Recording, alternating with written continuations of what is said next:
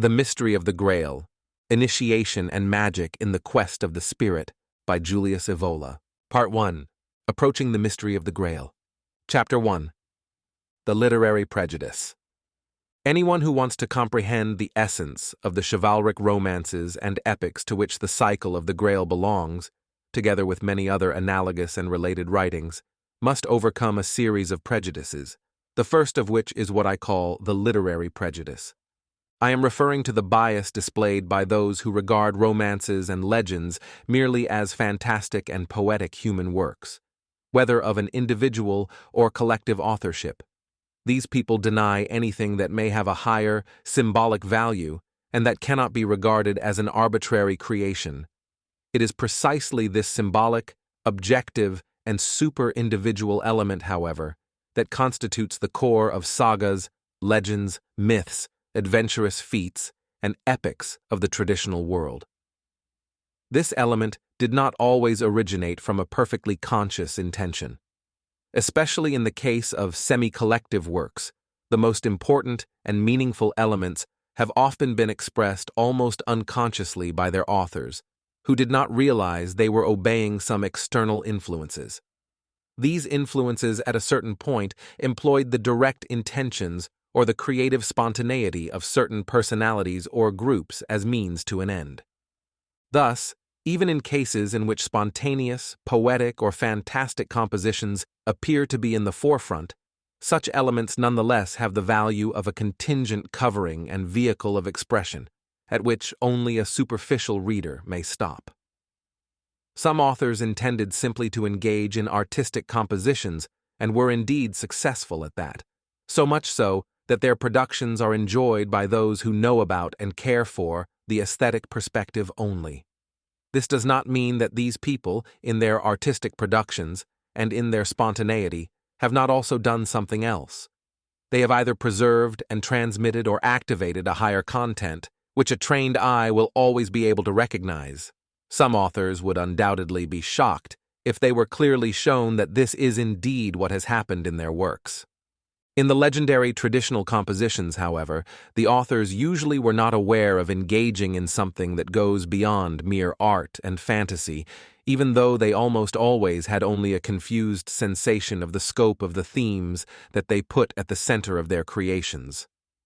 A concept from the domain of individual psychology has been extended to the domain of sagas and of legends, namely, that of a peripheral consciousness, and, beneath it, an area of subtler, deeper, and more important influences.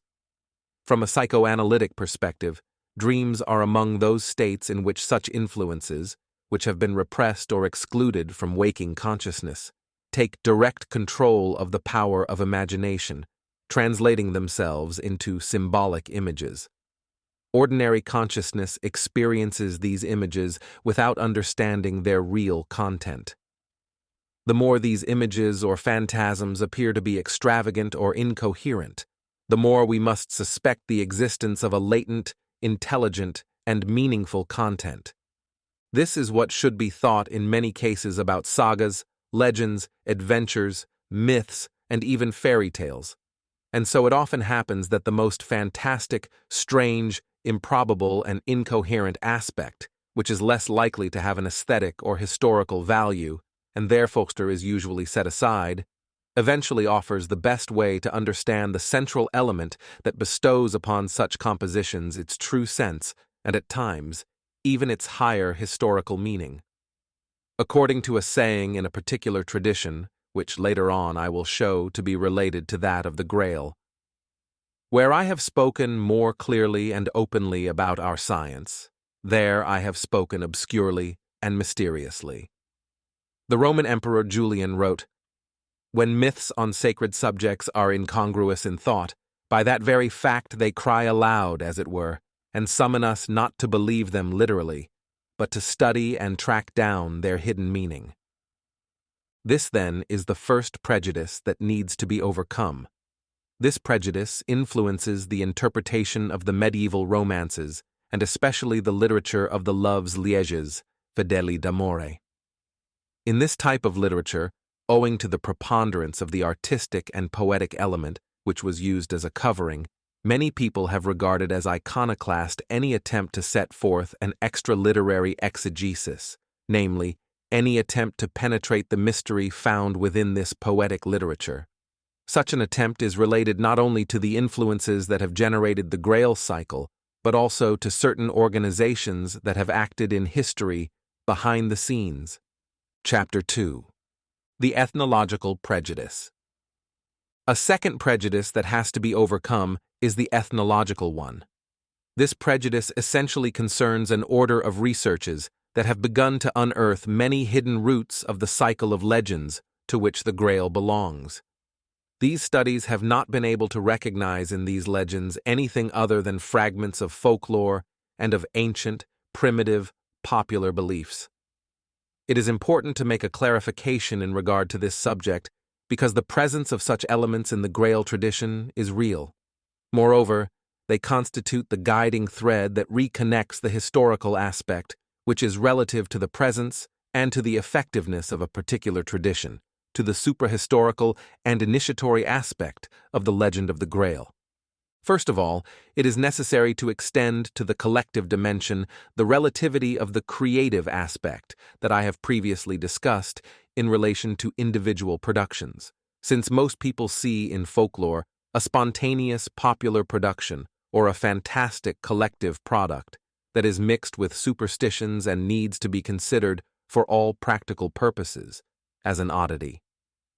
Influenced by such a prejudice, the so-called ethnological schools, just like the psychoanalytical trends devoted to the study of the collective unconscious, have engaged in various researches that always amount to a systematic, contaminating reduction of what is higher and superior to what is lower and inferior. At this point, I must dispute the very notion of primitiveness that is attributed today to some popular traditions. Far from being primitive, i.e. primordial, in most cases, such traditions are nothing but degenerated residues that must be reconnected to very ancient cycles of civilization. Thus I concur with René Guénon's assessment that so-called folklore, in almost every instance, contains traditional elements in the true sense of the word, although at times they are deformed, diminished, or fragmentary. These elements have a real symbolic value, and thus, far from originating in people's minds, do not even have a human origin. The only popular thing is merely the fact that they have survived, considering that these elements belong to traditional forms that by now have disappeared. These extinct traditional forms sometimes are to be traced to such a distant past that it would be impossible to determine it, a past that is therefore confined to the obscure domain of prehistory. In this regard, people act as some sort of more or less unconscious collective memory, the content of which is derived from some other source. Likewise, I agree with Guénon's explanation concerning the peculiar fact that people in these cases are the bearers of many elements belonging to a higher plane, such as the initiatory one, and therefore to a plane that is in essence unpopular. When a traditional form is about to become extinct, its last representatives can willingly entrust to that collective memory what would otherwise be lost. This, in other words, is the only way to salvage what can still be salvaged. At the same time, the natural lack of understanding of the masses is a sufficient guarantee that what had an esoteric character may not be lost, but that it rather may continue to exist as a sort of witness of the past to those who in a later epoch will be able to comprehend it. This last observation is especially true in the case of the elements of the allegedly pagan, Nordic Western folklore that are present in the legends of the Grail and King Arthur.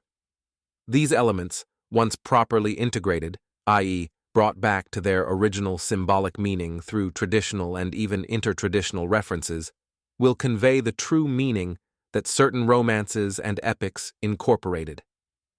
These romances were highly regarded in the medieval knightly world and also had a relationship with the Ghibelline ideal of the Imperium and with various secret traditions and groups that inherited in various forms the spiritual legacy of this ideal. Thus, we can dearly see the difference between this perspective and the above-mentioned psychoanalytical theories concerning the subconscious or collective unconscious, in which the latter has become a sort of grab bag containing all kinds of things, all of which are considered, more or less, in terms of life, atavism, and the irrational. What such theories regard uniformly as the unconscious should rather be considered the superconsciousness. It is simply ridiculous to regard myths and symbols as manifestations or archetypes of life, considering that their nature is essentially metaphysical and that they have nothing to do with life, unless we are talking about their empty shells. It is pointless to remark, as Carl Gustav Jung and Richard Wilhelm have done, that any positive consideration must be limited to the study of the manifestations of the unconscious, understood as pure experiences, without any reference to transcendent elements. The truth is that when there are no firm reference points, there is no hope of orienting oneself through various experiences, of understanding and evaluating them, especially when experience as a whole is abusively identified with some of its particular modalities, which at times are even affected by pathological factors. This has been abundantly demonstrated by the outcome of all the various psychoanalytical interpretations. These attempts fail to reach the plane of the spirit. Moreover, even when they do not lead to a subnormal world of neuropaths and hysterics by producing such aberrations as those found in Sigmund Freud's Totem and Taboo, they nevertheless produce, as in the case of Jung's theory of archetypes, confused perceptions that are greatly influenced by the new superstitious cult of what is vital and irrational, thereby proving not so much to lack assumptions as to have mistaken ones. Chapter 3. Concerning the traditional method. What still needs to be overcome is the tendency to derive the fundamental themes of the Grail and of the Imperial myth solely from a particular historical movement, by supposing an external, casual, and empirical transmission. According to a widespread opinion, the Grail is essentially a Christian legend. Some have instead hypothesized a Celtic pagan origin. Others favor an Indo-Chinese origin. Still others argue for a Syrian origin. And some have made references to alchemy. On another plane, not only has the Grail been associated with the doctrines of the Cathars and the ancient Persians, but some have even attempted to identify characters and historical locations described in the legend: France, according to some; Iran, according to others. No matter how legitimate these comparisons may be, what is significant is the spirit in which they are drawn. The characteristic feature of the method that I call traditional, in opposition to the profane, empirical, and critical intellectual method of modern research, consists in emphasizing the universal character of a symbol or teaching, and in relating it to corresponding symbols found in other traditions, thus establishing the presence of something that is both superior and antecedent to each of these formulations, which are different from and yet equivalent to each other. Since any one tradition may have given to a common meaning a more complete, typical, and transparent expression than have the others, seeking to establish correspondences is consequently one of the most fruitful ways to understand and integrate what in other cases is found in a more obscure or fragmentary form. Although this is the method I intend to follow, it is not the one favored by most modern scholars. First of all, these scholars establish not true correspondences, but opaque derivations. In other words, they investigate the empirical and always uncertain circumstance of the material transmission of certain ideas or legends from one people to another, or from one literature to another, thus ignoring that wherever we find at work influences characteristic of a plane deeper than that of a merely individual conscience. A correspondence and a transmission may take place also through non-ordinary ways, that is, without specific temporal and spatial conditions, and without external historical contacts. Second and foremost, every comparison in such modern research ends up becoming a shifting rather than a widening of perspective. For instance, when a scholar discovers the correspondence of some themes of the legend of the Grail with other themes found, say, in the Persian tradition, this is regarded by him as a research into the original sources. The end result is that he will proudly announce to the world, "The Grail is a Persian symbol." The new reference does not help him to clarify one tradition through another, or to understand one tradition through the universal, metaphysical, and suprahistorical element that may be more visible in a corresponding symbol formulated in another tradition. In other words, this amounts to a random shift of perspective in a two-dimensional model. It is not research into that vantage point that, more than others, may help to lead one from the two superficial dimensions to the third dimension, namely depth, which may act as a conduit or as an ordering center for all the other data. At this point, I wish to make a further clarification concerning attempts to interpret the Grail in terms of historical figures and situations, considering that such attempts have also been made in other legends that have important connections with the Grail, e.g., those of King Arthur and Prester John. Generally speaking, in these attempts we detect the so-called euhemeristic tendency, which has been taken up by modern scholars because of their irresistible impulse to reduce the superior to the inferior whenever possible. According to modern scholars, the figures found in myths and legends are merely abstract sublimations of historical figures, which have eventually replaced the latter and become myths and fantastic tales. On the contrary, the opposite is true. There are realities of a superior archetypal order, which are shadowed in various ways by symbols and myths. It may happen that in the course of history, certain structures or personalities will embody these realities. When this happens, history and superhistory intersect and integrate each other. Human fantasy may then instinctively attribute the traits of myth to those characters and structures, because reality has somehow become symbolic and symbol has become reality. In these cases, the euhemeristic interpretation totally subverts the true relationships.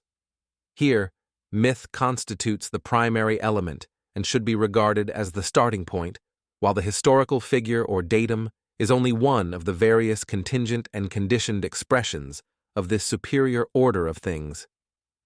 Elsewhere I have indicated the true sense of the apparently absurd and arbitrary relationships that certain legends have established between different historical figures. These relationships were established even though these figures, while lacking any historical common factor in space and time, were obscurely perceived to be equivalent manifestations of a single principle or function. The reason behind some genealogies, which are apparently not any less extravagant, is also analogous. A legendary lineage expresses figuratively a spiritual continuity, which may be real even without a biological continuity in space and time. The genealogies of the kings of the Grail, Lohengrin, Arthur, Prester John, Helias, and others should be regarded essentially in this fashion. Moreover, it is precisely such ideal situations which proceed from the above-mentioned interaction between history and superhistory that give us the fundamental key to understand the genesis and the meaning of the legend of the Grail and of those elements in it that lead back not only to the suprahistorical idea of the empire, but also to one of its particular manifestations in the Western medieval world. Chapter 4. The historical context of the mystery of the Grail. When we isolate the texts that make up the Grail cycle, we find that they repeat a few essential themes, which are expressed through the symbolism of knightly figures and deeds.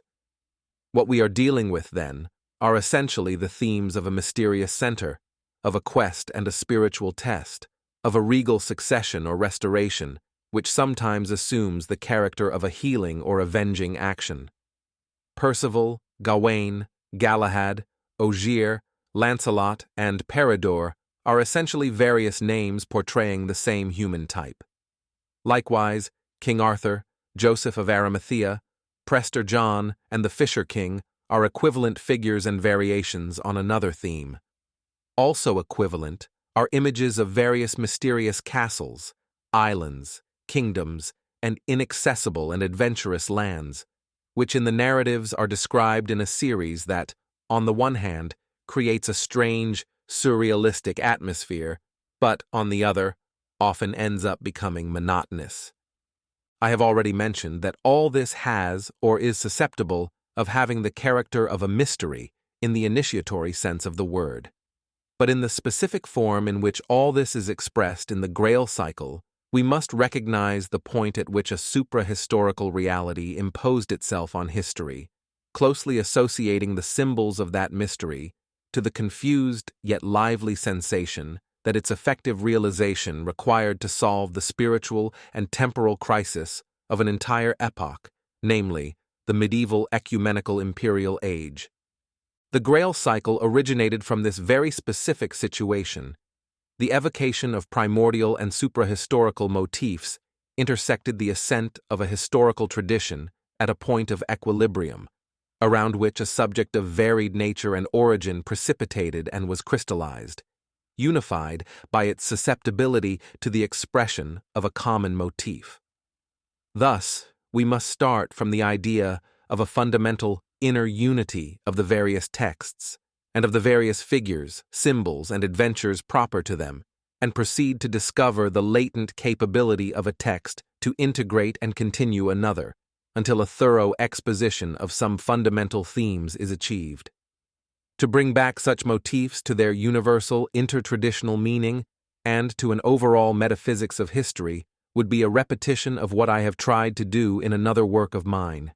Here, I must limit myself to articulating the reference points that are most crucial to our comprehension of the simultaneously historical and supra-historical meaning of the mystery of the Grail.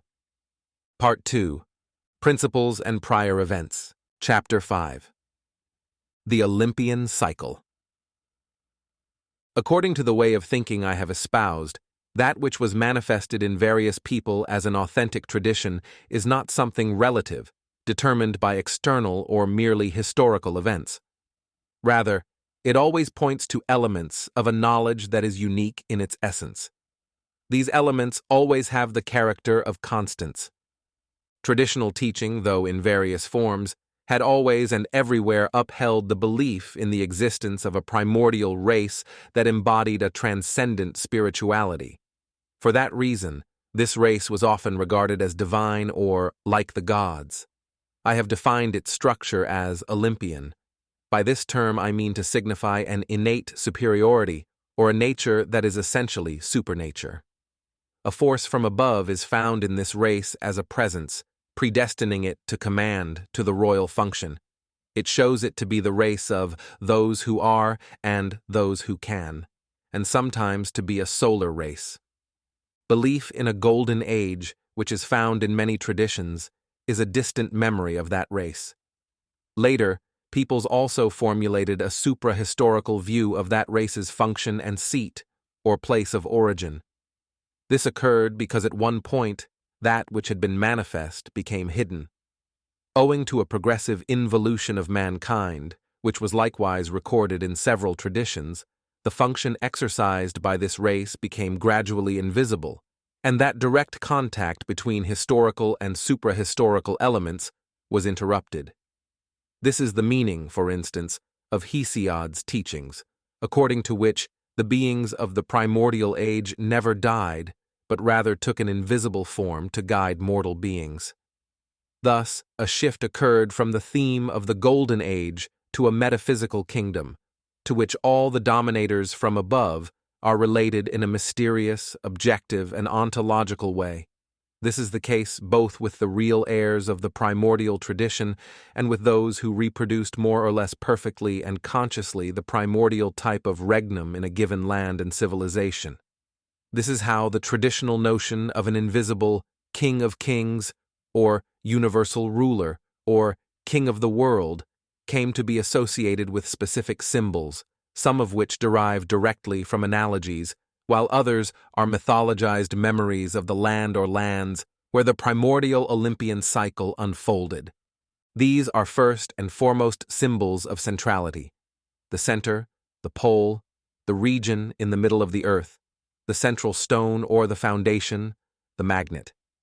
Then, symbols of stability: the island surrounded by the waters, the rock, the unshakable stone. Finally, symbols of inviolability and inaccessibility: the invisible or not-to-be-found castle or land, a wild mountain peak, a subterranean region. Moreover, the land of light, the land of the living, the Holy Land. Yet again, all the variations of the golden symbolism, which, on the one hand, includes all the notions of celerity, light, regality, immortality, and incorruptibility, while, on the other hand, it has always had some relationship with the primordial tradition and with the age characterized by gold. Other symbols point to life in the higher sense of the word, e.g., the perennial food, the tree of life, to a transcendent knowledge, to an invincible power.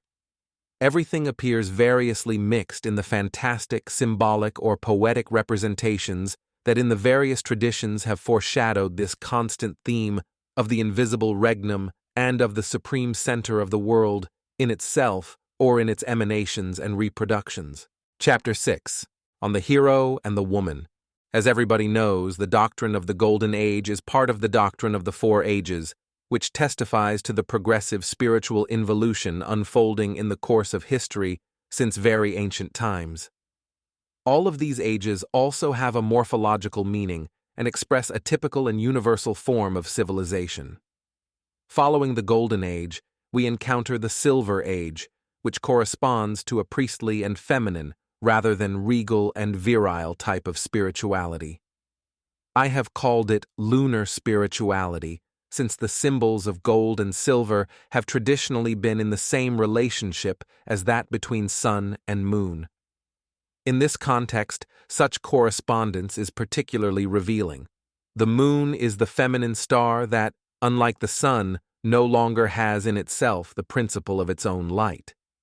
Hence, the shift to a spirituality conditioned by mediation, namely, an extrovert spirituality characterized by an attitude of submission, of abandonment, of loving or ecstatic rapture. Here we find the root of the religious phenomenon, from its theistic devotional forms to its mystical ones. Any insurgence of a wild and materialized virility against such spiritual forms characterizes the Bronze Age. This age is characterized by the degradation of the warrior's caste and by its revolt against him who represents the spirit, insofar as he is no longer the Olympian leader, but only a priest. The Bronze Age is also marked by the unleashing of the principle proper to the warrior's caste, namely, pride, violence, war. The corresponding myth is the Titanic or Luciferian revolt, or the Promethean attempt to steal the Olympian fire. The age of giants, or of the wolf, or of the elemental beings, is an equivalent figuration found in various traditions, and in their fragments preserved in legends and epics of various peoples. The last age is the Iron Age, or according to the corresponding Hindu term, the Dark Age, Kali Yuga. This age includes every deconsecrated civilization, every civilization that knows and extols only what is human and earthly. Against these forms of decadence, there emerged the idea of a possible cycle of restoration, which Hesiod called the heroic cycle, or age of heroes. Here we must employ the term heroic, in a special, technical sense distinct from the usual meaning. According to Hesiod, the generation of heroes was created by Zeus, that is to say, by the Olympian principle, with the possibility of reattaining the primordial state and thus to give life to a new golden cycle. But in order to realize this, which is only a possibility and no longer a state of affairs, it is first necessary to overcome both the lunar spirituality and the materialized virility, namely, both the priest and the mere warrior or the titan. These archetypes are found in the heroic figures of almost every tradition. In the Hellenic Achaean tradition, for instance, Heracles is described as a heroic prototype precisely in these terms. His perennial nemesis is Hera, the supreme goddess of the lunar pantheistic cult. Heracles earns Olympian immortality after allying himself to Zeus, who is the Olympian principle, against the giants. According to one of the myths of this cycle, it is through Heracles that the Titanic element, symbolized by Prometheus, is freed and reconciled with the Olympian element. While, on the one hand, The Titan represents one who does not accept the human condition and who wants to steal the divine fire. On the other hand, only a small difference separates the hero from the Titan. Thus, Pindar exhorted people not to yearn to become like gods. Also, in the Hebrew mythology, the symbol of Adam's curse acted as an analogous warning and indicated a fundamental danger. The Titanic type, or in another respect, the warrior type, is, after all, the prime matter of which heroes are made. But in order to implement a positive solution to the dilemma, that is, to attain an Olympian transformation as the reintegration of the primordial state, it is necessary to fulfill a double condition. First of all, it is necessary to show the proof and the confirmation of the virile qualification. Thus, in the epic and knightly symbolism, we find a series of adventures, feats, and fights. This qualification should not become a limitation, a hubris, a closure of the eye, and it should not paralyze the capability of opening oneself up to a transcendent force, in function of which alone can the fire really become light and free itself. Second, such liberation should not signify a cessation of the inner tension. Thus, a further test consists in adequately reaffirming the virile quality on the supersensible plane. The consequence of this is the Olympian transformation, or the achievement of that dignity which in initiatory traditions has always been designated as regal. This is the decisive point that differentiates the heroic experience from every mystical evasion and from every pantheistic confusion. Among the various symbols that may refer to this point is the symbolism of the woman. In the Indo-Aryan tradition, every god, that is, every transcendent power, is joined with a bride, and the term Shakti, bride, also means power. In the West, wisdom, Sophia, and sometimes even the Holy Spirit were represented as a royal woman, while in Greek mythology, Hebe, the perennial Olympian youth, was given in marriage to Heracles as a wife. In Egyptian figurations, divine women offer to the kings a lotus, which is a symbol of a rebirth and the key of life. Like the Iranian Fravashi, the Nordic Valkyrie are a figuration of transcendental parts of warriors, the forces of their destinies and victories. The Roman tradition knew of a Venus Victrix who was credited with generating an imperial stock, Venus Genitrix. The Celtic tradition mentioned supernatural women who take warriors to mysterious islands to make them immortal with their love. Eve, according to an etymology of the name, means life, or the living one. Thus, without proceeding further with similar examples, which I have discussed elsewhere, I wish to emphasize that a very widespread symbolism has seen in the woman a vivifying and transfiguring power through which it is possible to overcome the human condition. What is the foundation of the feminine representation of this power? Since every symbolism is based on specific relationships of analogy, it is necessary to begin with the possible relationships between man and woman. These relationships can be either normal or abnormal.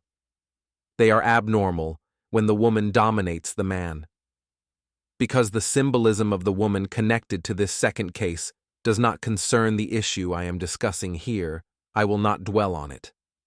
I will only say that these are instances of gynecocratic, matriarchal views that must be regarded as residues of the cycle of the lunar civilization, in which we find a reflection of the theme of man's dependency and passivity toward the spirit conceived under a feminine guise, cosmic mother or magna mater, mother of life, etc. This is a characteristic theme of that cycle. However, the more general idea of the woman as the dispenser of the sacrum and as a vivifying principle, or as the bearer of a life that liberates, animates, and transforms mere being, does not necessarily fall in this category. Rather, such an idea may be, and indeed often was, considered a part of a spirituality that I have characterized as heroic. In this instance, it is necessary to refer to the normal relations between man and woman as the basis of the analogy and of the symbolism. hence the fundamental concept of a situation in which the virile principle retains its own nature. The spirit, vis-à-vis the masculine, is the woman. The virile principle is active, the spirit passive.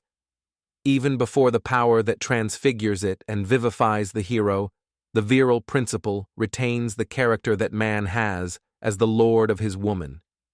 In passing, we must note that this is exactly the opposite of the bridal symbolism prevalent in religious and especially in the Christian mysticism, in which the soul is attributed a feminine role, namely that of the bride. Having said that, and remembering what has been said about the signs of the center, we find mixed symbols: the woman of the island, the woman of the tree, the woman of the fountain, the woman or queen of the castle, the queen of the solar land, the woman hidden in the stone, and so forth. More particularly, as the widow, the woman expresses a period of silence, that is, a period in which the tradition, the power, or the strength is no longer possessed, has lost her man, and awaits a new lord or hero. Analogous is the meaning of the imprisoned virgin who waits to be freed and married to a preordained knight. On this basis, everything that in epic legends and in many chivalric romances is described in terms of adventures and heroic struggles undertaken in the name of a woman is almost always susceptible to interpretation as a symbol of the tests of the virile quality, tests that are assigned as a premise for a transcendent integration of the human personality. And if in this type of literature we also find women who are seductive and who represent a potential danger for the hero, this should not be understood solely in a primitive and direct manner, that is, in terms of a mere carnal seduction. Rather, this should be understood on a higher plane as a reference to the danger that a heroic adventure can lead to a titanic fall.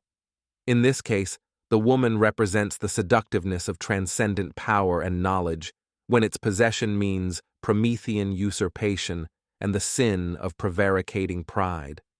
Another, opposite aspect may be related with what someone has called the death which comes from a woman, referring to the loss of the deeper principle of virility. Chapter 7. The Hyperborean Theme. Another fundamental traditional teaching, which I have discussed elsewhere with corresponding documentation, is the location of the center or primordial seat of the Olympian civilization of the Golden Age in a boreal or Nordic boreal region that became uninhabitable. A tradition of Hyperborean origins in its original Olympian form or in its new emergences of a heroic type is at the basis of founding or civilizing deeds performed by races that spread into the Eurasian continent during the period from the end of the Glacial Age through the Neolithic era. Some of these races must have come directly from the north. Others seem to have had as their country of origin a western Atlantic land in which some kind of replica of the northern center had been established. This is the reason why various concordant symbols and memories refer to a land that sometimes is northern Arctic and other times western. Among the many designations of the Hyperborean center that came to be applied also to the Atlantic center was Thule, or White Island, or Island of Splendor, the Hindu Shveta Dvipa, the Hellenic Luke Island, the original seed of the Aryan race, or Aryana Vigo in ancient Iran, and Land of the Sun, or Land of Apollo, that is, Avalon. Concordant memories in all Indo-European traditions talk about the disappearance of such a seat, which later on was mythologized, following an ice age or a flood. This is the real historical counterpart of the various allusions to something that, beginning with a given period, has allegedly been lost or become hidden and untraceable. This too is the reason why the island or land of the living, the term living here referring to the members of the original divine race, which is the land to which the well-known symbols of the supreme center of the world allude, was often confused with the region of the dead, the term dead here referring to the extinct race. Thus, for instance, according to a Celtic doctrine, mankind's primordial ancestor was the god of the dead, Dispater, who dwells in a faraway region beyond the ocean, in those faraway islands whence, according to the Druids' teachings, some of the prehistoric inhabitants of Gaul came directly. Moreover, according to a classical tradition, after having been the lord of this earth, the king of the Golden Age, Kronos Saturn, was dethroned and castrated, that is, deprived of the power to beget, to give life to a new stock. He still lives, though asleep, in a region located in the far north, close to the Arctic Sea, which was also called the Cronid Sea. This generated various confusions, but essentially, it is always the same transposition in superhistory, under the species of a latent or invisible reality or center of ideas referring to the Hyperborean theme. For my purposes, I will need to discuss briefly the form that these memories assumed in the Celtic, and especially in the Irish cycle, the traditions concerning Avalon, the Tuatha de Danaan, and the kingdom of Arthur. The scope of these traditions is more than local and historical. Often, even the geographical data appearing in them have a merely symbolic meaning, as is often the case in these instances. Chapter 8. The Tradition. In Ireland. The legendary history of Ireland is based on the events of races that later invaded it and dominated it, coming from a mysterious northern Atlantic center to which they sometimes returned. The Historia Brittorum often gives to this center the name Hiberia, but in truth, such a term is only an imaginative rendering of the Irish names Mag Mo, Tragmore, or Mag Mel, designating the land of the dead, namely, the primordial northern Atlantic center. There are many stories surrounding such races. They were in perennial conflict with the Fomors, giants or dark and monstrous beings, who, in the Christianized elements of the Saga, were significantly assimilated to the antediluvian giants or to savage beings descending from Shem and from Cain. These Fomors are the equivalent of the elemental natures, or giants who were the mortal foes of the Aesir, the divine heroes, in the Nordic tradition of the Edda. The Fomors represent the powers of a cycle of a Bronze Age, the obscure telluric forces that were associated with the depth of the waters in the Ulster Cycle, just as the telluric Poseidon previously was. In other words, they correspond to the forces of the original cycle that became materialized and degenerated in a titanic sense. This latter aspect can be derived from Celtic traditions, considering that the king of the Fomors, Tethra, was sometimes believed to be born in the mysterious land beyond the ocean, and that the unconquerable tower of Conain, another Fomor king, which was located in the glass island in the middle of the sea, is, after all, an obvious symbol of the primordial center. In any event, the Fomors, in their essential aspect as an obscure and telluric race, are defeated by a first nucleus of civilizers who came to Ireland from the Atlantic region and from the race of Partholan. Eventually, this race became extinct and was followed by a second people of the same origins, the race of Nimhaid. That name, which derives from a Celtic root meaning heavenly, but also ancient, venerable, and sacred, allows us to conceive this new cycle as the creation of the representatives of the primordial tradition still in a pure Olympian state. A symbolic episode during the age of Nimhaid recalls a counterpart in the Edda. In the Edda, the Aesir, or divine heroes, turn to the elemental beings to make them rebuild the fortress of the central region, Midgard's Asgard. As a reward for such a job, the giants want the divine woman, Freya, and also the moon and the sun. After they are refused, the Aesir, having thwarted this usurpation of the forces from above, brought about by their employment of elemental powers, a struggle ensues which culminates in the fatal twilight of the gods. Likewise, in the Irish cycle, Nimhaid employs the Fomors to build a fortress, but then, fearing that they may occupy it, he exterminates them. This is to no avail, since the descendants of Nimhaid end up being subjected to the Fomors, who inhabit the Tor Innis, a fortress in an island located northwest of Ireland. In this place, during an attempted rebellion, Nimhide's descendants are massacred. Just as in the Saga of the Edda, the struggle against elemental forces ends at first in a defeat of the Aesir. In both cases, we most likely have the figuration of the advent of a titanic cycle on the ruins of a civilization that is directly derived from the primordial one. At this point of the unfolding of the Irish legend, an attempt at heroic restoration occurs. It is the cycle of the Tuatha De Danann, a name that means the people of the goddess Anu or Dana. This race, on the one hand, is believed to have come to Ireland from heaven. Hence, according to the Leabhar Nahuidre, Book of the Dún Cow, their wisdom and sublimity of their knowledge. On the other hand, they are believed to have acquired a supernatural knowledge in the Hyperborean region. These two versions do not contradict each other, but rather shed light on each other, owing both to the more than human character of the primordial center and to the fact that, according to the legend, the race of the Tuatha derived from surviving members of the Nimhide race. These survivors allegedly traveled to the Hyperborean or Western Atlantic land in order to acquire supernatural knowledge, which explains a relationship with certain mystical objects, more on which later.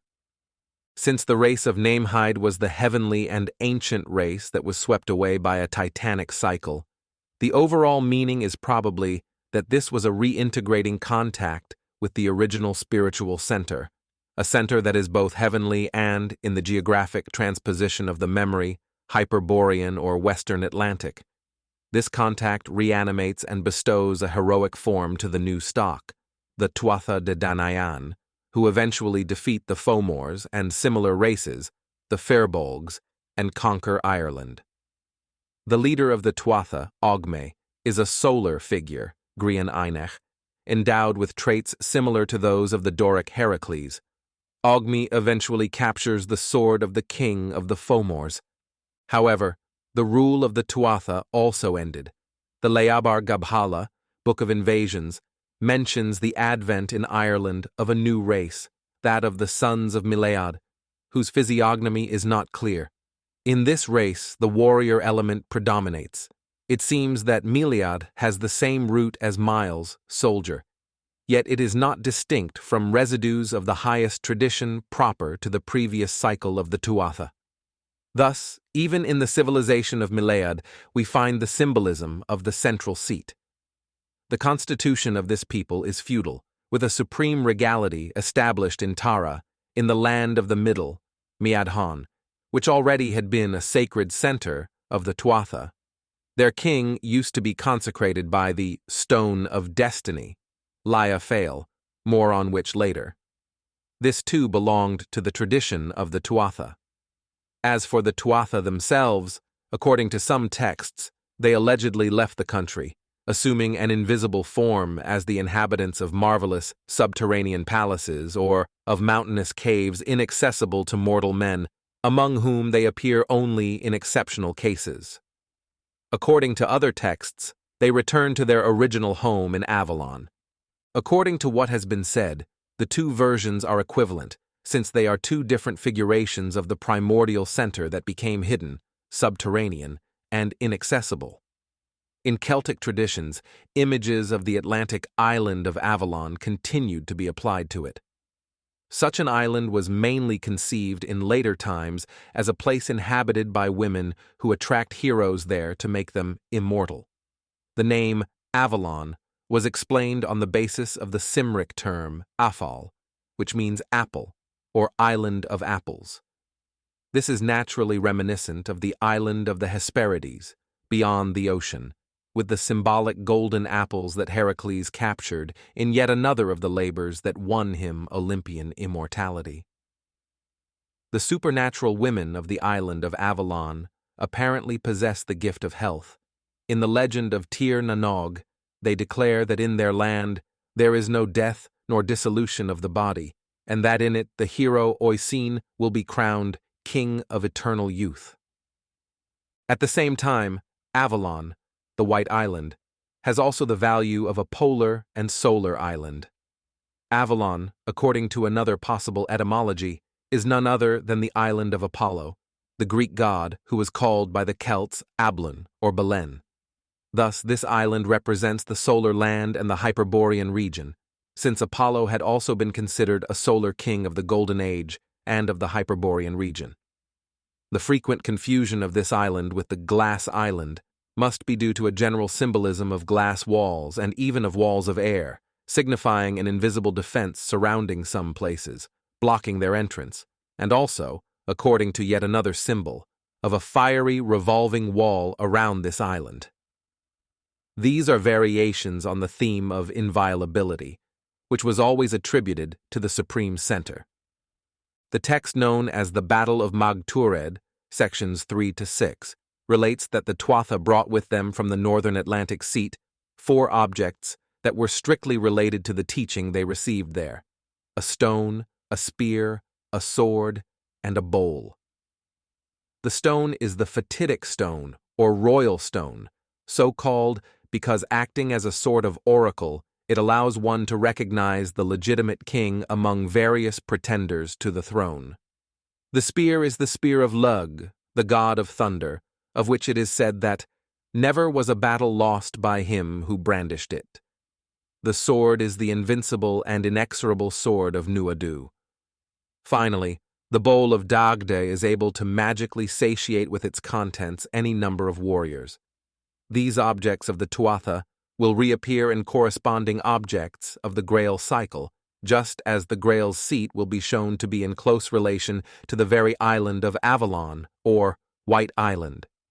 In the traditions gathered in the annals of the 4 teachers, we find very visibly the theme of the struggle and of victory as a test. An ever-recurring formula is, King X fell to Y, who became king instead.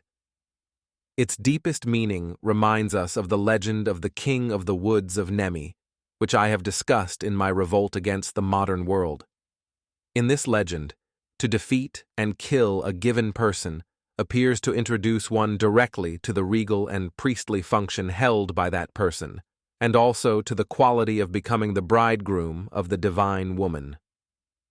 Medieval chivalric romance is filled with variations on this theme. The test of arms introduces, often almost automatically, the possession of a woman who goes from one hero to another.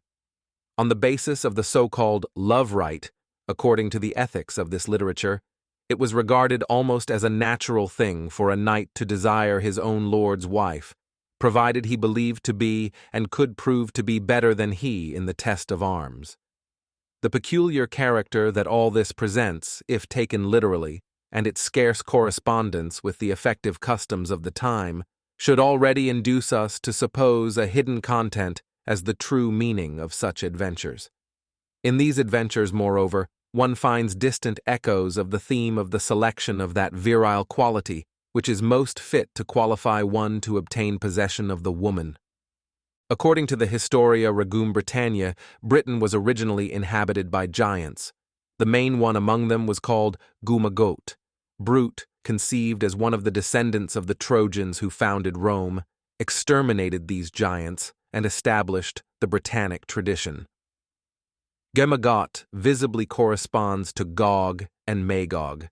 This is indeed a significant biblical echo. Gog and Magog were demonic populations that will play an important role in the Imperial myth. They correspond to the Fomors, to the elemental beings or Rinthurzi, to whom the divine heroes of the Edda, i.e. the Aesir, block the path with a wall, thus preventing them from occupying the seat of the center, the Midgard, which is a particular representation of the primordial center. In a certain sense, they represent the demonic character of the world of the masses. The Annals of the Four Teachers mention several revolts against the sacred dynasty of the Tuatha De Danann and against the later warrior dynasty of the sons of Milead. These insurrections were sparked by the race of the Fir-Domnine, or race of the Abyss, a telluric race associated with degenerated residues of previous inhabitants of Ireland, such as the Firbolgs. Finally, we find mention of a plebeian race, Aethiach Tuatha, which during a feast day massacres the nobility and induces the four lords to rebel against the supreme lord of the seat of the center. As a punishment for such violence, the land is stricken by a widespread sterility, accompanied by all sorts of plagues. The kingdom will remain in this state of desolation until the son of the last king, who had been defeated and killed, will return to his father's land. In the Eastern Saga of Alexander, the devastation and the sterility of all the waters, so severe that it left no potable water, are referred to the time of the advent of the people of Gog and Magog. This is the same condition that affects the kingdom of the Grail, which became the Gaste Terre, the land ravaged because of the Dolorous Stroke, a condition that will last until the arrival of the avenging and restoring hero. This body of ancient traditions and Celtic pre-Christian symbols presents the principal themes that will be embodied again in the Grail cycle. The next link in the chain is the legend of King Arthur. Chapter 9. The Arthurian Cycle.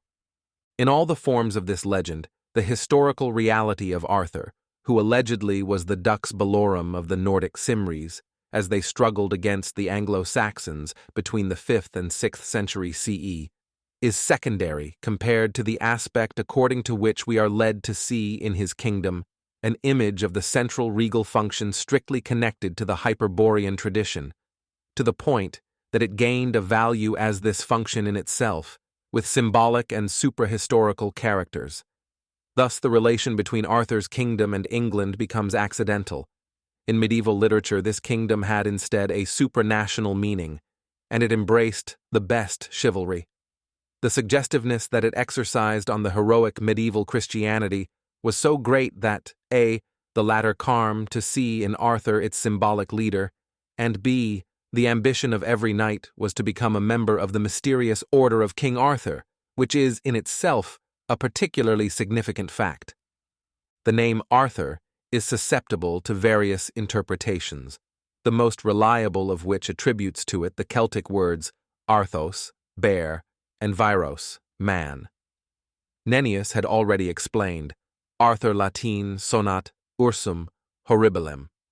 This meaning of a dreadful virile force is connected with a symbolism of Hyperborean origin and at the same time points to the idea of a central or polar function. In fact, the bear is one of the sacred symbols of the ancient Nordic cult, and simultaneously, in astronomic symbolism, corresponds to the polar constellation Ursa Major. Moreover, in the corpus of traditional texts, symbols and names eventually establish a relation between this constellation, with the symbolism of the pole or of the center referred to it, and Thule, a name designating the Hyperborean White Island, the traditional center. Thus, the polar, the Hyperborean, and the regal elements converge in the figure of Arthur. The unilaterally virile and warrior aspect that could be supposed in Arthur as an Ursus horribilis is also modified in the legend by Arthur's being always accompanied, as some kind of complement or counterpart, by Myrddin or Merlin, who holds a spiritual knowledge and power. This Merlin seems less a distinct person and more the personification of the transcendent and spiritual side of Arthur himself. The strict connection between the warrior and the spiritual principles already characterizes the chivalry of King Arthur's court, as well as the meaning of the most typical adventures attributed to its members. The Knights of the Round Table, that is, of King Arthur, are not mere warriors, and when they are chosen to be of the fellowship of the Round Table, they think themselves more blessed and more in worship than if they got half the world. And ye have seen that they have lost their fathers and mothers, and all their kin, and their wives and their children, for to be of the fellowship. The Grail itself may represent the transcendent element by which this knighthood aspired to be complemented. This will be clearly seen in the versions of the legend in which Arthur's kingdom is confused with the Grail's. At this point, it may be worth recalling the episode concerning the stones of Stonehenge, which still exist, and are a source of interest and bewilderment, since it is a mystery how these gigantic blocks could have been cut and carried so long ago to the place where they have been found. These stones appear to be the remains of a great solar temple dating back to the megalithic or to the Neolithic. Merlin, by ordering his warriors to go fetch such huge stones from faraway peaks, says, "Go to work, brave warriors, and learn, by rolling forward these stones, whether physical strength surpasses the spirit, or whether the spirit surpasses physical strength." The warriors prove unable to do this, but Merlin is able to accomplish this task laughingly and effortlessly. That the warrior virtue had, in the Arthurian Cycle, a spiritual reference point can be seen from this exhortation in the same text, the Historia Regum Britannia. Fight on for your own land, and even welcome death if necessary, for death is a victory and the liberation of the soul. This is exactly the ancient view of the mors triumphalis, which is a main feature of the ethics of heroic traditions. According to the legend, Arthur demonstrated his innate right to be the legitimate king of all of England by passing the so-called test of the sword, namely, by successfully taking a sword out of a great quadrangular stone on the altar of the temple, obviously a variation of the Stone of Kings that belonged to the ancient tradition of the Tuatha De Danann. Here we find a double convergent symbolism. On the one hand, we have the general symbolism of the foundation stone, which hints at the polar idea. Thus, the allegory and the myth allegedly refer to a virile power, i.e., the sword, that needs to be drawn from that principle. On the other hand, to take the sword out of the stone may also signify the freeing of a certain power from matter, since the stone often represents this meaning. This also agrees with another episode in the legend, that in which Arthur, led by Merlin, seizes the sword Caliburn or Excalibur, which is held by a mysterious arm hovering over the waters. But this weapon, forged in Avalon, is related to the supreme center. Its being held above the water symbolizes a force detached from the conditions of the material, passional, and contingent life, to which a fundamental aspect of the symbolism of water always referred. Such a life must be overcome, not only by those who yearn to receive a regal mandate from the center and become leaders of men in a higher sense, but also by every knight who wants to be worthy of belonging to the followers of Arthur and ultimately to find the Grail again. Among the themes proper to the ancient Britannic tradition, I will mention again the institution of the Round Table and the symbolism of King Arthur's seat. Concerning the latter, we often find the recurrence of the famous symbols of the inaccessible land. According to Andrea Capellano, Arthur's is a kingdom separated from the human world by a large river, and it can be accessed only by crossing a dangerous bridge.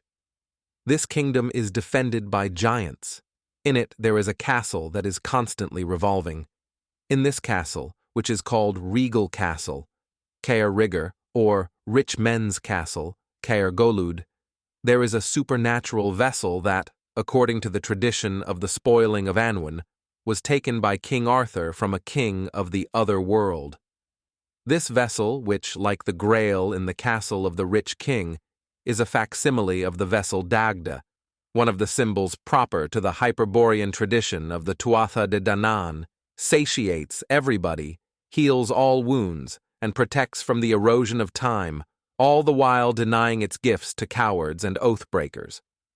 Such a seat, as a revolving castle, Caer City, is one and the same with the rotating island that in the ancient Celtic saga is often the equivalent of the Glass Island and, in general, of Avalon.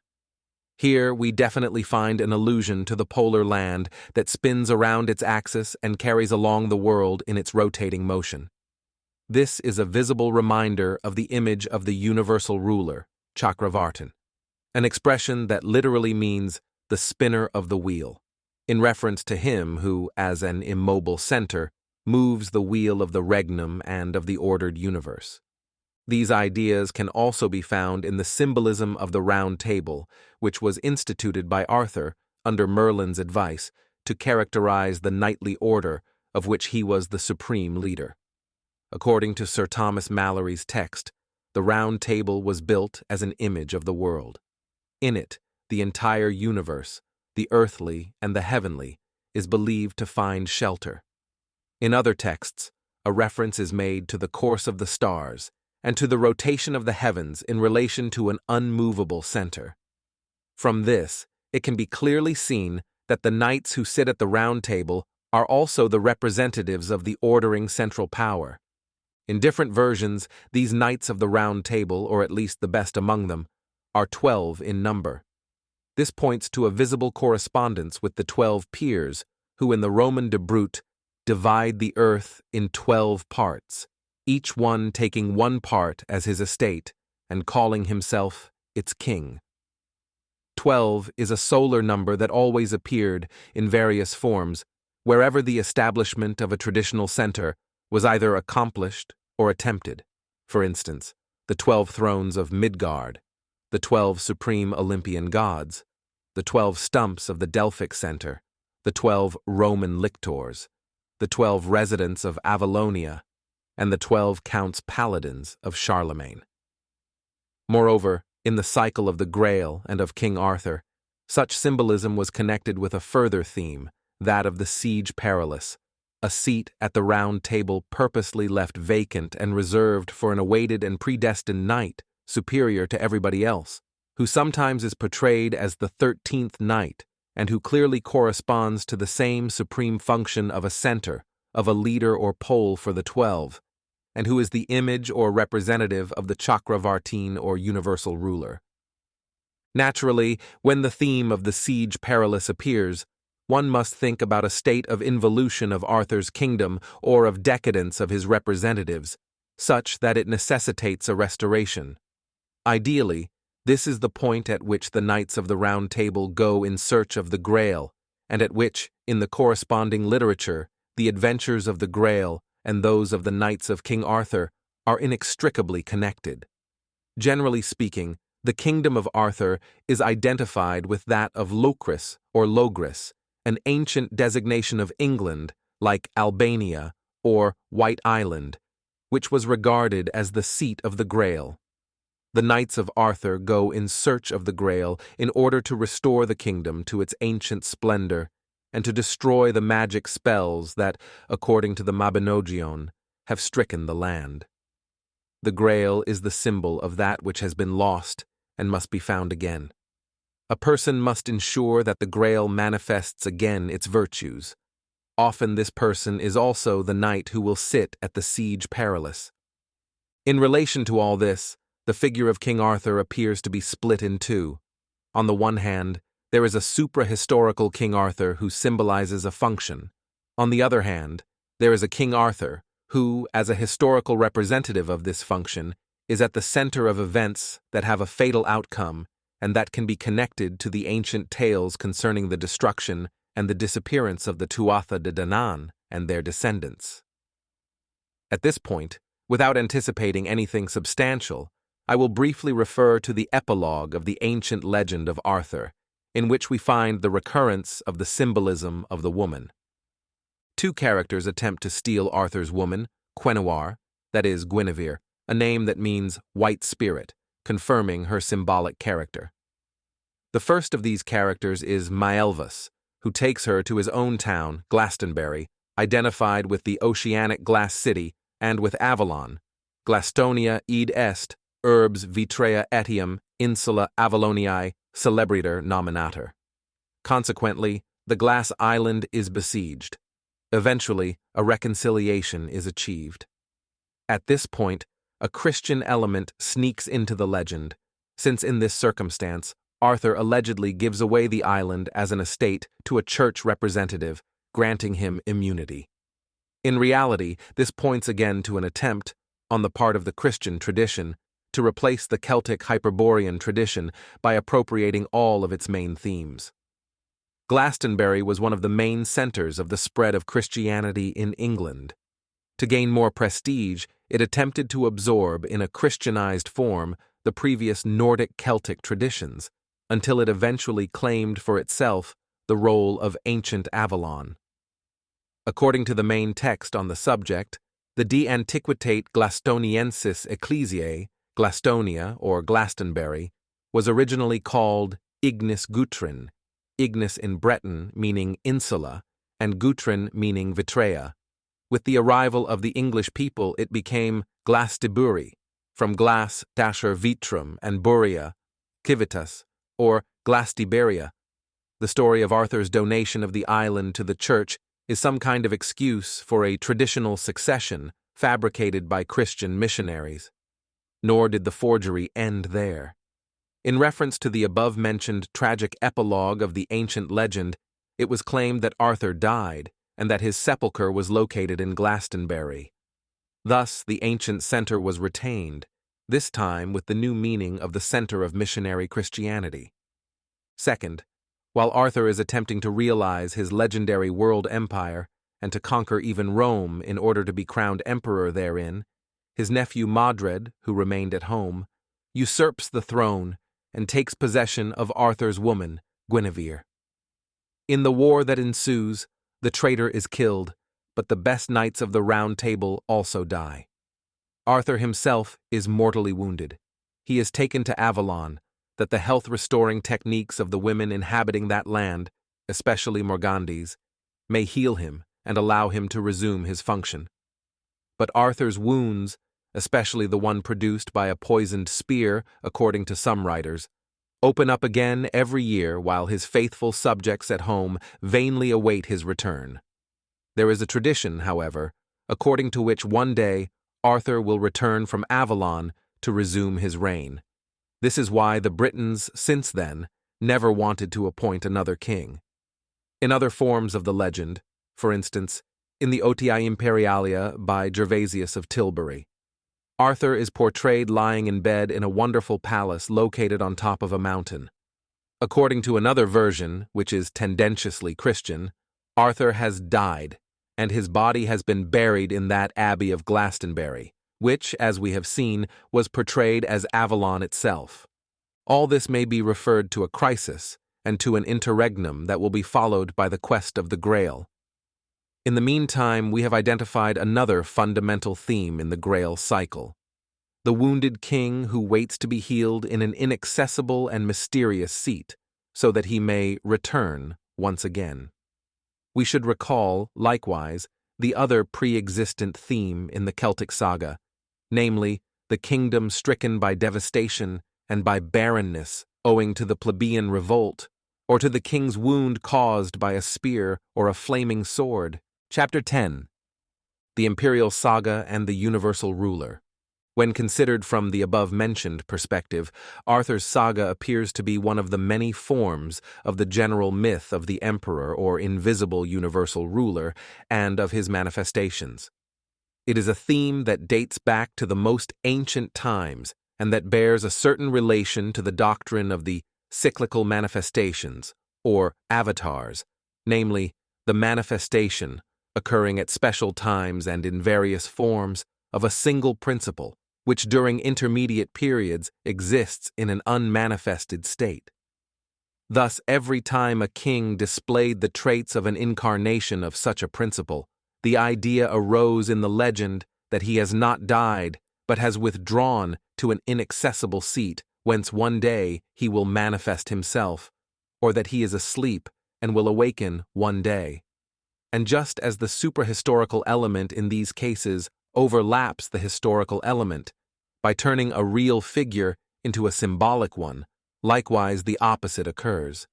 That is, the names of these real figures sometimes survive, yet designate something that transcends them. The image of a regality in a state of sleep or apparent death, however, is akin to that of an altered, wounded, paralyzed regality, in regard not to its intangible principle, but to its external and historical representatives. Hence the theme of the wounded, mutilated, or weakened king who continues to live in the inaccessible center, in which time and death are suspended. Without repeating what I have discussed elsewhere, in order to give a general and universalized idea of the context being discussed, I will mention some typical forms in which this symbolism was expressed in ancient times. In the Hindu tradition, we encounter the theme of Mahakashyapa, who sleeps in a mountain, but will awaken at the sound of shells at the time of the new manifestation of the principle that previously manifested itself in the form of Buddha. Such a period is also that of the coming of a universal ruler, Chakravartin, by the name of Shamka. Since Shamka means shell, This verbal assimilation expresses the idea of the awakening from sleep of the new manifestation of the King of the world, and of the same primordial tradition that the above-mentioned legend conceives to be enclosed, during the intermediate periods of crisis, in a shell. An analogous Iranian tradition refers to the hero Karashaspa, who, having been wounded by an arrow while he was immersed in a state of slumber, here we find again the same symbolism, survives in a lethargic state through the centuries, being nurtured by the Fravashi, like the wounded Arthur, who is tended by women expert in healing techniques. He will come back to life at the time of Saoshyant's advent, and will fight on his side. Saoshyant is the lord of a future, triumphal kingdom of the god of light and the slayer of the Ahrimanic dark forces, the Jewish notion of a Messiah and the Christian notion of God's kingdom, which many people believe to have greatly influenced the medieval imperial myth, are nothing but an echo of this ancient and pre-Christian Aryo-Iranian concept. I must refer here as well to the doctrine of Kalki Avatara in relation to the story of Parashurama, one of the typical figurations of the heroic representative of the primordial Olympian Hyperborean tradition. When the forefathers of the Aryan colonizers of India were still inhabiting a northern seat, this figure allegedly slew with his battle axe some rebellious warriors and even his own mother guilty of some crime. These are symbols of the double overcoming that I previously, at the end of Chapter 7, declared to characterize the heroic spirit, namely, the overcoming of a degraded virility and of a spirituality that shifted to a feminine maternal tutelage according to an involution and a process of degradation, especially when we consider that its action occurred in a period between the Silver or Lunar Age, the so-called Treta Yuga, and the Bronze or Titanic Age, the so-called Dvapara Yuga. Parashurama never died, but withdrew to a mountain named Mahendra to live as an ascetic. When the right time comes, in conformity with the cyclical laws, a new manifestation from above will occur, Kalki Avatara, in the form of a sacred king who will triumph over the Dark Age. Kalki is symbolically thought to be born in Shambhala, one of the names that in the Hindu and Tibetan traditions designated the sacred Hyperborean center. His spiritual teacher is Parashurama, and after being initiated into the sacred sciences, he receives the regal investiture. From Siva, he receives a white-winged horse, which in the legend is so important that it came to be identified with Kalki himself, an omniscient parrot, and a bright sword. Recall that Arthur is believed to return one day on a white horse, and that this symbol also plays a famous part in the revelation of St. John the Divine. Recall also Excalibur, the lost sword that Arthur will one day yield again and that from time to time emerges from the bottom of a lake. Led by the parrot, Kalki wins the favors of the woman.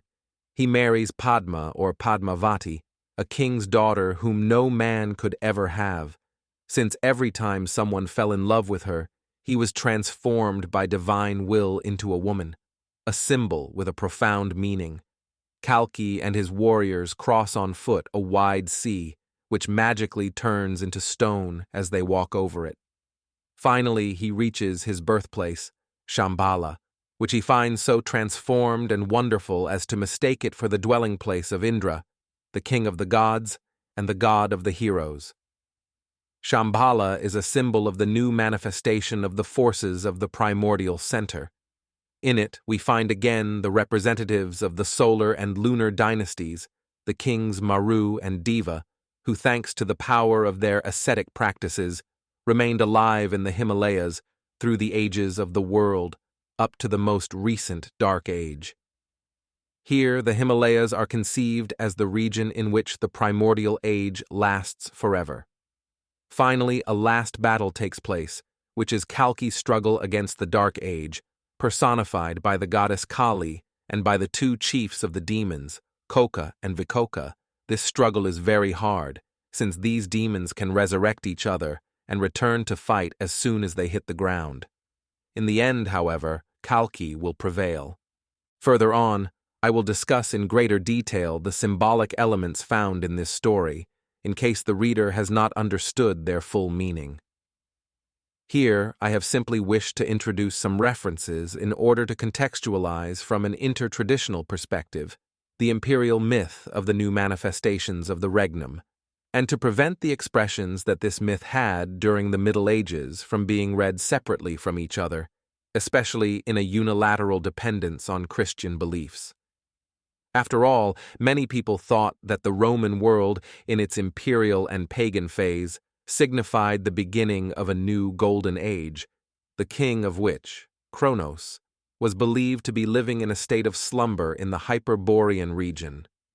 During Augustus's reign, the Sibylline prophecies announced the advent of a solar king, a rex coelo or ex sol missus, to which Horace seems to refer when he invokes the advent of Apollo, the Hyperborean god of the Golden Age. Virgil, too, seems to refer to this rex when he proclaims the imminent advent of a new Golden Age, of Apollo, and of heroes. Thus Augustus conceived his symbolic filiation from Apollo. The phoenix, which is found in the figurations of Hadrian and of Antoninus, is in strict relation to this idea of a resurrection of the primordial age through the Roman Empire. The foreboding of Rome's connection with the suprahistorical and metaphysical principle of the Imperium may, after all, be considered the basis of the very theory of Rome's persistence and aeternitas, provided one is aware of the previously mentioned process of transposition of that which is proper to this principle to one of its specific embodiments in history. During the Byzantine age, the imperial myth received from Methodius a formulation that revived, in relation to the legend of Alexander the Great, some of the themes already considered. Here again, we find the theme of a king believed to have died, who awakens from his sleep to create a new Rome. After a short reign, the people of Gog and Magog, to whom Alexander had blocked the path, rise up again, and the last battle takes place. This same idea will be revived and amply developed during the Ghibelline Middle Ages. The awaited hidden emperor, who never died and who withdrew to an invisible or inaccessible center, is here transformed into one of the major representatives of the Holy Roman Empire, Charlemagne, Frederick I, or Frederick II. The complementary theme of a devastated or sterile kingdom awaiting renewal finds its equivalent in the theme of the dry tree. The dry tree, associated with the seat of the universal ruler, will blossom again at the time of a new imperial manifestation and of the victory against the forces of the Dark Age that are represented, in conformity to the new biblical and Christian religion, by the people of Gog and Magog, who will launch their attack at the time of the advent of the Antichrist. This Christian reading of these ancient symbols, however, does not preclude the image of Frederick II, or of Arthur asleep on a mountain, or of the latter's knights leading a charge from the top of that mountain, from being associated with ancient pagan Nordic views, namely with Valhalla, the mountain dwelling of Odin, leader of the divine heroes, or with the host of the souls of slain warriors, hand-picked by women, the Valkyrie. This host can be described both as the wild's rear and as the mystical army that, led in battle by Odin, will fight the last battle against the elemental beings. This legend appears with countless variations during the golden age of Western chivalry and Ghibellinism. In the prophetic excitement caused by the coming of a third Frederick, the legend finds a proper conclusion in the enigmatic formula of the emperor who is both alive and not alive. Oculus eius morte clode abscondita supervivetque, sonabit et in populis, vivet, non vivit, uno ex pulis pulisque pulorum superstite. His eye shuts and loses sight with death, but it survives and will sing among the people. He lives and does not live, one with the sprouting branches and yet standing apart from the new shoots. He lives and does not live. The Sibylline formula encompasses the mystery of medieval civilization at its twilight. The wounded king, the king asleep, the king who has died though he appears to be alive, and who is alive though he appears to be dead, are equivalent or convergent themes that we will find again in the Grail cycle.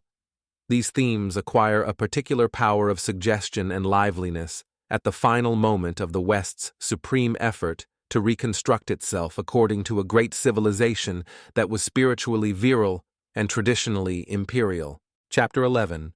Frederick, Prester John, and the Tree of the Empire.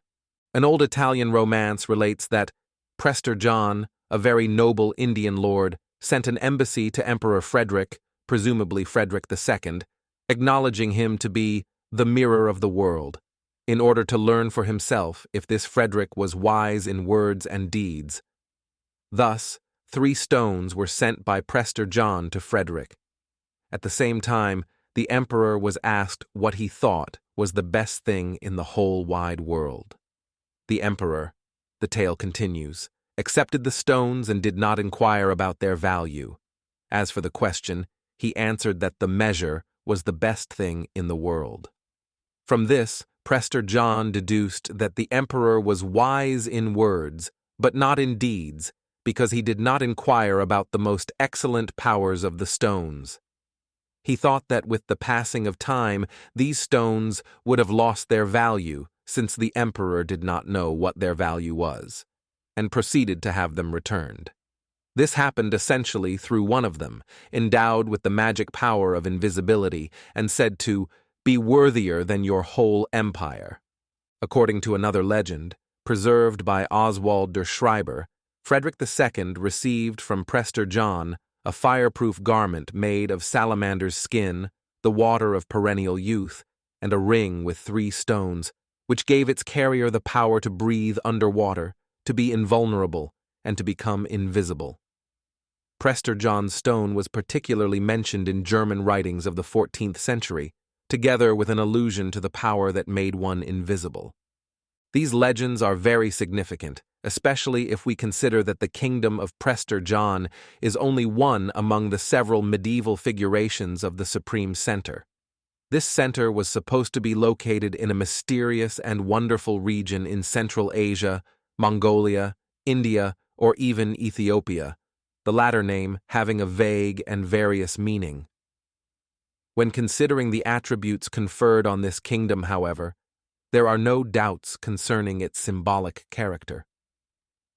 Prester John's gifts to Emperor Frederick constitute a sort of mandate of a superior character, which was offered to the German representative of the Holy Roman Empire, that he might establish a real contact with the principle of the universal ruler. The water of perennial youth visibly has the meaning of immortality. The incombustible garment is connected to the power of the phoenix to remain unscathed and renew itself in fire. Invisibility is a potent symbol of the power to contact the invisible and supersensible dimension and to be able to be transferred to it. The power of breathing underwater corresponds to the ability of not sinking or drowning and of walking on water. This reminds us of the Kalki Avatara's crossing of the sea, of Arthur's sword held above the water, and so, of. It signifies the ability to participate in a principle that is superior to the current of the world and to the stream of becoming. In other words, these are qualifications and powers of a strictly initiatory type. Having said that, the Italian legend seems to suggest that Frederick was somewhat inadequate to receive this mandate. Frederick's limitation is a virtue of the chivalry and mere temporal government. The measure is the best thing in the world. He does not inquire about the symbols of the powers offered to him by Prester John. Because of this unawareness of the highest mandate, his function, with the passing of time, was destined to decay, and thus his mandate was revoked by Prester John. This is a new version of the formula "he lives and yet does not live," referring to the emperor whose life is only apparent, or to the lethargic king. This time the version is intimately associated with a fundamental theme in the Grail cycle, namely, with the fault of not asking a question that would have had a restoring power. I would like to add some details to the image of Prester John. The Tractatus Pulcherimus referred to him as King of Kings, Rex Regum. He combined spiritual authority with regal power and could say about himself, Johannes Presbyter, Divina Gratia Dominus dominatium omnium, quae sub caelo sunt ab ortus solis usque, ad paradisum terrestrum. Prester John, by divine grace Lord of all the lords that exist under the sky from the east, all the way to the earthly paradise, i.e., the far west. Yet essentially, Prester John is only a title and a name, which designates not a given individual, but rather a function. Thus in Wolfram von Eschenbach and in the Titterell, we find Prester John as a title. The Grail, as we will see, indicates from time to time the person who must become Prester John. Moreover, in the legend, Prester John designates one who keeps in check the people of Gog and Magog, who exercises a visible and invisible dominion, figuratively, dominion over both natural and invisible beings, and who defends the access of his kingdom with lions and giants. In this kingdom is also found the Fountain of Youth. This reign is often confused with the seat of the three Magi, namely with the city of Suva, which was built on orders of the Magi themselves on the Mount of Victory, Vaus or Victorialis. Moreover, here we find again the polar symbolism of the revolving castle in the image of the heavens and that of the place where there are stones of light and stones that restore sight to the blind and cause people to become invisible.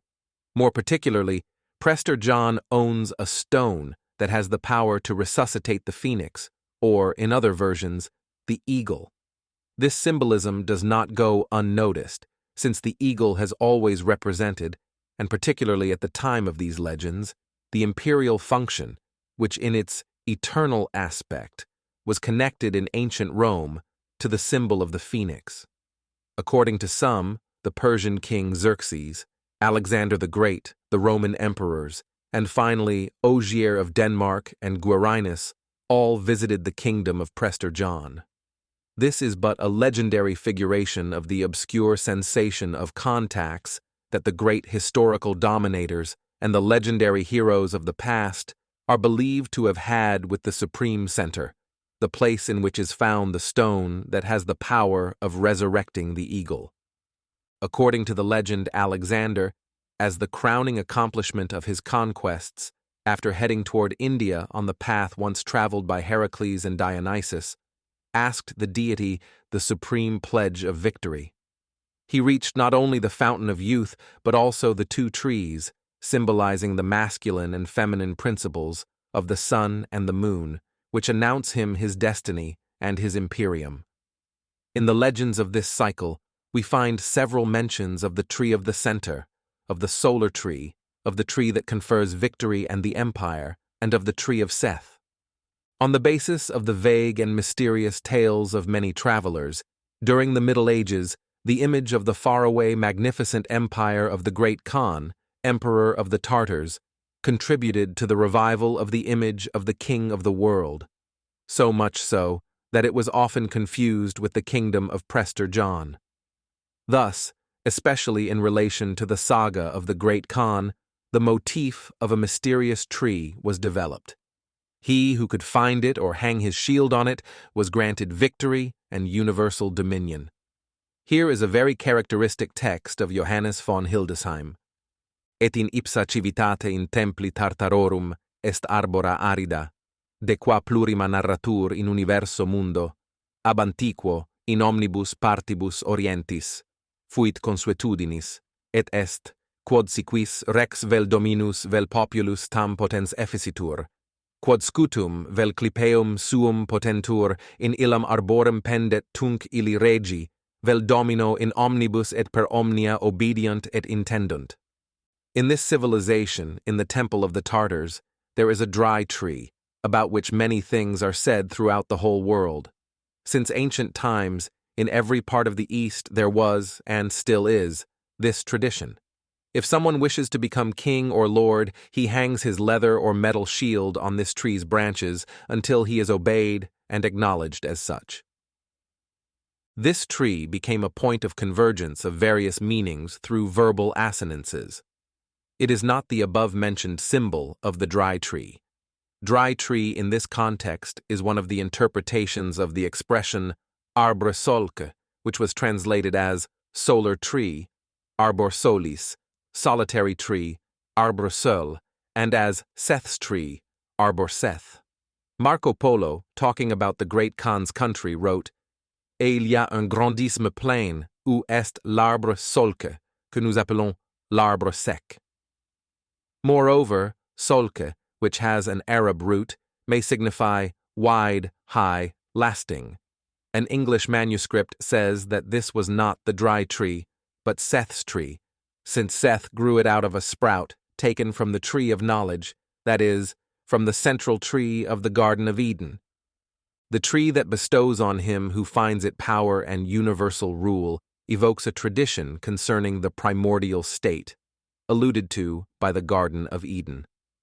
Moreover, both the pair of solar and lunar trees and the double aspect of a tree of knowledge and tree of victory refer back to the synthesis of the two powers that is inherent in that very state. This synthesis predates the ensuing separation or the feminization of the spiritual dimension and the materialization of the virile dimension. The connection of the tree of the empire with the tree in the middle of the earthly paradise, as it emerges in these legends, is quite natural, considering the above-mentioned relation that occurs between every true manifestation of the empire and the primordial state. The dryness of the tree refers to a period of decadence that must be overcome. Such a meaning is clear, for instance, in the legend according to which the tree will blossom again at the encounter between Prester John and Emperor Frederick. The image of Prester John's kingdom historically served as the foundation of the obscure idea of an integration of the forces hidden behind the symbols of chivalry, the empire, and the Crusades. In a materialistic transposition, this powerful and mysterious Oriental prince, who was not a Christian but a friend of Christians, was invoked to help the Christian endeavor in the Holy Land during its most difficult time, in order to grant a victorious end to the Holy War. After these hopes were disappointed, after the help in the form of a rescue, naively conceived in military terms, failed to materialize, and after people failed to recognize what was hidden behind the symbol of Prester John and of his help, his legend lived on as an element of various myths, such as the Saga of Ogier.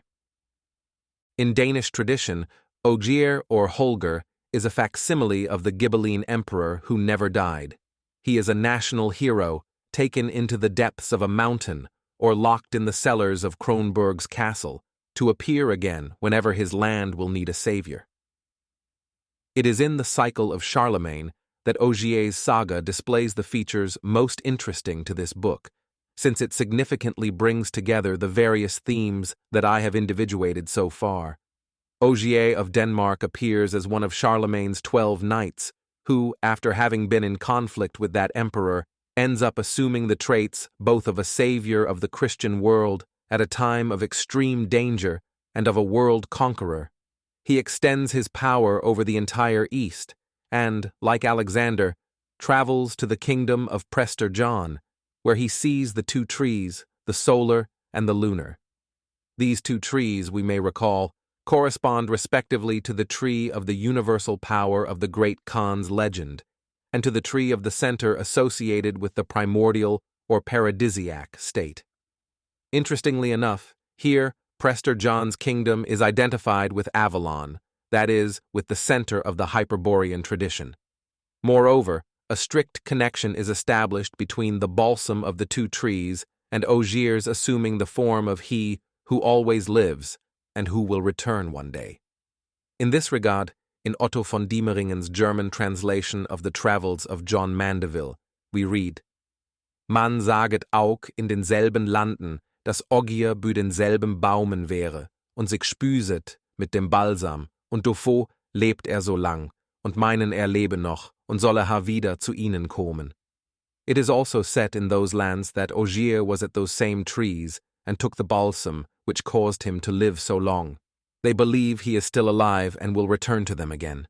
After his conquest of the East, Ogier finally reaches Avalon, where he becomes the lover of the supernatural woman Morgan, who is Arthur's sister.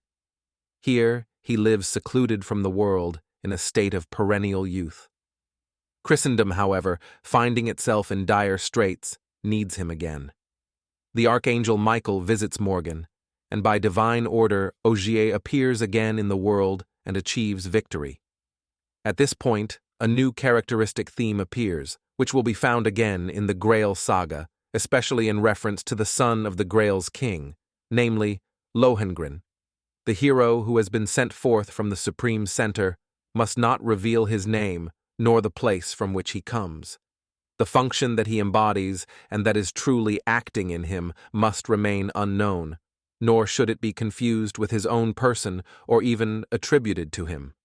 Since he disobeys this law and reveals where he has been, the law of time overtakes Ogier again.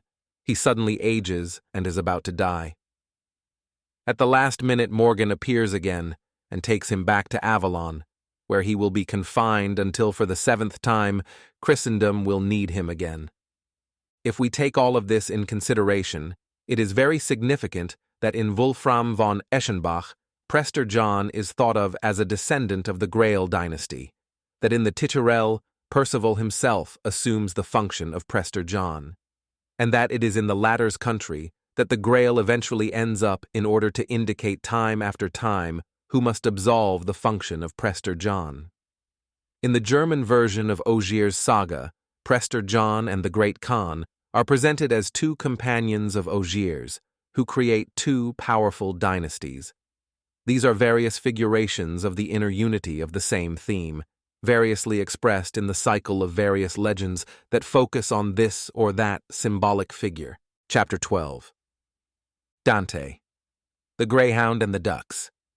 To conclude this series of comparisons, I will remark that Dante's view of the greyhound and of the ducks should be referred to a similar order of ideas. From an external point of view, we cannot exclude that Dante chose the name Greyhound on the basis of the phonetic similarity between Cain, Italian for dog, and Khan, the latter being the honorific title of the great leader of the Mongol Empire. As I have already indicated, at that time such an empire was sometimes confused with Prester John's, Alexander's, Ogier's, that is, with obscure representations of the center of the world. At that time the great Khan of the Tartars had not yet become the terror of Europe, but according to the descriptions of Marco Polo, of Hython, of Mandeville, of Johannes de Plano Carpini, and so forth, he was conceived as the powerful emperor of a mysterious, faraway, and huge empire, or as a wise and happy monarch, a friend of Christianity though a pagan himself. The verbal assimilation that leads from Khan to Greyhound is found as early as the German translation of Mandeville's text, Heißet der große Hund, den man gewöhnlich nennt Khan. Der Khan ist der Oberst und machtigst Kaiser, den die Sonne überscheinet. The great dog is normally called Khan. The Khan is the greatest and most powerful emperor on whom the sun shines. Boccaccio himself, though he rejected it, mentioned an interpretation of Dante's Veltro, Italian for greyhound, in relation to the great Khan. After all, in the ancient German language, Huno meant lord, dominator, and this word appears in names of ancient German families, such as Hunniger.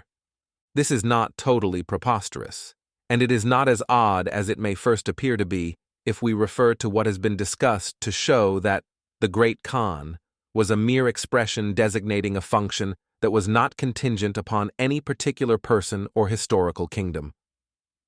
In Dante, this function is evoked. In him, it becomes a symbol and simultaneously a political faith and a hope. This will take us very close to what was the spirit animating and generating the Grail cycle. It is not necessary here to examine the symbolism of the Divine Comedy according to the various interpretations to which this work is susceptible. I will limit myself to pointing out that, generally speaking, Dante's otherworldly journey may be understood as the dramatized outline of a progressive purification and initiation. Moreover, such an adventure, as in the case of the Grail, has a close relationship with the Empire. We may recall that Dante got lost in a wild and dark forest, the defile of which no living person had ever passed before. his references to a stretch of desert and to the death he is struggling with, by that river over which the sea is powerless, to his ascent of the delightful mountain, and to the top of the hill that I lost hope of reaching, remind us of analogous situations incurred by the knights in search of the Grail. These knights have to cross powerful rivers and face mortal dangers in the wild land, in order finally to climb the wild mountain Mont Salvatge, where the Castle of Joy is located. In Dante's Beatrice, and especially in the general symbolism of the Loves Lieges, an organization to which Dante belonged, we find again the theme of the supernatural woman, and in Love, which motivates her to help Dante from heaven, we can detect a similarity with the theme of predestination or election. This kind of otherworldly help is very much needed if the knights are to find the Grail and successfully undergo a series of adventures and symbolic duels. Incidentally, the latter express the same process of purification that in Dante's work took the form of a journey through hell and purgatory. Also, Dante's purification process was less informed by the spirit of a heroic tradition than by the spirit of a theological, contemplative tradition. Going back to the initial episode, the direct ascent to the mountain was barred to Dante by a lion and a she-wolf, who have a visible correspondence in the symbols of a harlot secure like a city set on a hill, and of the giant embracing her, mentioned in the second part of the poem. The most current interpretation, according to which the she-wolf or the whore represents the Catholic Church, while the lion or the giant represents the House of France, seems to me to be the correct one. However, I think that those who from the historical and contingent reference, concerning the destruction of the Order of the Knights Templar, ascend to the corresponding principles go too far. The lion and the giant would then appear as the representations of the principle of a degraded, secular, and prevaricating royalty, or of the unrestrained warrior principle, while the wolf and the whore allegedly are references to the corresponding involution or degradation of the principle of spiritual authority. Concerning this second point, however, Dante's view is limited by his Christian faith. When he accuses the Church, more or less like Luther a few centuries later, he blames her for her corruption, namely for her being mundane and for fostering political intrigues. He doesn't accuse her with the assumption that even if the Church had remained the pure and incorrupted representative of Christ's original teaching, she would still have been an obstacle, since Christianity's essence would have amounted to a lunar spirituality, ascetic contemplative at best, unfit to be the supreme reference point for an integral traditional restoration. In any event, Dante predicts the advent of one who will put an end to the double usurpation. This figure is the Greyhound, who, according to the previously mentioned convergence of symbols, is the same as the ducks, or God's messenger, who shall kill the whore together with the giant who shares her. The general symbol is that of an avenger and of a restorating agent. It is the image of the universal ruler mentioned in Dante's De Monarchia, and of a restitution based on the destruction of the two parallel principles of decadence, which is definitely reminiscent of the deeds of Parashurama, see Chapter 11.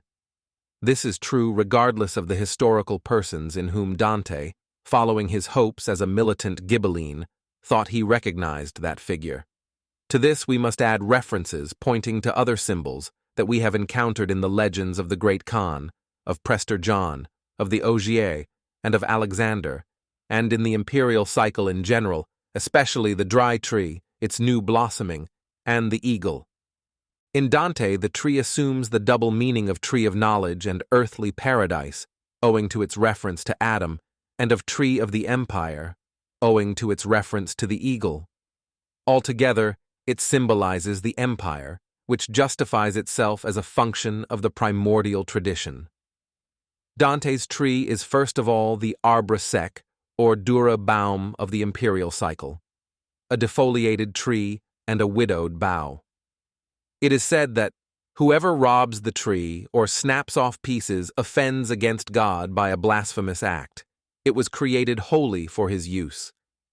Concerning the development of Dante's view, leaving aside the elements that have a historical and contingent reference, the symbols of the various phases of the Church and of her relations with the Empire. Note that Dante has the vision of the flowering tree immediately after enjoying the vision of the uncovered face of the supernatural woman, whom he significantly compares to the splendor of the live eternal light. Moreover, while the vision of the flowering tree leads to the prophecy of the coming of the ducks, that is, of a new avenging manifestation of the universal ruler, at the same time the image of the primordial state, or of the earthly paradise, emerges, and it is said, "For a little while you shall dwell in these woods, and with me shall eternally be a citizen of that Rome of which Christ himself is a Roman." This is, in other words, the effective participation in the metaphysical regnum for which the Roman symbol is evoked, so that it may be superimposed over Christianity itself, the Romanness of Christ. Finally, this vision is followed by Dante's regeneration through the water of remembering. This change opens to him the heavenly path, a path that leads toward purely metaphysical states of existence, a development to which the symbolism of blossoming, already applied to the defoliated tree, is applied. I came back from that most sacred of streams made afresh, as new trees are renewed with their new foliage, and so was I clear and ready to go up to the stars. In Dante, the spiritual itinerary represented by the symbolism of the Divine Comedy ends up having a contemplative outlet, in conformity to Dante's dualism, according to which the empire, with its inherent vita activa and in its very spirituality, represents a mere preparation for the vita contemplativa. Something like this will be seen in some forms of the Grail cycle, namely in its latest versions, which, like the Italian legend of Guarino, conclude with the main character's withdrawal to ascetic life.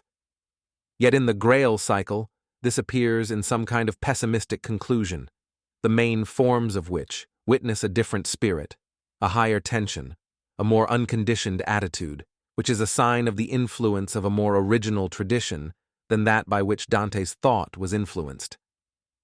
Having gathered almost all the necessary references, let us proceed to consider the mystery of the Grail. Part 3. The Cycle of the Grail. Chapter 13. The Sources of the Grail. It has been correctly pointed out that from a historical point of view, the most characteristic texts concerning the Grail suggest the existence of a hidden current that briefly surfaced at one particular point in time and then disappeared, almost as if in response to an obstacle or to a specific danger. In fact, these texts crop up during a short time frame.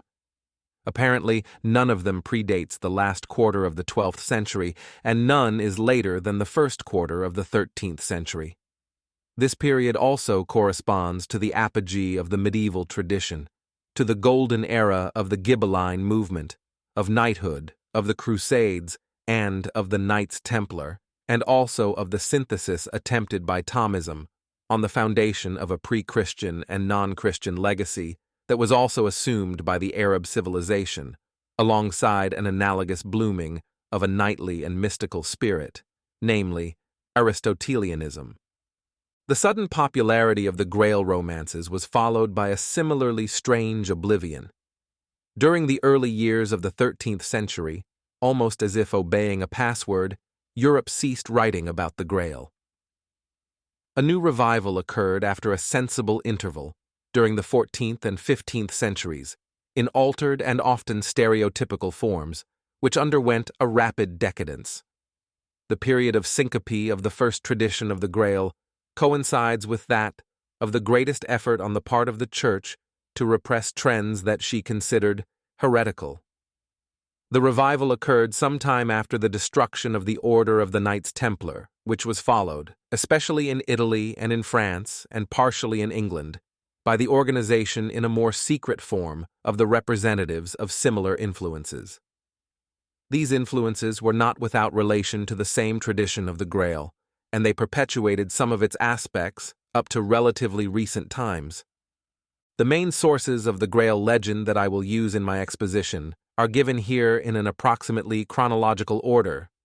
First, the Cycle of Robert de Boron, which includes A.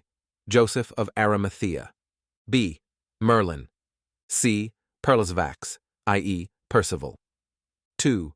Chrétien de Troyes Conte du Graal, Story of the Grail, together, with A. A first continuation by Gautier de Doulon. B. A second continuation by Manessier. C. An interpolation by Gerbert de Monstreuil. 3. The so-called Grand Saint Graal. 4. The Perceval le Gallois, written in prose.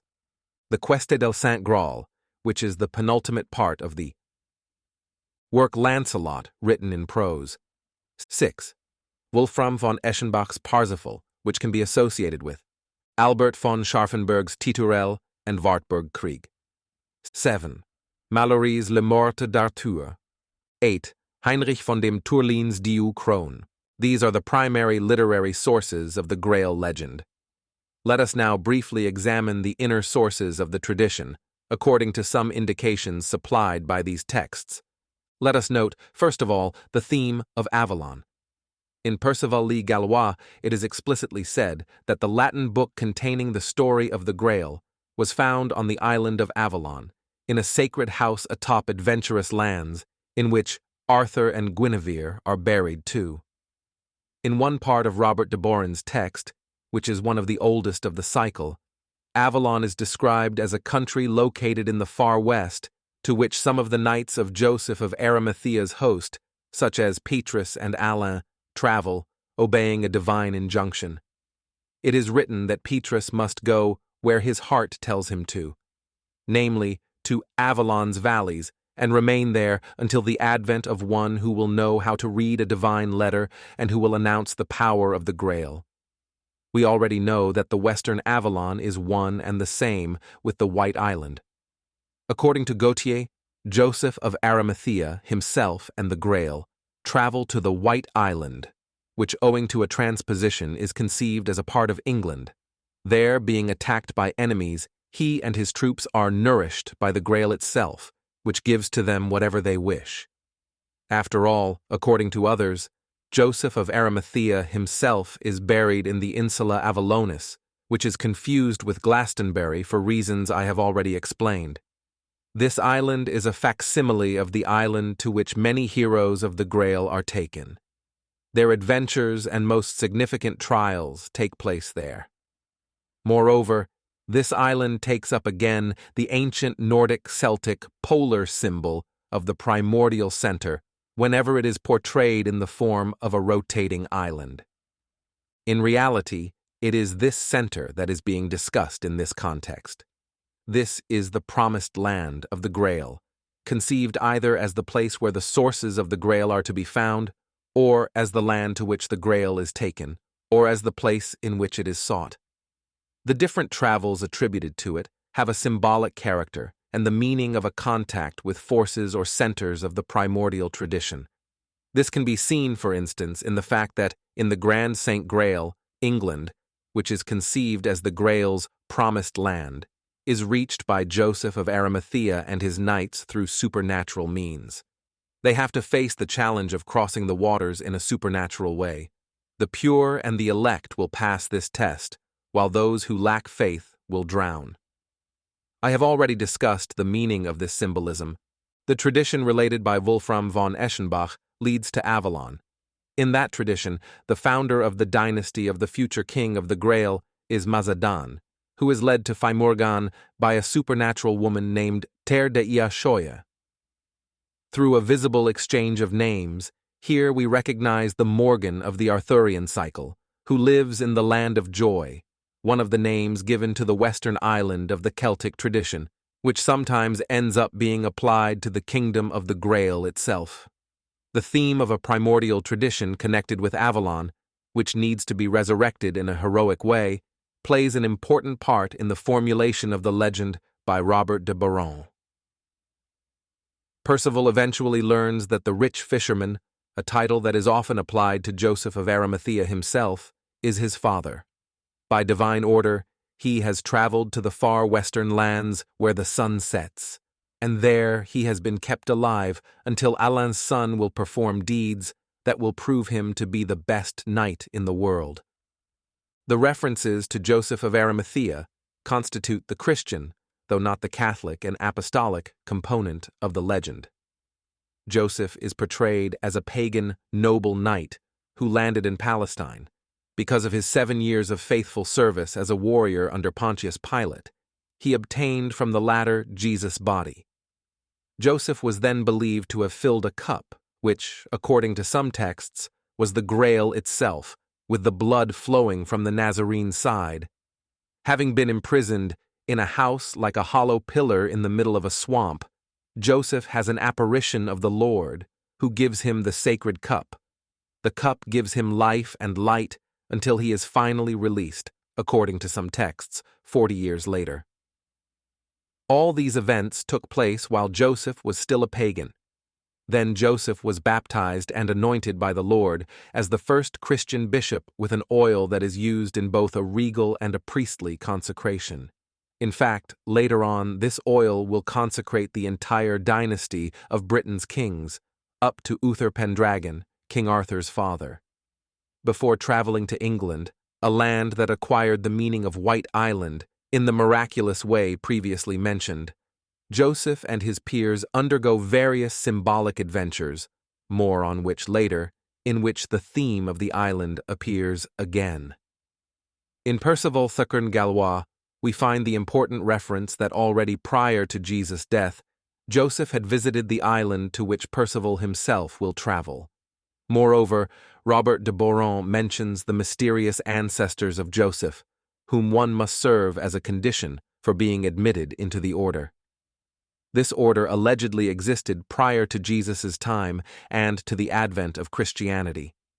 If one wanted to give a sui generis historical content to these aspects of the saga, it may be formulated along the following lines. Some Christian elements find their way into the Nordic Celtic area and reawaken the tradition of Avalon. According to these traditions, Britannia, which is associated with memories of the White Island, and later on with King Arthur's kingdom, is the Grail's promised land, or the place where the Grail is eminently manifested. Moreover, an English centre, Glastonbury and even Salisbury, again confused with Avalon or with equivalent symbolic places, preserves the sources of the Grail's story. The reference according to which the Grail fed the knights who traveled to Avalon and who fell into a state of indigence may allude to a period of decadence of the visible forms of the ancient Nordic tradition. This tradition, as a Grail tradition, was destined to awaken to new life as a result of the contact with the Christian religion which had reached Northern Europe. This may be reconnected with the theme of the spells from which the Grail was supposed to liberate England and, according to some, the entire world, with the theme of Arthur's court, which had undergone a period of decadence because of the Dolorous Stroke, and also with the need on the part of the Knights of the Round Table to participate in an adventure unknown to the most ancient texts of the Nordic Celtic tradition, namely, the quest for the Grail.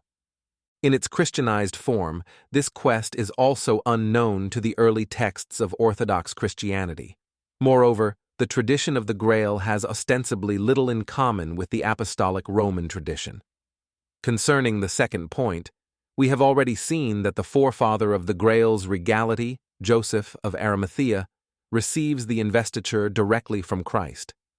The former's dynasty, which is essentially regal, does not have a relation with the Church of Rome, but rather leads directly to the Nordic kingdom of King Arthur. In one of its ramifications, according to Wolfram von Eschenbach, that kingdom converges into the symbolic kingdom of Prester John, who is King of Kings. Concerning the first point, while the ecclesiastical literature already knew the figure of Joseph of Arimathea and his imprisonment, it was silent about the Grail, nor do we find ancient Britain texts, with one exception, which seems to be a case of interpolation, in which Joseph appears as a Christian missionary to England. The chronicler Hellenand, who first related the story of the Grail and mentioned the figure of Joseph of Arimathea, wrote, Gradalis autem vel gradale dicitur gallice scutella lata et aliquantulum profunda inqua preciosae dapes, cum suo jure divitibus solent apponi, et dicitur nomine Graal, hanc historiam latine scriptam invenire non potui, sed tantum Gallice scripta habentur aquibus dam proceribus, ne facile, ut aiunt, tota inveniri potest. Daylight, however, was called by the Gauls a wide plate that holds a holy feast. At this feast, you are to be served good fortune, and it is called by the name of Grail. This is the history, as it is written in Latin, that is, in the writings of the Church. It was not discovered, but was held in all the Gallic scripts by certain princes. In 1260, Jacob van Maerlant declared the story of the Grail to be a fake, on the basis that up to that time the Church knew nothing about it, or better, did not want to hear about it. If in some texts Joseph's cup is identified with the cup used during the Last Supper, we do not find references to such an association in the Christian tradition. On the other hand, even when in later and more Christianized texts, the Grail assumes an analogous function to that played by the Eucharistic cup in the mystery of the Mass, Robert de Boron's aversion to talk about the nature of the Grail and the mention of secret words that no one is supposed to repeat and that were allegedly entrusted only to Joseph of Arimathea suggest that this is a different mystery from that celebrated in the Catholic rite. In any event, this rite seems to have been officiated by people other than regular clergy, with a symbolism and an esotericism totally foreign to Christianity. And when some texts identify the Grail as Jesus' cup at the Last Supper and the spear as the weapon that pierced Jesus' side at his crucifixion, those who follow the inner logic and grasp the overall picture cannot but wonder if here is something more than images of the predominant religious conscience, borrowed as instruments for the expression of a different content.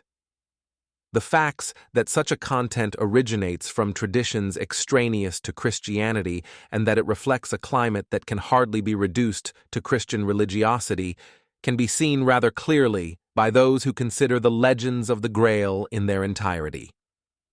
Wolfram von Eschenbach attributes the sources of his story to a certain Quixote the Provençal, who in turn allegedly found the legends of Percival and the Grail in pagan texts he decoded, thanks to his knowledge of magical characters.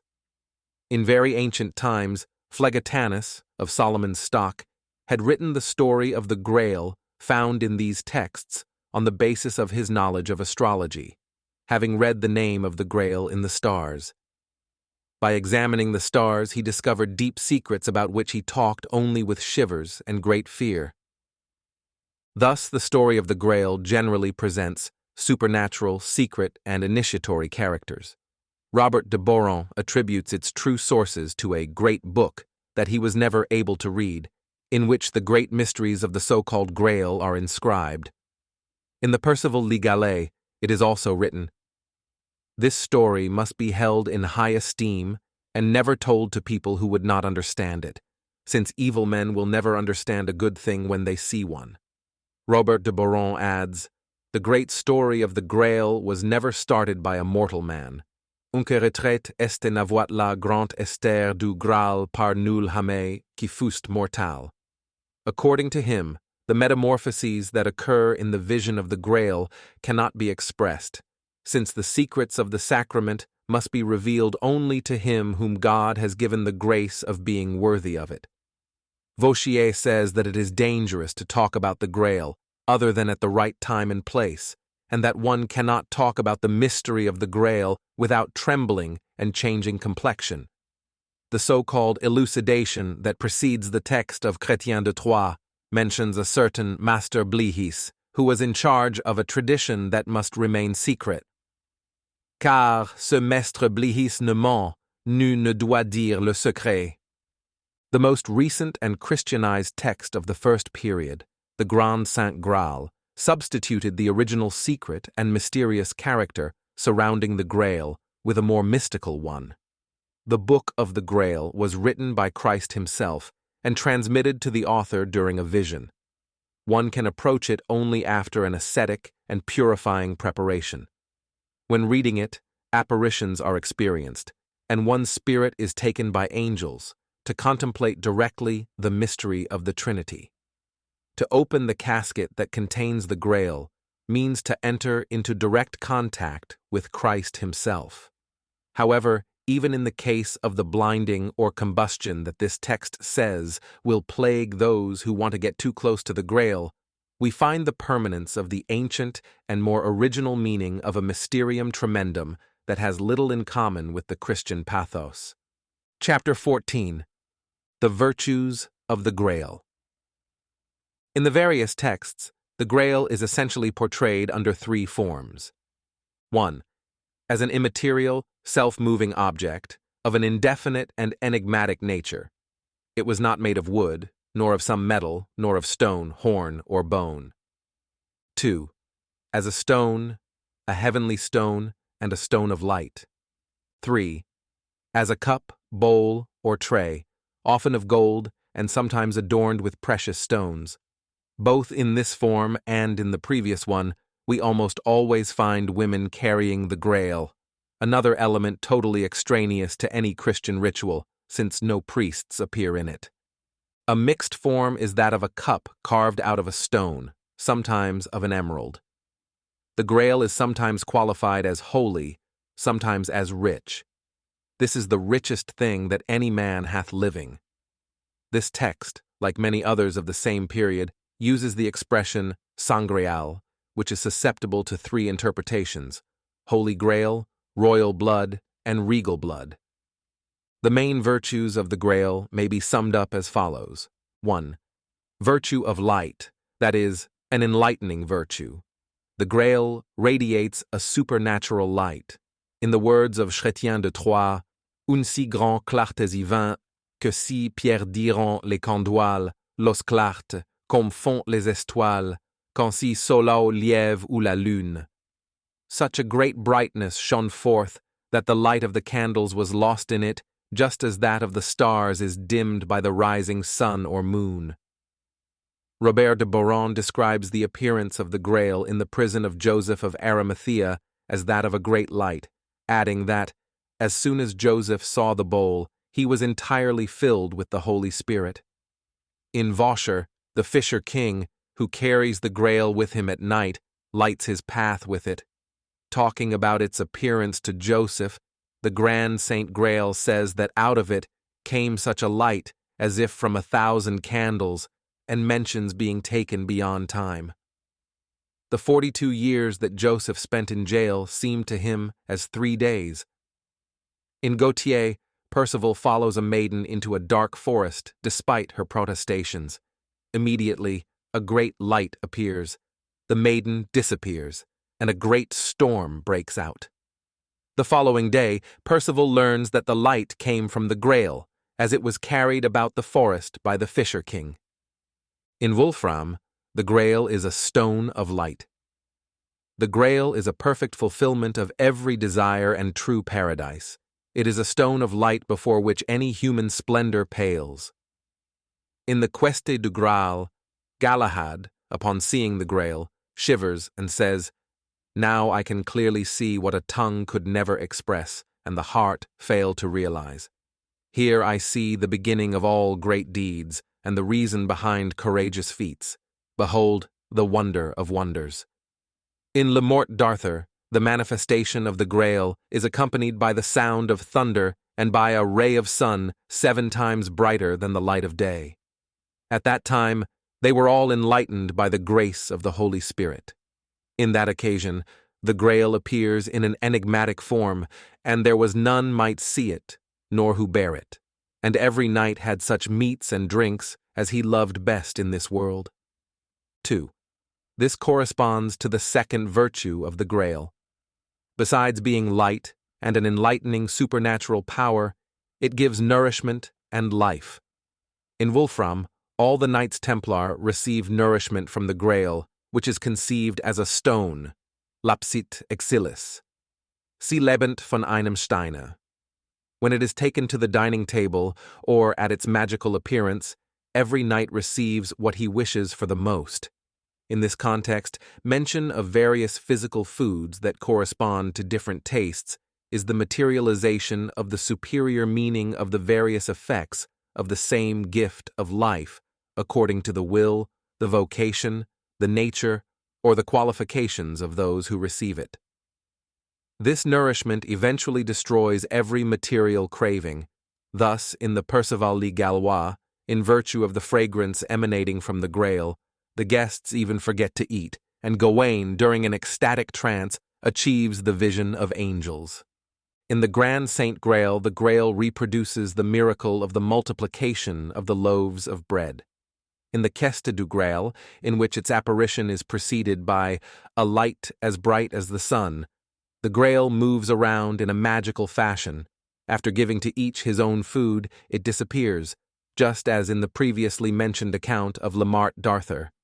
In particular, the strong and the heroes love the food supplied by the Grail. Robert de Boron gives the following etymology. It is called Grail because the brave like it, agree as Prodes Holmes.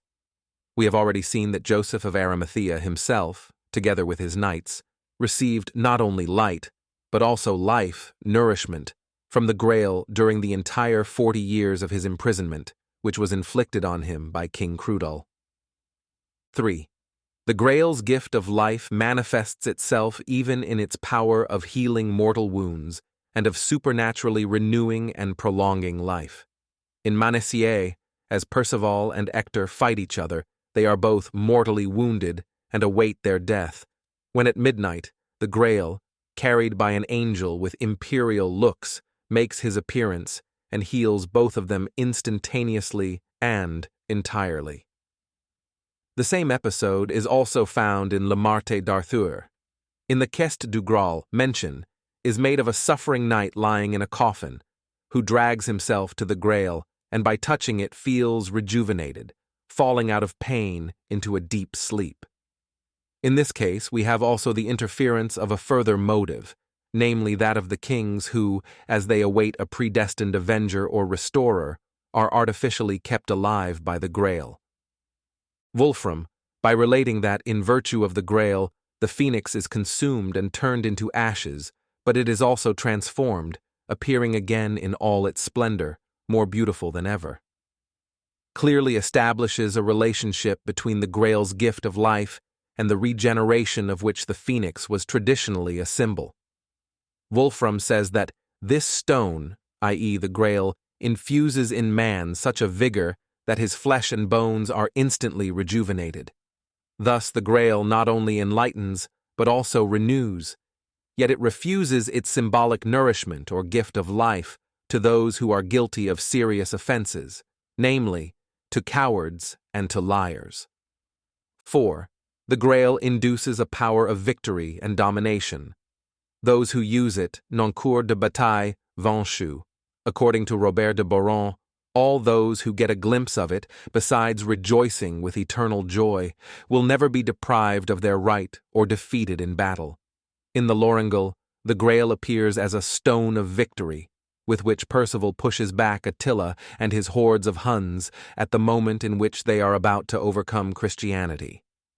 Wolfram says about him, who passes the test of the Grail, "At this point there is no one in the whole wide world who can excel you in nobility and honor. You are the lord of all creatures. Supreme power will be given unto you." The aspect of the Grail according to which it bestows the power of victory will be emphasized in relation to the sword of the Grail. What is already foreshadowed in this text by Wolfram, however, is the highest essence of the Grail, or the relation it has with a transcendent regality, with the principle of the universal ruler. Moreover, we will see that the Grail itself, like an oracle, designates the knights who are called to become kings in various lands. Some have rightly compared the Grail to the object that symbolizes and embodies the heavenly power of regality according to the Iranian tradition, the Hvareno, and that assumes the various aspects of magical stone, stone of kingship and victory, or cup. These are all aspects that are also found in the Grail. 5. If, on the one hand, the Grail has a vivifying virtue, on the other hand, it has a dreadful and destroying virtue. The Grail blinds, incinerates, and may even act as a sort of vortex. Nessian recognizes in the Grail the object of his desires when he is still a young knight, but as soon as he opens its case, he trembles and loses his sight and control over his own body. The Questa du Graal adds that Mordrain, with a similar act, had attempted to contemplate what no tongue can express. His attempt unleashes a supernatural wind that blinds him. He is condemned to remain alive until the arrival of the hero who will realize the mystery of the Grail and heal him. The theme is not new. Dante himself, while contemplating the Empyrean, loses his sight, even though he gains it back and improved at a later time. The deeds of the Persian hero Rostan aim at restoring the sight and the freedom of a king whose Promethean inclination is evident by the latter's attempt to reach heaven with the help of eagles. Other examples may be easily adduced. According to Gerbert's story, Mordrain, who has built an altar for the Grail, finds its access barred by an angel with a fiery sword. In an analogous episode in the Bible, the entrance to the primordial location is guarded by an angel. Compare also the wall of fire that in some texts surrounds the island, etc. The angel, as a punishment for his attempt, tells him that he will not be able to die and that his wounds will remain open until the coming of the knight who will ask the proper question. In the Diu Crone, to pursue the Grail is said to be a mortally dangerous thing. And yet, in Le Morte d'Arthur, it is to the same close view of the Grail that caused Mordrain's and Nessian's downfall that Gawain aspires. He leaves in quest of adventures, vowing not to return until he finds the Grail. Moreover, the dangerous nature of the Grail can be seen in relation to the theme of the Siege Perilous and to the test it constitutes for those who want to assume the role of the awaited hero and supreme leader of the Knights of the Round Table. This is the empty chair, or 13th chair, or polar seat that I have previously discussed. Every time a non-chosen or unworthy person takes this seat, either an abyss opens up underneath him, or he is stricken by a thunderbolt. Thus, when the disciple Moses sits at the table of Joseph of Arimathea, which is not to be confused with the Round Table, he is grabbed by 7 fiery hands and destroyed just as a fire incinerates a piece of wood.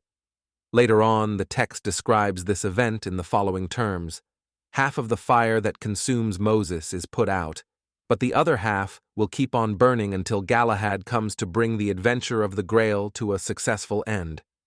A variation is the test of the vessel.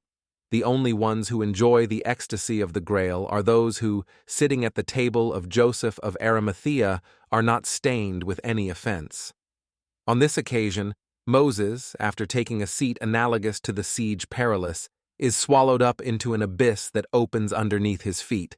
According to a Christian explanation, this happens because of his lack of faith, he being a false disciple. We also encounter another theme, according to which the only person who can successfully seek the Grail is the one who will sit in the golden seat represented by the supernatural woman. 6 knights who have attempted to sit in it have suddenly fallen into an abyss. When Percival sits in it, a terrible thunder resounds, and the earth opens up, yet he remains sitting calmly at his place. Impassible, clothed in his calm dignity, and in the purity of his strength, nothing can overcome him. In Robert de Boron, after this test, another series of adventures must be undertaken by Percival and all the knights of the Round Table. These adventures eventually lead to the definite conquest of the Grail. The Quest du Graal and Le Morte d'Arthur present the theme in an even more direct form. The dangerous seat is successfully occupied only by he who has passed the test of the sword, which consists in drawing a sword out of a stone, thereby demonstrating himself to be the best among all knights. After this test, the meaning of which I have already explained, is successfully completed, the Grail appears at Arthur's court. A light brighter than the sun shines forth, and the Grail magically appears, emanating its fragrance and giving to each knight his own nourishment. This dangerous aspect of the Grail should be considered as a limit case of what the Grail can do, depending on the nature of those who come in contact with it. the power of the Grail destroys all those who try to hold it without having the proper qualifications, or who attempt to usurp it by repeating the Titanic, Luciferian, or Promethean deed. A significant expression is found in this regard in Wolfram, when he says figuratively that to those who are guilty, the Grail is so heavy that they could not hold it up even if they all tried to at the same time. What causes the power of life to act as a destructive force, e.g., the fire that consumes Moses, is the very excess that the transcendent power constitutes for a conditioned being who is tied to his own limitations. A variation of this meaning is found in Le Morte d'Arthur in the following form. When perceiving the great brightness caused by the Grail, as if all the torches of the world were gathered in that hall. Lancelot steps forward. A voice warns him not to enter, but to run away, otherwise he will regret it. He disobeys and goes in anyway. When a fire strikes him in the face, he falls to the ground and cannot get up, having lost control of his limbs. To his peers, who think he has died, an old man says, "In God's name, he is not dead, but has more life in him than the strongest among you." Lancelot remains in this state of apparent death for 24 days, and then the first words he utters are, "Why have you awakened me? For I was more at ease than I am now." This experience is attributed to his having seen the sangria like no one else before. Obviously, this was an initiatory state, or a state in which the participation in the power of the Grail is made possible by the suspension of the waking consciousness and of the individual limitation relative to it. This avoids the negative, destructive, and overpowering effect that the experience of the contact has in those who are not able to shift to higher forms of consciousness or other states of being. 6. The double virtue of the Grail is somewhat related to the meaning that the dyad cup lance has, in general, in the concordant traditions of various people, and even outside any relation with Christian symbolism. The cup corresponds to the feminine, vivifying, and enlightening aspect, and the lance to the virile, fiery, or regal, i.e., the scepter, aspect of the same principle. Or better, the former corresponds to the lunar tree and the latter to the solar tree. Again, the former corresponds to the holy wisdom and the latter to the dimension of fire and denomination of the same principle. In the same context, however, we could insert the ambivalence of the lance itself, which is taken from the Irish tradition and which on the one hand inflicts the coup douloureux by causing a destruction, while on the other hand, it has the power to heal. This brief overview of the virtues attributed to the Grail sheds light on the subjective side of its quest. This quest is essentially an inner event. As an experience, it does not amount to some mere mystical ecstasy. It is rather a primordial power that is positively evoked. Those who know how to assume it are qualified for the other tasks mentioned in the legend, which indeed constitute its central nucleus. I wish now to discuss those episodes in which the Grail appears as a stone, and also to emphasize the particular meaning that emerges in the tradition portraying the Grail as a stone fallen from heaven, and particularly as a Luciferian stone. Wolfram von Eschenbach connects to the Grail the enigmatic term lapsit exilis. This term has been interpreted by scholars in various ways. Lapis erilis, or Lord's Stone, San Marte. Lapis elixir, in reference to the alchemical elixir of regeneration, Palgan. Lapis batilis, or Batilis, Hagen, which may be a reference to Batelos, the stone fallen from the sky according to Greek mythology. Lapis ex coelis, or de coelis, a heavenly stone, Martin. And finally, Lapis exilius, or Stone of the Exile. In reality, no matter how accurate these conjectural interpretations are from a purely etymological point of view, the Grail is susceptible to all of these meanings, according to its various aspects. The Grail is first of all a lapis ex chelis because, according to Wolfram, it was originally brought down to earth by a HCTST of angels. In this tradition, Also referred to in the Titterell by Albrecht von Scharfenberg, the Grail appears as a stone, a jasper or silica, and is connected to the symbol of the phoenix. According to Wolfram, these were the angels who were condemned to descend to earth for having remained neutral when Lucifer rebelled against God. The Grail was guarded by them and did not lose its qualities. Later on, it was entrusted to a stock of knights who were appointed from above. This tradition was modified in the Wartburg Krieg in the following way. A stone fell off Lucifer's crown when the latter was stricken by the archangel Michael.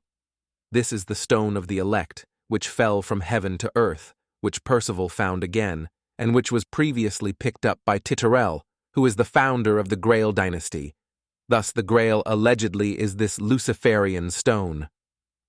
According to others, the stone that fell to earth was an emerald that adorned Lucifer's forehead. It was cut into the shape of a bowl by a faithful angel, and thus the Grail was born. It was given to Adam before he was expelled from the Garden of Eden. Seth, Adam's son, having temporarily returned to the earthly paradise, took the Grail along with him. Other people transported the Grail to Montsegur, a fortress in the Pyrenees, which Lucifer's armies besieged in order to get the Grail back and put it into their leader's crown, out of which it had fallen. But the Grail was allegedly saved by knights who hid it within a mountain. Chapter 15. The Luciferian Stone. In these legends, no matter how free of religious overtones, we find again the connection of the Grail, conceived as a heavenly stone, with a mysterious legacy and power associated with a primordial state that was somehow preserved during a period of exile.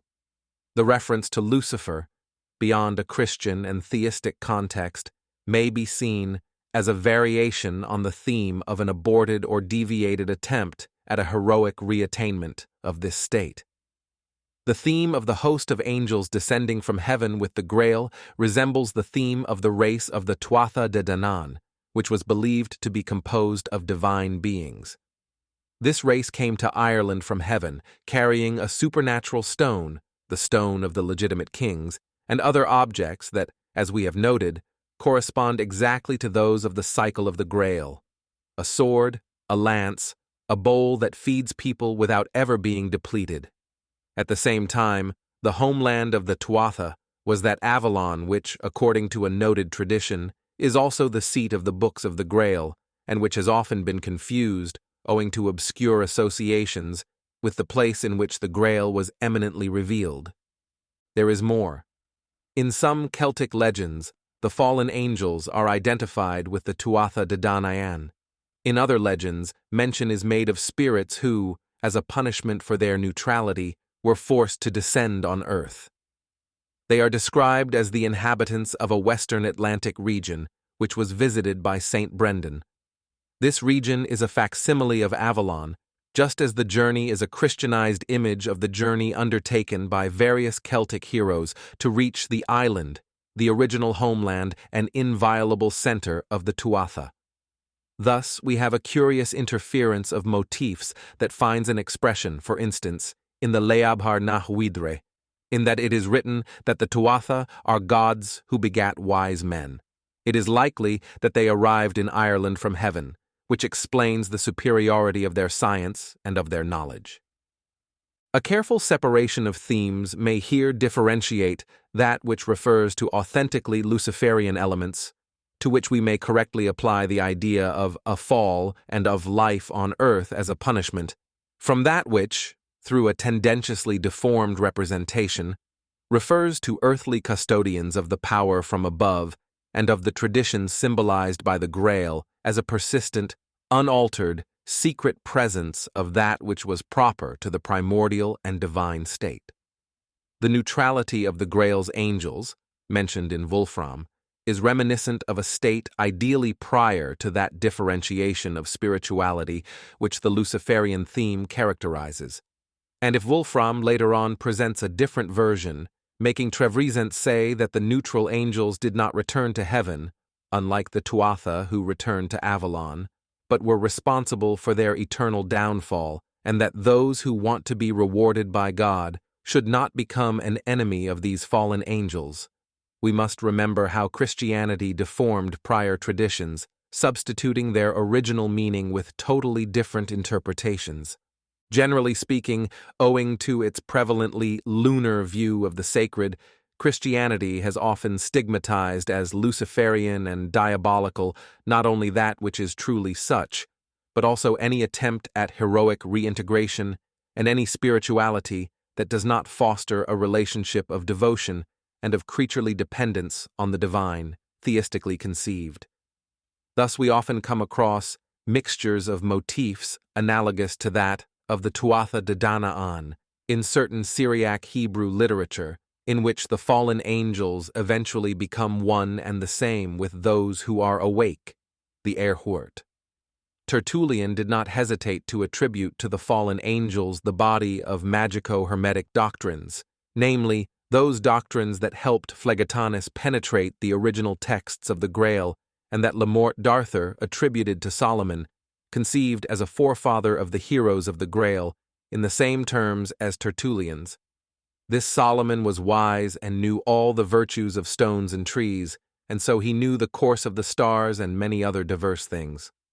When Innocent III accused the Knights Templar of following doctrines of demons, utentes doctrinis daemonorum, he no doubt had in mind the anti-Christolatric mysteries of the Knights Templar. This pope instinctively proceeded to the same assimilation through which the primordial divine race was represented as the guilty or Luciferian race of the fallen angels. I believe I have already supplied sufficiently precise reference points to help the readers orient themselves before similar distortions and establish both the limit that separates the Luciferian spirit from that which is not, and the Christian perspective from the point of view of a higher spirituality. Thus, it will be easy to distinguish the individual elements that we encounter in the Grail cycle, which were mixed with many interpolations and deformations. Having showed that the titanic element is indeed the prime matter out of which the hero is made, it is understandable that Wolfram bestows upon Percival some Luciferian traits, though he makes him successfully complete his adventure, so much so that in the end Percival assumes the luminous form of a restorator and of a king of the Grail. In fact, Percival accuses God of having betrayed him, of not being faithful to him, and of having failed to assist him in the conquest of the Grail. He rebels, and in his anger he says, "I used to serve a being called God before I was ridiculed and covered with shame. I was his humble servant because I believed he would grant me his favor, but from now on I will refuse to serve him. If he persecutes me with his hatred, I will resign myself to that too." "Friend," he says to Gawain, "when the time for you to fight has come, may the thought of a woman, rather than of God, protect you." Animated by such indignation and pride, Percival, after failing in his first visit to the castle, fulfills his adventures. And thus, being separated from God, avoiding churches and performing wild knightly deeds, wilden Adventure, wilden Farren Ritterschaft, he eventually triumphs, achieving the glory of the King of the Grail. Trevisan will tell him, "Rarely was a greater miracle seen. By showing your anger you have received from God what you desired the most." Also in Wolfram, Percival appears as the one who reaches the castle of the Grail in an exceptional way, without having been designated or called like others before him. His election occurs later on. In a way, it is the very adventures of Percival that bring his election about and almost bestow it upon him. Trevisan says, "It never happened before that the Grail could be achieved by fighting." This trait, too, helps us recognize the heroic type, the one who, not by nature, as in the case of the Olympian type, to whom the legitimate king of the Grail may correspond, prior to his getting old, wounded, or falling asleep, but because of the reawakening of a deeper vocation and thanks to his action, successfully participates in what the Grail symbolizes. This character reaches such heights as to become a Knight of the Grail and finally achieves the supreme dignity of the Order of the Grail. Chapter 16. The Test of Pride. In Wolfram, these meanings are detailed and confirmed in relation to Gawain and Amfortas. In Wolfram, Trevisan is the brother of the fallen king of the Grail, who withdrew to ascetic life by the wild fountain, Fontane la Salvace, trying to alleviate through his asceticism the sufferings of his brother and also to stem the decay of the Grail's kingdom. His own name may be translated as recent truce, which suggests a provisional solution based on the ascetic principle as people await a true restoration. Trevisan does not fail to remind Percival of the fate of Lucifer and his hosts after the latter decides to proceed in his adventure without the help of God. At the same time, however, Trevisan indicates to him the true limit and the true cause of Lucifer's fall. If, on the one hand, in order to have the right to look after the Grail, it is necessary to demonstrate an exceptional strength and bravery, on the other hand, it is also necessary to be free of pride.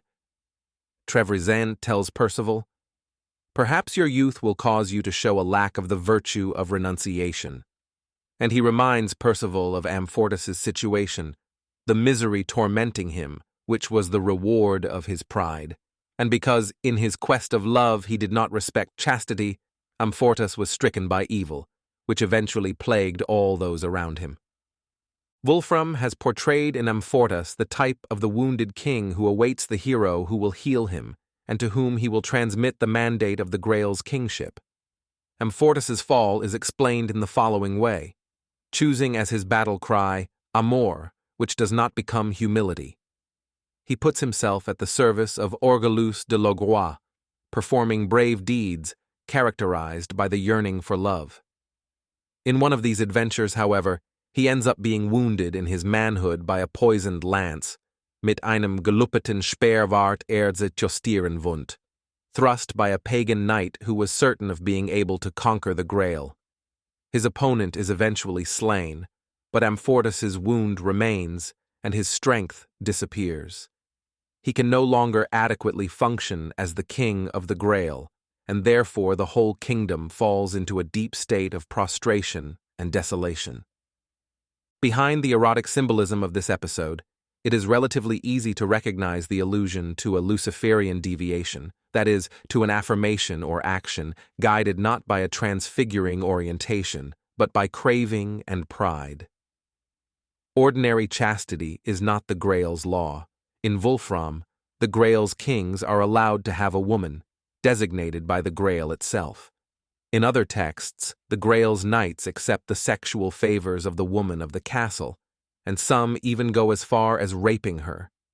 Yet these men are not allowed to devote themselves to or marry that woman who is a symbol of pride, whose name is Orgelus, the proud one. This already amounts to wounding and poisoning heroic virility, sentencing it to a restless and unextinguishable love, which somehow has the same meaning as Prometheus's punishment. Such is the meaning of Amfortas's wound, which is synonymous with his own downfall. Thus one can understand why Trevisan mentions Amfortas immediately after warning Percival by reminding him of Lucifer's fall. Interestingly enough, Wolfram also mentions another knight who undertakes the same adventure as Amfortas's, though with a different outcome, namely Gawain.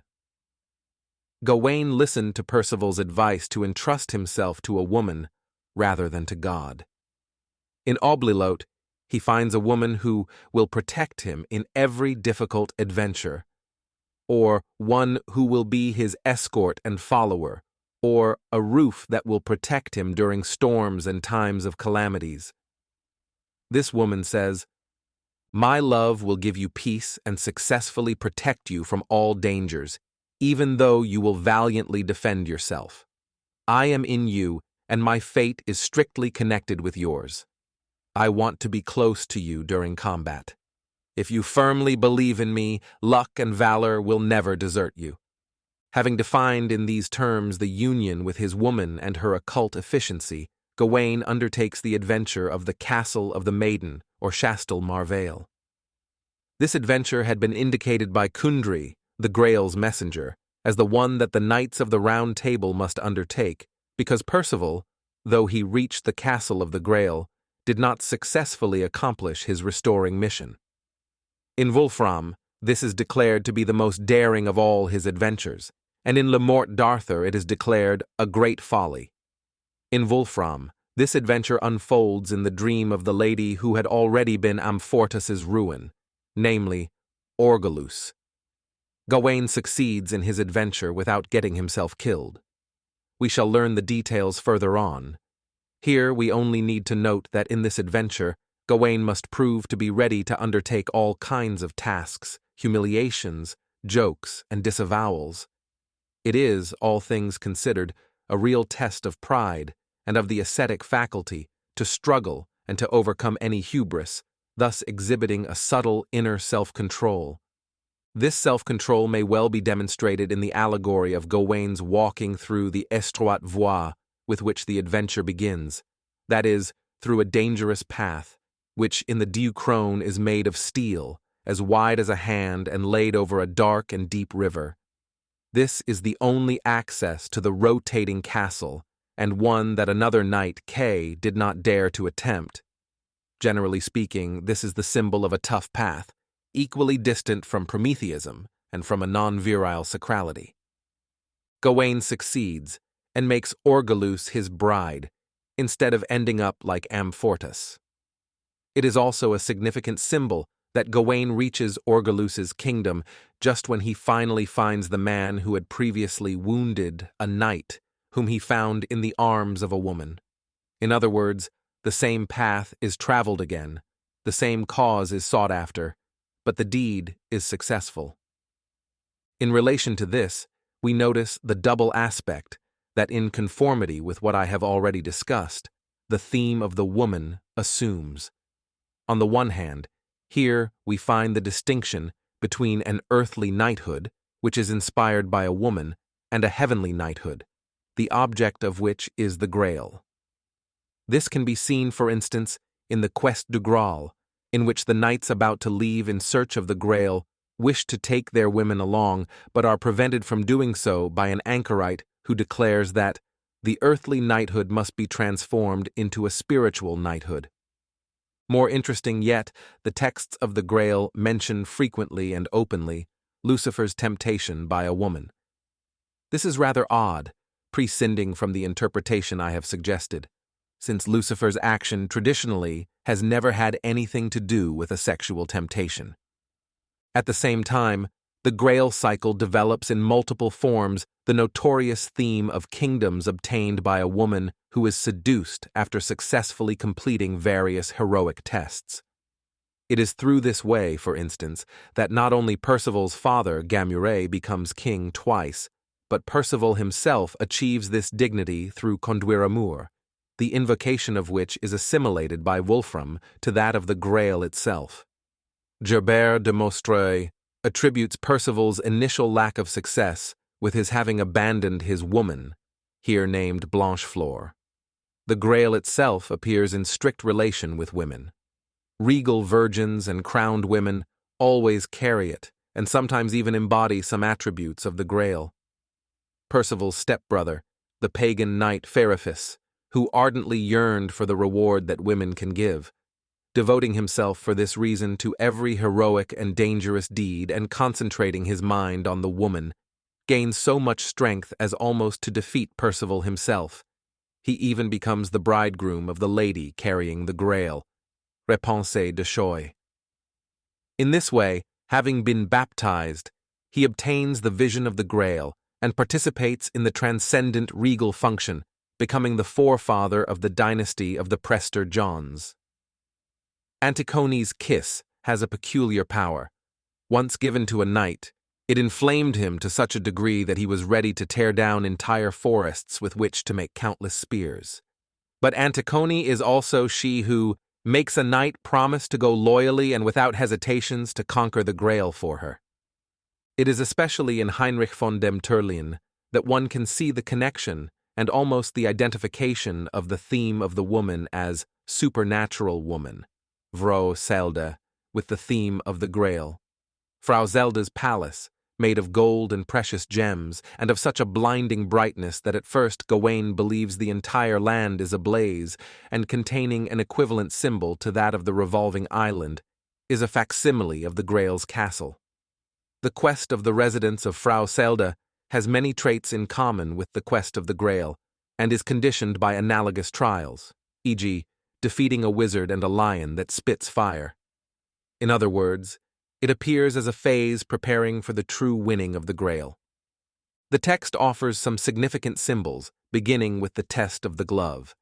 This is a glove that, once worn by the pure, makes the right side of their bodies invisible, while in the impure, it points out the part of the body that has sinned. Those who pass the test receive from Frau Selde the second glove and obtain from her assistance and protection during the quest for the Grail. Though it is not mentioned explicitly, it is alluded that the second glove produces invisibility of the other half of the body of the elect, that is, total invisibility. This symbolism may be interpreted in the following fashion.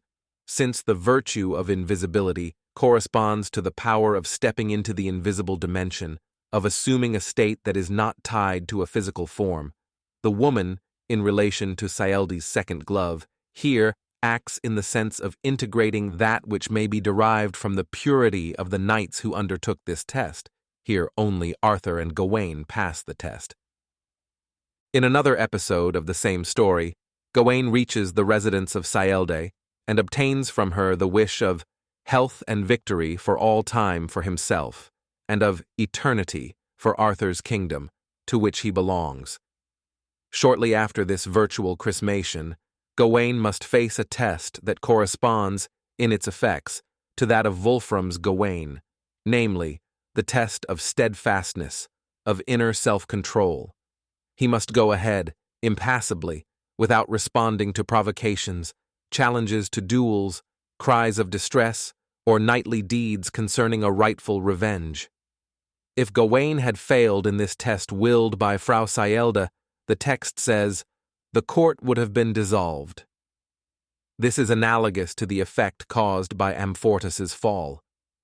The same symbol appears in another form, when Gawain, asked to choose between the possession of a regal woman, and thus of her kingdom, and eternal youth, does not hesitate to choose the latter, namely, a supernatural life. This adventure precedes a test that is the exact copy of that which Wolfram's Gawain performs in the Castle of the Maiden, and which ends with the possession of Orgelus. In summary, the meaning of all this, esoterically speaking, is that the woman, i.e., the vivifying force, the power, the transcendent knowledge, represents a danger only when she is yearned after. Only as such does she substantiate the Luciferian temptation and cause the wound in Amfortas's virility, which degrades and paralyzes him. She is the woman who, in Kalki's myth, never marries anyone but the restoring hero, since all other men, as soon as they lust after her, are transformed from men into women, or, in other words, like Amfortas, they lose their spiritual virility. When considered as a craving or as an uncontrolled desire, the heroic eros is a danger. In this context, chastity signifies control, limit, anti-titanic purity, overcoming of pride, and immaterial unshakability, rather than a moralistic and sexuophobic precept. There is a significant saying of Trevisan to Percival: "There is only one thing that the Grail and its secret virtues will never tolerate in you: countless desires." The triumphal peace corresponds to the Olympian state that is regained by the hero. By fighting on you have pacified your soul. Asceticism of power, the overcoming of both the wild, virile element and of desire, and purity in victory. Only when these characteristics are present does the unshakable, sidereal, and purified virile nucleus develop in a human being. This nucleus makes one fit to assume the Grail, to enjoy the full view of it without being blinded, destroyed, or incinerated on the spot. This is all I have to say concerning the most essential meaning of these parts of the Grail's legend. After having determined it, It may be worthwhile to allude briefly to yet another possible interpretation of what happened to Amfortas, an episode under which the theme of the woman, in a more concrete sense, may fall. The possibility of admitting in even a subordinate manner such an interpretation depends on the supposition that the authors of the medieval romances had some knowledge of sexual magic and that they alluded to it in their symbolism. It is not easy to answer such a question definitively. In any event, the following are the main reference points. According to secret traditions, man possesses the principle of an eminently virile force that, once freed from matter, is believed to manifest itself as a magical and commanding power. Such force is paralyzed by sexuality unless sexuality is given a particular orientation. The woman acts in a lethal way on this force when she awakens desire in the initiate, drawing him into a sexual intercourse aimed at procreation. And since the power of magical and supermaterial virility is that which allows one to cross over the river of death, one can rightly speak of a slow death which woman imparts. Thus, we can see a new aspect of the symbolism of a man who paradoxically turns into a woman as soon as he desires a woman, and especially at the time when he engages in sexual intercourse. Beyond any moralism, whenever this happens to an initiate under the aegis of desire or abandonment, it amounts to a devitalization, to a wound or lesion of his magical virility. With due reservations, a similar view could also apply to a further subordinate interpretation of Amfortas's motif, who is wounded and weakened, in particular reference to the fact that such a poisoned wound is usually referred to the genitals. Moreover, in the field of sexual magic, the woman is endowed with an essential and dangerous force. Chapter 17. The Thunderbolt and the Lance. At this point, I will focus on the Grail itself. It has been noted that the Grail, as a stone fallen from Lucifer's crown, resembles in a specific and significative way the frontal stone, Urna, that in Hindu symbolism, and especially in Buddhism, often represents the place of the third eye, or Shiva's eye. This is an eye that is endowed with both a transcendent or cyclical vision, known in Buddhism as Bodhi, or spiritual enlightenment, and a fulgurating power. This latter aspect is in direct relation with what I have previously discussed, considering that it is with this eye that Siva incinerated the god of love Kama, when the latter attempted to awaken in him desire for his consort Shakti. Moreover, in some esoteric traditions of yoga, the frontal eye corresponds to the so-called center of command, Agnya Chakra, which is the highest seat of transcendent virility, namely, that virility in which Siva's symbolic phallus manifests itself in the form of Itara, to which it is attributed the power to cross the stream of becoming, or to go beyond death. After all, according to its generic aspect of stone fallen from the sky, the Luciferian stone recalls the fulgurating power through the symbolism of the so-called stones of Thunderbolt, or meteorites, mentioned in many traditions, in which they often represent the thunderbolt itself. Here, René Guénon has shown the possibility of referring to the symbolism of the ancient stone battle axe that breaks and shatters. This axe, too, has symbolized the thunderbolt, in traditions that almost always are reconnected with the primordial Hyperborean tradition, and with its heroic or Olympian representatives, in any event, anti-Titanic. Thus, the axe refers not only to Siva, who incinerated the Hindu Eros, but also to Parashurama. It corresponds to Mjolnir, Thor's warhammer, and is the symbolic weapon with which these two gods strike and defeat telluric, titanic, or wild beings. Thus, the battle axe is synonymous of that thunderbolt with which the Hellenic Olympian god exterminates the Titans, and especially of the Vajra of Indra, the heavenly and warrior god of the primordial Indo-Aryan hosts. This last reference is particularly interesting inasmuch as the Vajra includes three meanings: scepter, thunderbolt, and adamantine stone. The first meaning recalls the meanings expressed in the symbolism of the lance. A Celtic saga that has a strict relation with that of the Grail is the Saga of Presther. Its main motifs are a golden bowl and a diamond lance that must be taken from a castle inhabited by a giant. The bowl has the same beneficial qualities as those of the Grail. It instantaneously provides all the food and riches one desires. When drinking from it, one is healed from all sickness and the dead come back to life. The adamantine lance presents the dreadful characters of the Luciferian Stone, of the Vajra, the force scepter Thunderbolt. It is an inexorable lance, the lance sans merci, bright as a flame, elle tue et brise tout ce qu'elle touche, but as such, it is also a pledge of victory. As soon as the hero Presther touches these objects, the earth shakes, an awful thunder resounds, the palace disappears, and Presther finds himself in the forest with the lance and the bowl, which he brings to the King of Britain. This phenomenology parallels that of the Grail and the Siege Perilous. Cyclical view, transcendent virility, power of command, axe Thunderbolt, Thunderbolt scepter. All of these, in the context of myths, are associated with the mysterious stone out of which the Grail came. This stone adorned Lucifer's crown, which he, together with his hosts, attempted to take back, in a sort of angelic revenge. Again, this mysterious stone was in Adam's possession during the primordial state, in the earthly paradise, though he too lost it. Moreover, in a sense, it is still mysteriously present here on earth as the stone of the exile. The tradition of the earthly paradise as a seat of the Grail corresponds to the tradition that identifies them with each other. Wolfram talks of the Grail as such an august object the like of which is not found in heaven.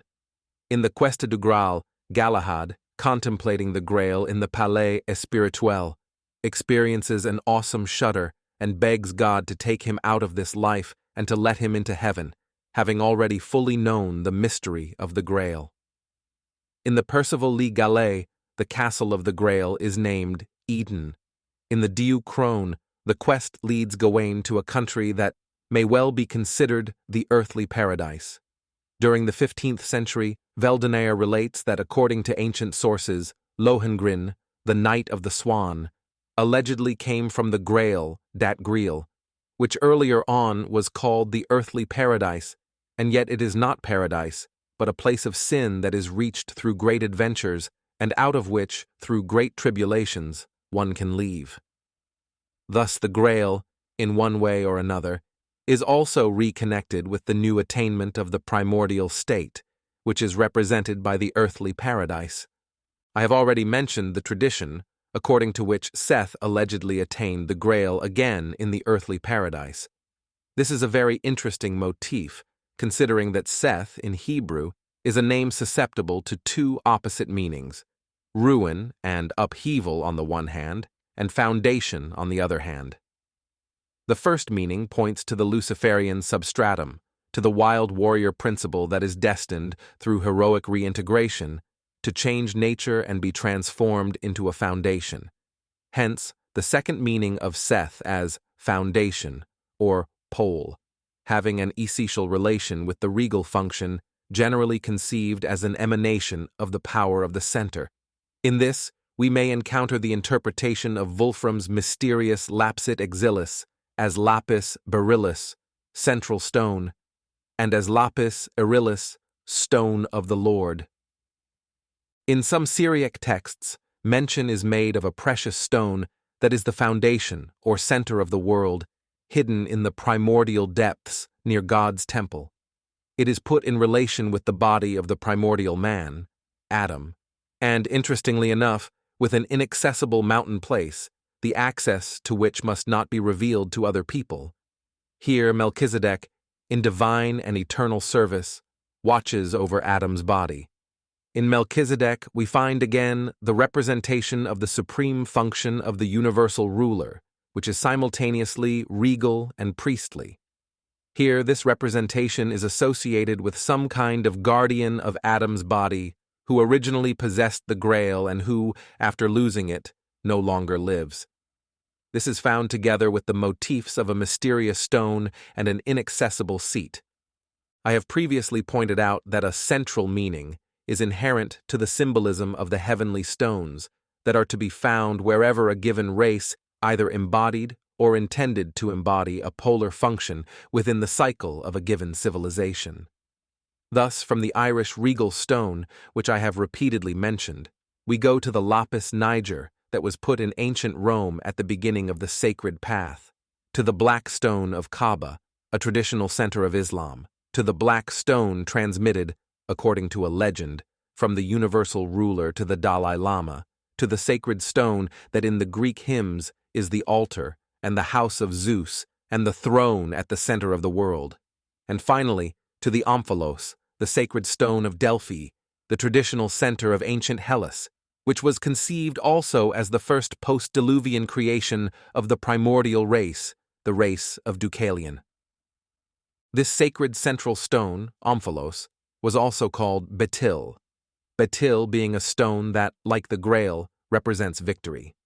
We learn from Pliny, Sotakus et alia duo genera fecit Cherauniae, nigrae rubentisque, similes ias esse securibus, ex his quae nigrae sint ac rotundae sacros esse, urbes per illas expugnari et classes, baetulos, betillos, vocari, quae vero longae sint Ceraunias.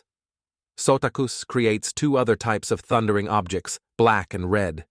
Those that are red are similar to an axe head.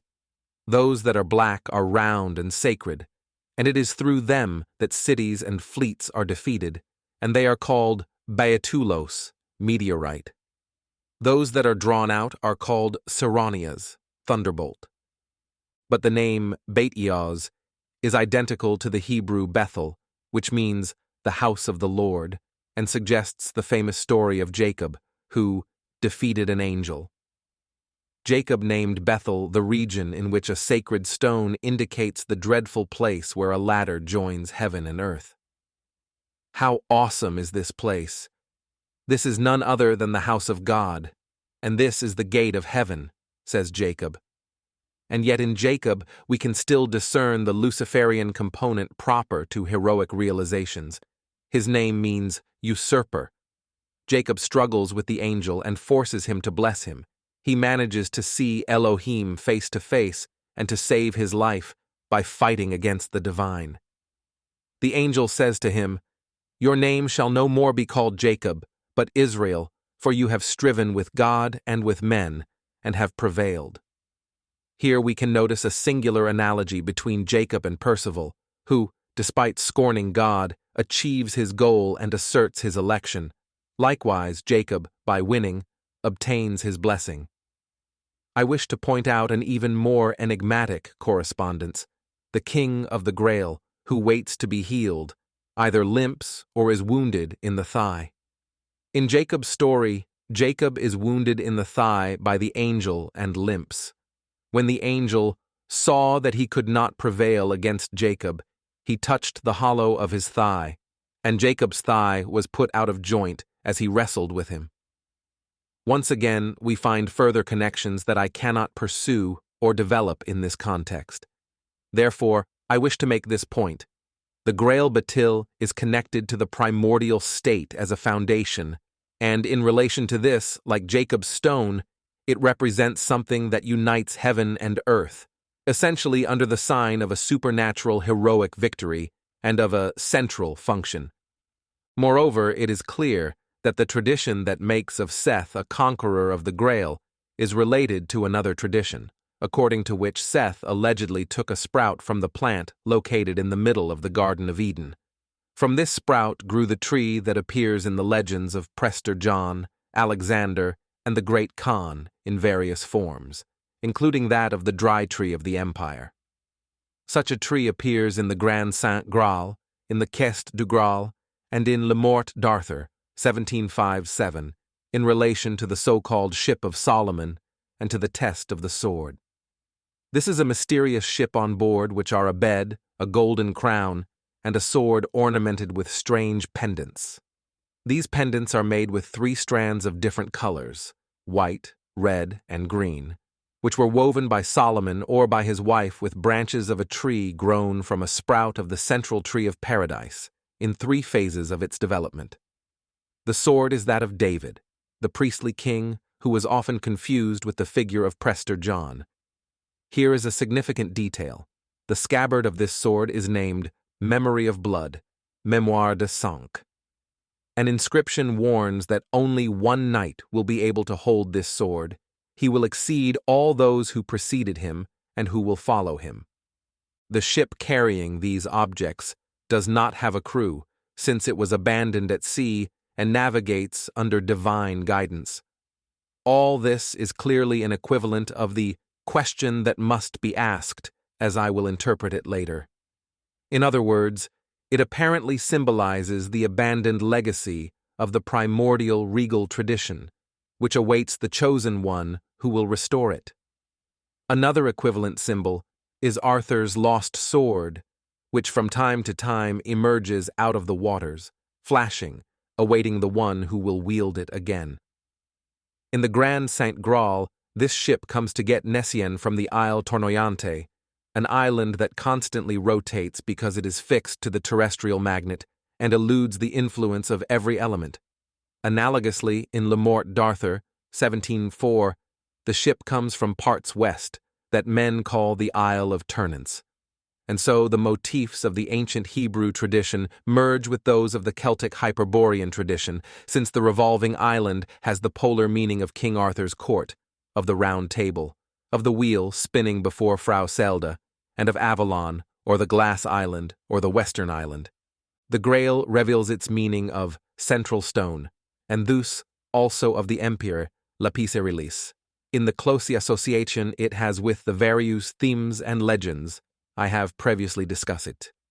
As a way of concluding this order of comparisons, I will recall that Alexander, like Seth, allegedly came close to the primordial center here on earth, to the earthly paradise, bringing back from it a stone with the same characteristics as those of the Grail, which Seth had previously taken from the same place.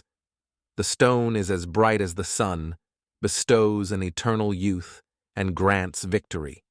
It is shaped like an eye, an allusion to the frontal eye, or like an apple, the Hesperides, or like a sphere. Like Alexander's imperialness, however, Rome's too seems to have been enigmatically characterized by the legend with the same symbols that re-emerge in the Grail cycle. As a Pignus Imperii, in order to ensure Rome's eternity, Numa allegedly received from the Olympian god a bowl forged out of a meteorite, that is, a stone of heaven. At the same time, it allegedly corresponded to an ancient bowl containing ambrosia, which was the nectar of the immortals. The bowl was guarded by the College of the Salii, who also guarded the Hasta, lance. The Salii were 12 in number, the solar number that also appears in the Order of the Round Table and of the Grail itself. The heavenly stone, the bowl that provides supernatural nourishment, and the lance are three essential objects of the Nordic medieval legend that can be found again as prophetic signs foretelling the mystery of Rome's origins and its destiny as a universal imperial center. There is an almost magical concordance of meanings among all these traditions, which are so removed from each other both in space and time. Chapter 18. The Mystery of the Lance and of Revenge. I have previously mentioned the complementarity existing between the lance and the cup. In the traditional representations of the double power, the scepter is often confused with the lance. Also, the symbolism of the lance, like the scepters, often interferes with the symbolism of the axis of the world, and thus points to the well-known polar and regal meanings. In the cycle of the Grail, the lance appears mostly with regal figures and presents a double character. It wounds and it heals. This requires some further explanation. In the cycle, the Grail's lance is often bloodied. Sometimes, rather than being drenched in blood, it produces a trickle of blood. In the Diu Crone, the king is fed by this blood. In later texts, the blood acquires an increasingly important role, so much so as to overshadow the bowl that contains it and that originally played the most important role. In these texts, the Grail becomes sangreal, with the double meaning of Christ's blood and regal blood. In the Christianized elements of the cycle, the lance of the Grail is sometimes believed to be that which pierced Jesus' side. Thus, the blood that flows from it is the blood of redemption, symbolizing the regenerating principle. This, however, does not explain the fact that the lance wounds a person such as Nessian, who wanted to get too close to the Grail, only to be wounded and blinded. His sight returns and the wound heals in virtue of the blood that flows from the lance's blade once it is pulled out of the flesh. In the Grand Saint Grail, when such a phenomenon occurs, a shining angel declares that this is the beginning of the marvelous adventures that will take place in the land to which Joseph of Arimathea will travel, namely, in the northwestern region. Thanks to these adventures, true knights will be recognized from false ones, and the earthly knighthood will become the heavenly knighthood. Then, the miracle of the blood flowing from the blade will occur again. Even the last king of Joseph's dynasty will be wounded in both of his thighs by the lance, and will be healed only at the arrival of the one who will discover the mystery of the Grail, being qualified to do so. In this context, the blood of the lance seems to be related to the virtue of the restoring hero.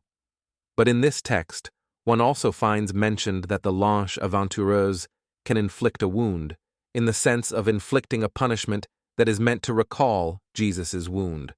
All this seems to overshadow the sacrificial motif. In other words, what is recalled is the necessity of a mortification, or of a sacrifice, as a preliminary condition for the Grail's experience not to turn lethal.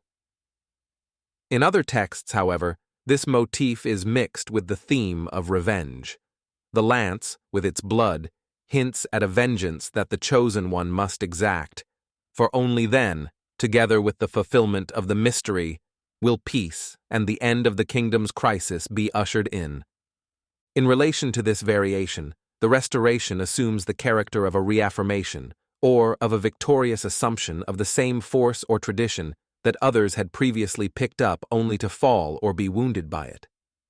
In this context, the Christian theme of sacrifice is modified according to a more virile sense, which should be considered the original one. In Vautier, the steel of the lance is found fixed in the body of a dead knight. The one who pulls it out must avenge him. Thus, the avenger is also the restorator. In any event, from a blood of enigmatic characteristics, redemption blood, blood of sacrifice or of revenge, we go to blood conceived as regal blood. The lance, in the end, leads to the triumphal peace. The central and solar vein of this tradition is reconfirmed again and again, shining through the labyrinths of symbols and the opacity of historical stratifications. The theme La Pessera pas est lance is already found, together with that of revenge, in the Celtic legend of Peredur ab Evrawc, which probably influenced the Grail stories. Like Percival, the hero Peredur is cursed for not having asked the question, which here means for not having inquired about the extraordinarily big lance from which 3 rivulets of blood trickle out. In some forms of the legend, the castle in which these objects are found is confused with a second castle, the king of which is an old and lame knight. Peredur exclaims, "By my faith I will not sleep tranquilly until I know the story and the meaning of the lance." The explanation, which is found at the end of the tale, is that the supernatural Amazons of Caideu had wounded a king, who turns out to be this old knight, and killed his son, to whom the severed head belongs. Peredur significantly turns to King Arthur and, with his help, exacts vengeance and exterminates the supernatural women. After this, the lame king regains his health, his kingdom, and his peace. The women recognize in Peredur the one who had studied martial arts under their tutelage, though they knew he was destined to kill them. A perceptive reader will understand what this is all about. Concerning the wound caused by the women, the reader may refer to what I previously said from a double interpretative perspective concerning Amfortas's wound. More in general, we have here the aspect according to which the heroic type always overcomes the woman. The Amazon, symbolically speaking, is the feminine principle that usurps the function of dominion. Though the hero needs the woman, and through her is able to become such, he still must destroy in her the traits according to which she proved fatal for the previous dynasty. Moreover, the quality that makes the revenge, and in general Peredur's mission, possible is connected to the test of the sword, more on which later. In the castle of the old man, Peredur had broken his sword by striking an iron pole, proving to be able to repair it immediately. But after 2 times at the 3rd test, the sword remains shattered, and the old king says, "You only have 2/3 of the force. You must conquer the last third. When your sword will be whole, no one will be able to compete with you." This deficiency implicitly appears as the cause owing to which Peredur does not ask the question, and thus cannot carry out the task of revenge. These are 3 degrees of a test that may be characterized by the following formula. Once stricken, I rise up again. This refers to the capability of taking up again and reaffirming in a sacrificial manner, hence, eventually, a reconnection with the Christian theme, an energy that is broken in one of its material and elementary forms. The theme of revenge is probably related to some historical element that was absorbed by the saga, the king's wound always corresponding to some rebellion of forces or people that have usurped or are trying to usurp its function. The complete form of the legend follows this pattern. The blood that drips from the lance calls for revenge. Thus, to mend the broken sword is the first task, which leads to the question test. This is followed by the revenge, the restoration, and the glorification. Then the lance becomes a bright symbol of peace. The fundamental themes of the ancient Celtic legend of Peredur correspond exactly to those of the legend of Percival, which in this way evokes ancient elements of a non-Christian origin and spirit. A last reference in this sense may be indicated in the destruction of Dadarga's hostel and in the Muska Ulad, ancient Celtic legends in which mention is made of a powerful and lethal lance and of a bowl containing blood mixed with a flaming poisonous substance. As soon as the lance is immersed in this bowl, its flames are extinguished. In Wolfram, Amfortas owes his wound's torment and incurability to a burning poison in which the tip of the lance was dipped. In this it is said, God has manifested his wonderful and terrible power. It is the equivalent of the poisonous and burning bleeding substance mentioned in the ancient Celtic legend. The lance, in its positive aspect of scepter, dissolves and puts out this substance, much as Heracles, as an Olympian hero, becomes the liberator of the Titanic hero Prometheus. Then the darkness and the tragedy are dispelled, and the Hyperborean memory of blood, which guarded the sword, is reawakened. The mystery of the regal blood is realized. Chapter 19. The Dolorous Stroke. Let us now examine the various forms assumed by the motif of the fallen king, besides the one previously considered in reference to Amfortas. In the Grand Saint Grail and in the Quest du Graal, the king has received wounds from which he now suffers when fighting against King Crudel, an enemy of Christianity. These wounds are not felt until he loses his sight for having gotten too close to the Grail. We could interpret the symbol in the sense that the failed realization of the Grail leads to the acknowledgement of an inferiority, or having been wounded without knowing it, when struggling against the representatives of traditional non-Christian forms and defeating them. In these texts, the wound is also related to the test of the sword that lies, together with the golden crown, in Solomon's ship. This sword is sometimes drawn halfway out of its scabbard, named Memory of Blood, and according to Le Morte d'Arthur, 1706, partially made with the wood of the Tree of Life. This sword, as I have explained, awaits one who has been predestined. A sign warns that he who wants to use this sword will find it useless in time of need. Nessien wields it against a giant, but it breaks in half. After Mordrain puts it together again, Nacien is wounded by another flaming sword, wielded by an invisible hand, as a punishment for having unsheathed the sword axe Estranges Ranges. In the Quest du Graal and in Le Morte d'Arthur, Nacien is told that his right hand has been smitten by the sword because of his sins. In the Grand Saint Graal, Nacien is healed by a priest who walks barefoot on the sea, as if to symbolize the qualification Nacien should have exhibited in order to wield the sword legitimately.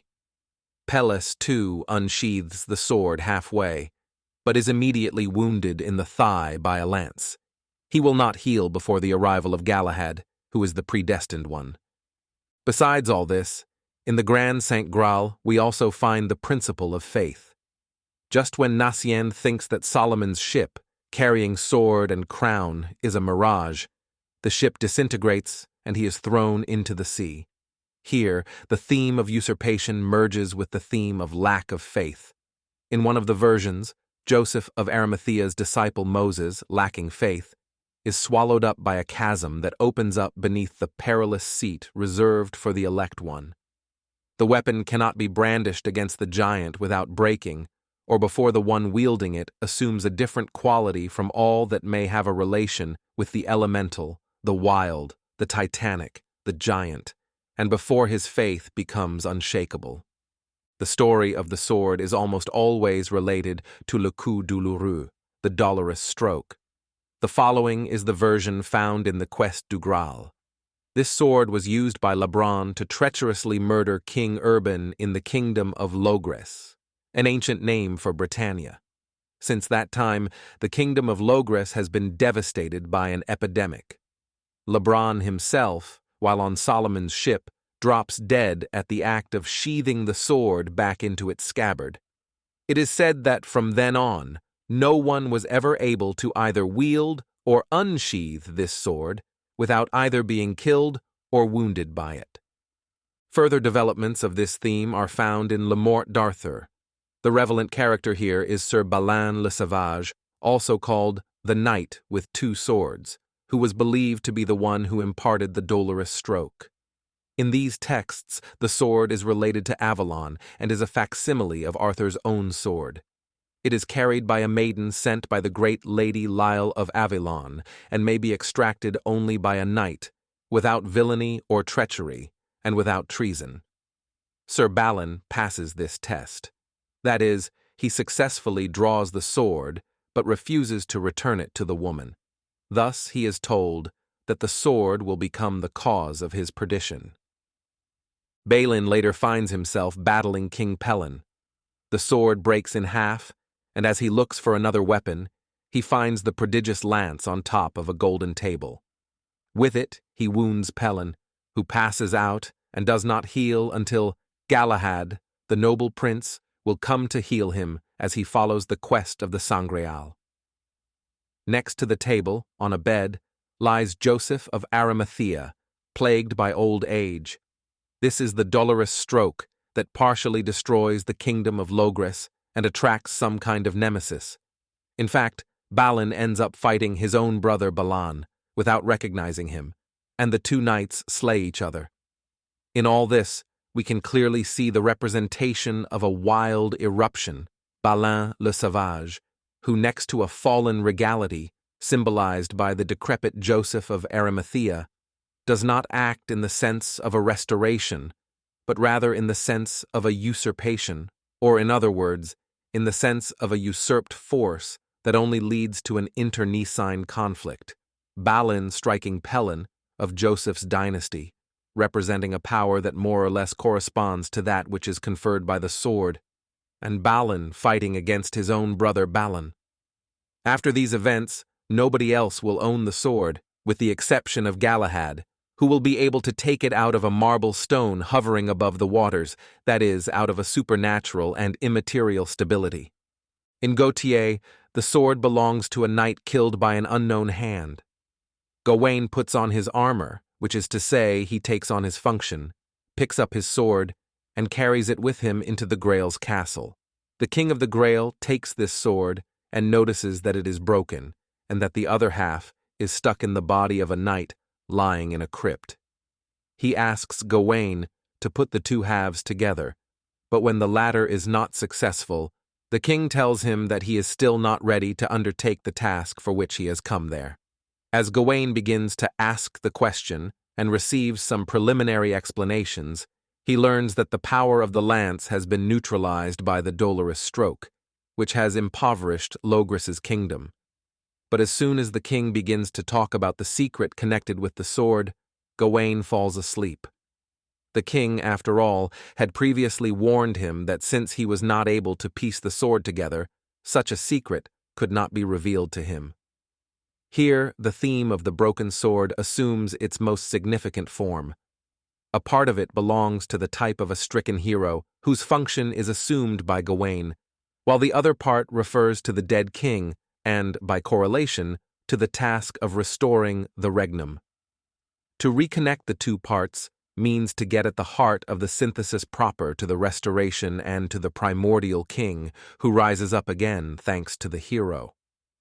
But Gawain fails, at least at first. His consciousness is not able to follow the mystery of the sword. He falls asleep. In another development of the cycle, sleep, owing to which Gawain fails in his task, becomes the cause of the wound. Alain, in his Terra Pharaine, had a beautiful castle built to keep the Grail, in the middle of an overwhelming current. The castle, named Corbenic, should be identified with the Grail itself, since in Chaldaic, according to the text, Corbenic means most holy vessel, Sanctisme Vasios. This is the castle of the perennial wake and of the test of sleep. No one is allowed to sleep in it.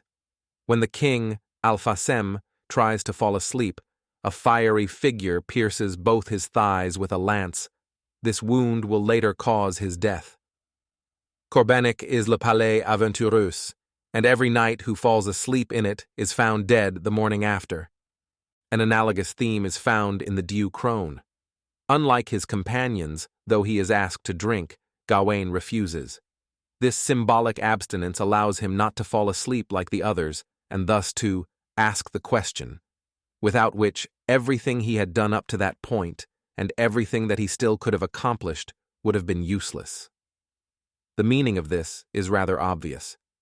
Just as sleep is a well-known initiatory symbol, so is that of the awakened one and of the sleepless one.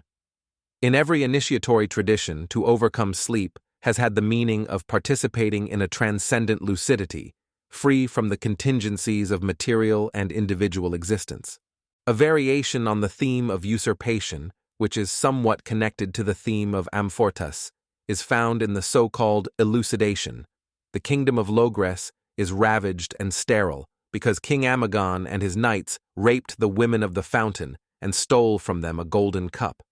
Since then, the court of the Fisher King, or the Grail's court, which was the wealth of the country, disappeared, and the throne remained vacant for more than 1,000 years. In the end, at the time of King Arthur, Gawain learns about this and begins his quest for the Grail's court and king. In Wolfram, Clinshore, too, is portrayed as a man who violates women. This characteristic of his, presented in the allegorical form of adultery, is the cause of his emasculation and ensuing involvement in black magic, which is a counterfeit of true supernatural power. Clinshore owns a castle to which, with the aid of his magical arts, he draws and imprisons various women, including Arthur's mother. It is in this castle that Gawain's final test takes place, at the end of which he takes Orgelus, the woman who previously ruined Amfortas and the Grail's realm. All this is relatively clear, provided one follows the interpretation I suggested at the end of chapter 16. One can see that the various themes of these tales form an overall pattern, at the center of which is one basic idea. In Manessier, the sword is that with which the brother of the Grail's king was treacherously slain, and which on this occasion broke in half. The person killed is the corpse that lies in the coffin in the Grail's castle. The broken sword was preserved, but with its pieces the next king of the Grail accidentally wounded himself and lost all his powers. The employment of the wounded strength, if not reintegrated, proves to be fatal too. Here the theme of revenge is at the forefront. The sword needs to be mended. The one who is capable of doing it must then avenge the slain person by reaching Partenial, who is the lord of the Red Tower. After various adventures, which have an initiatory character, Percival kills Partenial, who in this context may be the equivalent of the giant, fighting against whom the heroes who are not qualified break David's sword. When this happens, the king of the Grail jumps out of bed, healed. In Gerbert, the lesion or wound caused by the broken sword corresponds to a crack that still remains in the mended sword and that motivates Percival to seek new adventures in order to win the Grail. During these adventures, we find again the theme of revenge, since Percival regains his health and avenges his first instructor, Gernment, whom he found lying mortally wounded. Second, we find the following important episode. At Arthur's court, to which Percival returns, arrives a boat led by a swan and bearing a coffin, which nobody knows how to open. Percival opens it and finds a dead knight inside, whom he must avenge. Having resolved to do so, Percival comes across another adventure. He opens a tomb in which a live man had been buried. At first, the man tries to lock Percival in the tomb, but Percival succeeds in pushing him back into it. Then Percival reaches the fatal castle, and here he mends once and for all the broken sword. The same episode is found in Gautier, where the knight pleading for help from inside the tomb succeeds in temporarily locking Percival in it and then attempts to steal his horse. In yet another of these texts, the knight in the tomb is said to be the devil himself. The apparition of the swan is significant, since the swan is strictly related to the Hyperborean tradition and to Apollo, the Hyperborean god of the primordial or golden age. The coffin carried by the swan, the animal that will lead Lohengrin out of the Grail's land, evidently symbolizes a mute invocation to make something that is either dead or decayed come back to life again, namely, the ancient Hyperborean tradition. Sometimes the hero is also presented as the son of a widow who dwells and rules over a solitary, desolated forest. Concerning the widow, see Chapter 6. And yet, there is the danger that the hero may fall victim to this death or to this sleep. Such is the meaning of the demonic attempt to lock Percival, the chosen one, in the same tomb where a live person was crying for help. This meaning is integrated from what is written in the Diu Crone, in which the king of the Grail is said to be old and apparently ill. When Gawain, who does not fall asleep like his companions, asks the question, the king shouts with joy and gives the following explanation. He, with his men, had died a long time ago, though he looked alive and retained a semblance of life until the quest for the Grail was fulfilled. This happens thanks to Gawain, to whom the old king gives the sword, which will always make him victorious. Then the king disappears with his men and with the Grail itself, in the obvious sense of inaugurating a truly living and restored kingdom. In other texts, the purpose of the question is analogous. It has the power to heal the king and, at the same time, to restore his mortality, which was retained only in an artificial manner. In Wolfram, though the wounded king is healed, he nevertheless abdicates the throne, which is assumed by Percival. This is the real sense. A transmission. An ancient and decayed dynasty is liberated from its artificial life and ends at the moment in which a new dynasty proves to be capable of assuming the regal function by wielding or mending the sword, carrying out the revenge, and restoring what had fallen. The substitution, which occurs in an irregular and arbitrary fashion, accompanied by violence and a lack of proper qualifications, or in terms of a fratricidal strife, is the meaning of the story of the Dolorous Stroke, both according to my summary of Le Morte d'Arthur and according to various other confused and complicated versions. In Wolfram von Eschenbach, next to the wounded king, a magnificent old man lies on a bed. His name is Titurel, the first person to whom the Grail's banner was entrusted. The Grail, that is, the function of which he still remains the representative, keeps him alive, although he is afflicted by a paralysis that cannot be cured. The fallen kings mentioned in other texts often have an unnaturally prolonged life. Some are 1,000, others 400, others 300 years old. They cannot die before the coming of the chosen one. This is an allusion to an interregnum, in the sense of a simply formal survival of the regnum. It is a mandate that is retained at a latent state and carried on by wounded, paralyzed, or blinded people until the restorer arrives. When we read in the Perceval Le Gallois that Perceval's father, obeying a divine calling, traveled to the far western countries and could not die there until the arrival of the man who deserved to be called the best knight in the world, we find once more the theme of the western island, of Avalon and the wounded Arthur. Another interesting reference is provided by Wolfram, according to whom the poisonous and burning wound of Amfortas gets worse, especially under the sign of Saturn, or Kronos. Saturn Kronos is the king of the primordial age, who is asleep in the Hyperborean seat. According to some myths, he was castrated at the beginning of a new cycle. What has been expounded helps to explain why Amfortas's wound grows worse and opens up again under the sign of Kronos. Moreover, in the Hermetic tradition, Saturn Kronos is the deceased who must be resuscitated. The royal art of the heroes consists in freeing lead from its leprosy, namely, from its imperfections and darkness, transforming it into gold, thus actualizing the mystery of the stone. Moreover, Kronos, gold, and foundation stone are different references to the primordial regal tradition.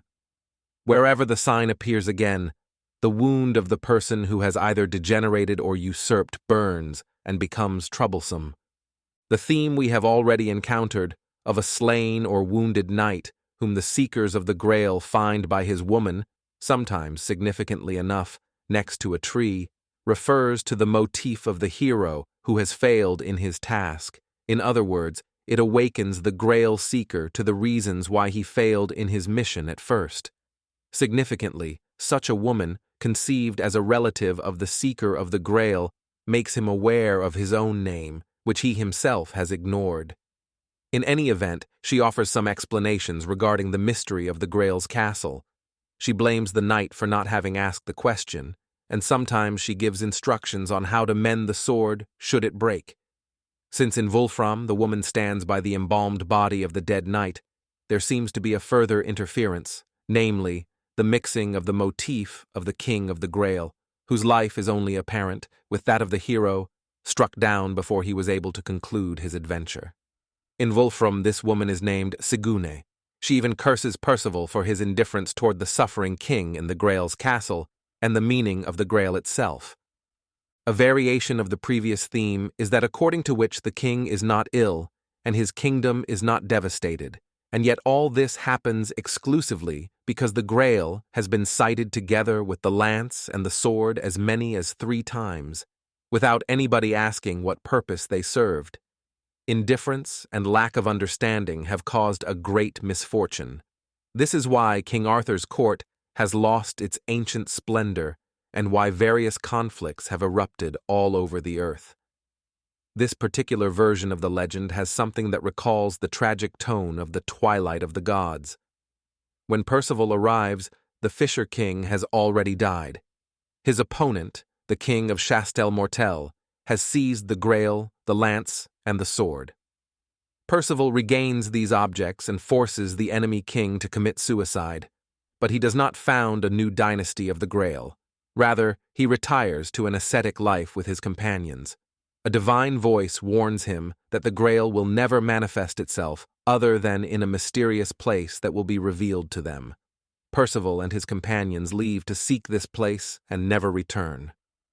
We will see later on that this episode may also have reflected a particular historical situation. Chapter 20. The Fisher King. A rather enigmatic problem is posed by the title Fisher King or Rich Fisherman, which was bestowed on the Grail's king since Joseph of Arimathea, when the Grail's wounded king turned into another character, who at first assumed the traits of a fisherman. In its most exoteric aspect, such a symbolism can be reduced to 2 sources, Christian and Celtic. The gospel narrative of the miraculous fishing is well known. Moreover, the multiplication of fishes is the equivalent of the unexhaustible food supernaturally supplied by the Grail. This seems applicable especially to the Grand Saint Grail, in which all those who had not been fed by the Grail were fed by a fish caught by Alain. This is why this knight was named Le Riche Pêcheur, a title that was passed on to the entire dynasty of the Grail. In Robert de Boron, it is added that he who will call the vessel by its true name will be called the rich fisherman, precisely in virtue of the fish caught when the mystery of the Grail began. Moreover, here there seems to be a distinction. Although the effects of the Grail and of the fish are equivalent, the fish appears as a sort of complement to the Grail. It integrates the latter's efficacy in regard to a certain group of knights who were not fed by the former. The Celtic tradition already knew a fish of wisdom, or salmon of wisdom, which burns one's hands but which, once eaten, bestows all kinds of knowledge. This symbolism is so transparent as not to require further elucidation. Second, the fish plays a role in the legend concerning the transmission of the primordial tradition in Ireland. The Leabhar nach Widre relates that when the primordial race of Partholon, which conquered Ireland, became extinct, a man survived named Tuan, who by assuming at various times the form of symbolic animals, managed to preserve the memory of the first generation. At the time of the Tuatha de Danann, he assumed the form of an eagle or a sparrowhawk. Then he assumed the form of a fish. At the time, the race of Millhead came to power. Once caught and eaten by a princess, Tuan was born again in a human form as her son and as a prophet. The king of the Grail as a fisherman might possibly have some relation with the obscure idea of a renewal of the legacy of the stock of Partholon, of its memory conceived as a mystery of nourishment that either equals or integrates that of the Grail. The dynasty or tradition of the Grail was often connected to Solomon. Some Arabian legends, which became common knowledge in Western Europe during the Middle Ages through their Spanish versions, introduced the theme of the fish in connection with a quest for a ring that is equivalent to the Grail as a regal stone and stone of power. The ring has a stone with the character of a fire that fills heaven and earth, a symbol of supreme power. Solomon, having lost this ring, decays. The ring has been thrown into the sea. When Solomon is fishing, he finds it again inside a fish, and thus gains back the power of a visible and invisible dominion over people, animals, and demons. This ring of King Solomon is in turn a facsimile of the stone that Alexander the Great allegedly found in a huge fish, and that, like the Grail carried by the Fisher King, has luminous properties, manifesting itself as a great light in the night. The last aspect of the symbolism of the fish may be derived from the evangelical saying, "I will make you fishers of men," Matthew 4:19, and also through Peter himself, the apostle fisherman, to whom Jesus later applied the symbolism of foundation rock in his aspect as the founder of the church and as the center of the new religion and the apostolic tradition. The fisherman's ring is one of the papal insignia. The explanation found in Chrétien de Troyes is that the king of the Grail, having been wounded, has no other possible occupation and joy besides fishing. Here, the king of the Grail obviously appears as the one who, acknowledging his powerlessness, looks for the chosen one, namely the hero, as a fisher of men. A significant detail, in the Perceval le Galet, the hook with which he fishes is made of gold. Both in this text and in Wolfram, the fisherman is also he who points out to Perceval the way to the Grail's castle, where he appears again, this time as a sick king. But Wolfram also says, what he fishes when his pain abates does not suffice for his needs. A deeper meaning of these symbols can be found through intertraditional comparisons. As Gwenan rightly noted, several elements suggest that the symbolism of the fish has a northern and even a Hyperborean origin. Its presence was noticed in northern Germany and in Scandinavia, besides Scotland. These regions are likely to be closer to its point of diffusion than Central Asia, to which this symbol was taken by the Great Current, that is, by the primordial tradition that eventually originated the Indian and Persian traditions. Yet another fact supports this thesis. In the Hindu tradition, the manifestation in the form of a fish, Matsya Avatara, is regarded as the very first manifestation of Vishnu, which occurred at the very beginning of the present cycle, and therefore is related to the beginning of the primordial tradition. As a fish swimming in the waters, Vishnu leads the ark that contains all the germs of the future world, and after the flood, he reveals the Vedas, which, as the root vid suggests, indicate science par excellence, just as the wise Chaldaic god Oannes, after assuming the form of a fish, teaches mankind the primordial tradition. Thus, the Celtic and Christian elements of the symbolism of the fish appear to be fragments of a wider view that sheds light on the Grail legend. The Fisher King is the fallen dominator who seeks to reactivate the primordial tradition, the Hyperborean legacy. This will be possible only at the coming of the hero who will know the Grail and who will be aware of its function and benefices, which, as we have seen, are integrated and mixed with those of the fish. Hence the other aspect of the same symbolism, namely the Fisher King as seeker of men in an eminent sense, beings who are qualified for that function. Chapter 21. The Seat of the Grail. We have seen that of all the places in which the tests of the Grail's knights occur, the island and the castle seem to be in the forefront. The journey to such places should essentially be regarded subspecie interioritatis, that is, in terms of a shift of consciousness to a world that is usually precluded to human beings. The journey assumes a general and universal initiatory symbolism, besides those specific references that I have previously mentioned that refer to the tradition of Avalon and of the White Island. Pindar said that the land of the Hyperboreans cannot be reached on foot or by ship, and that only such heroes as Heracles could find it.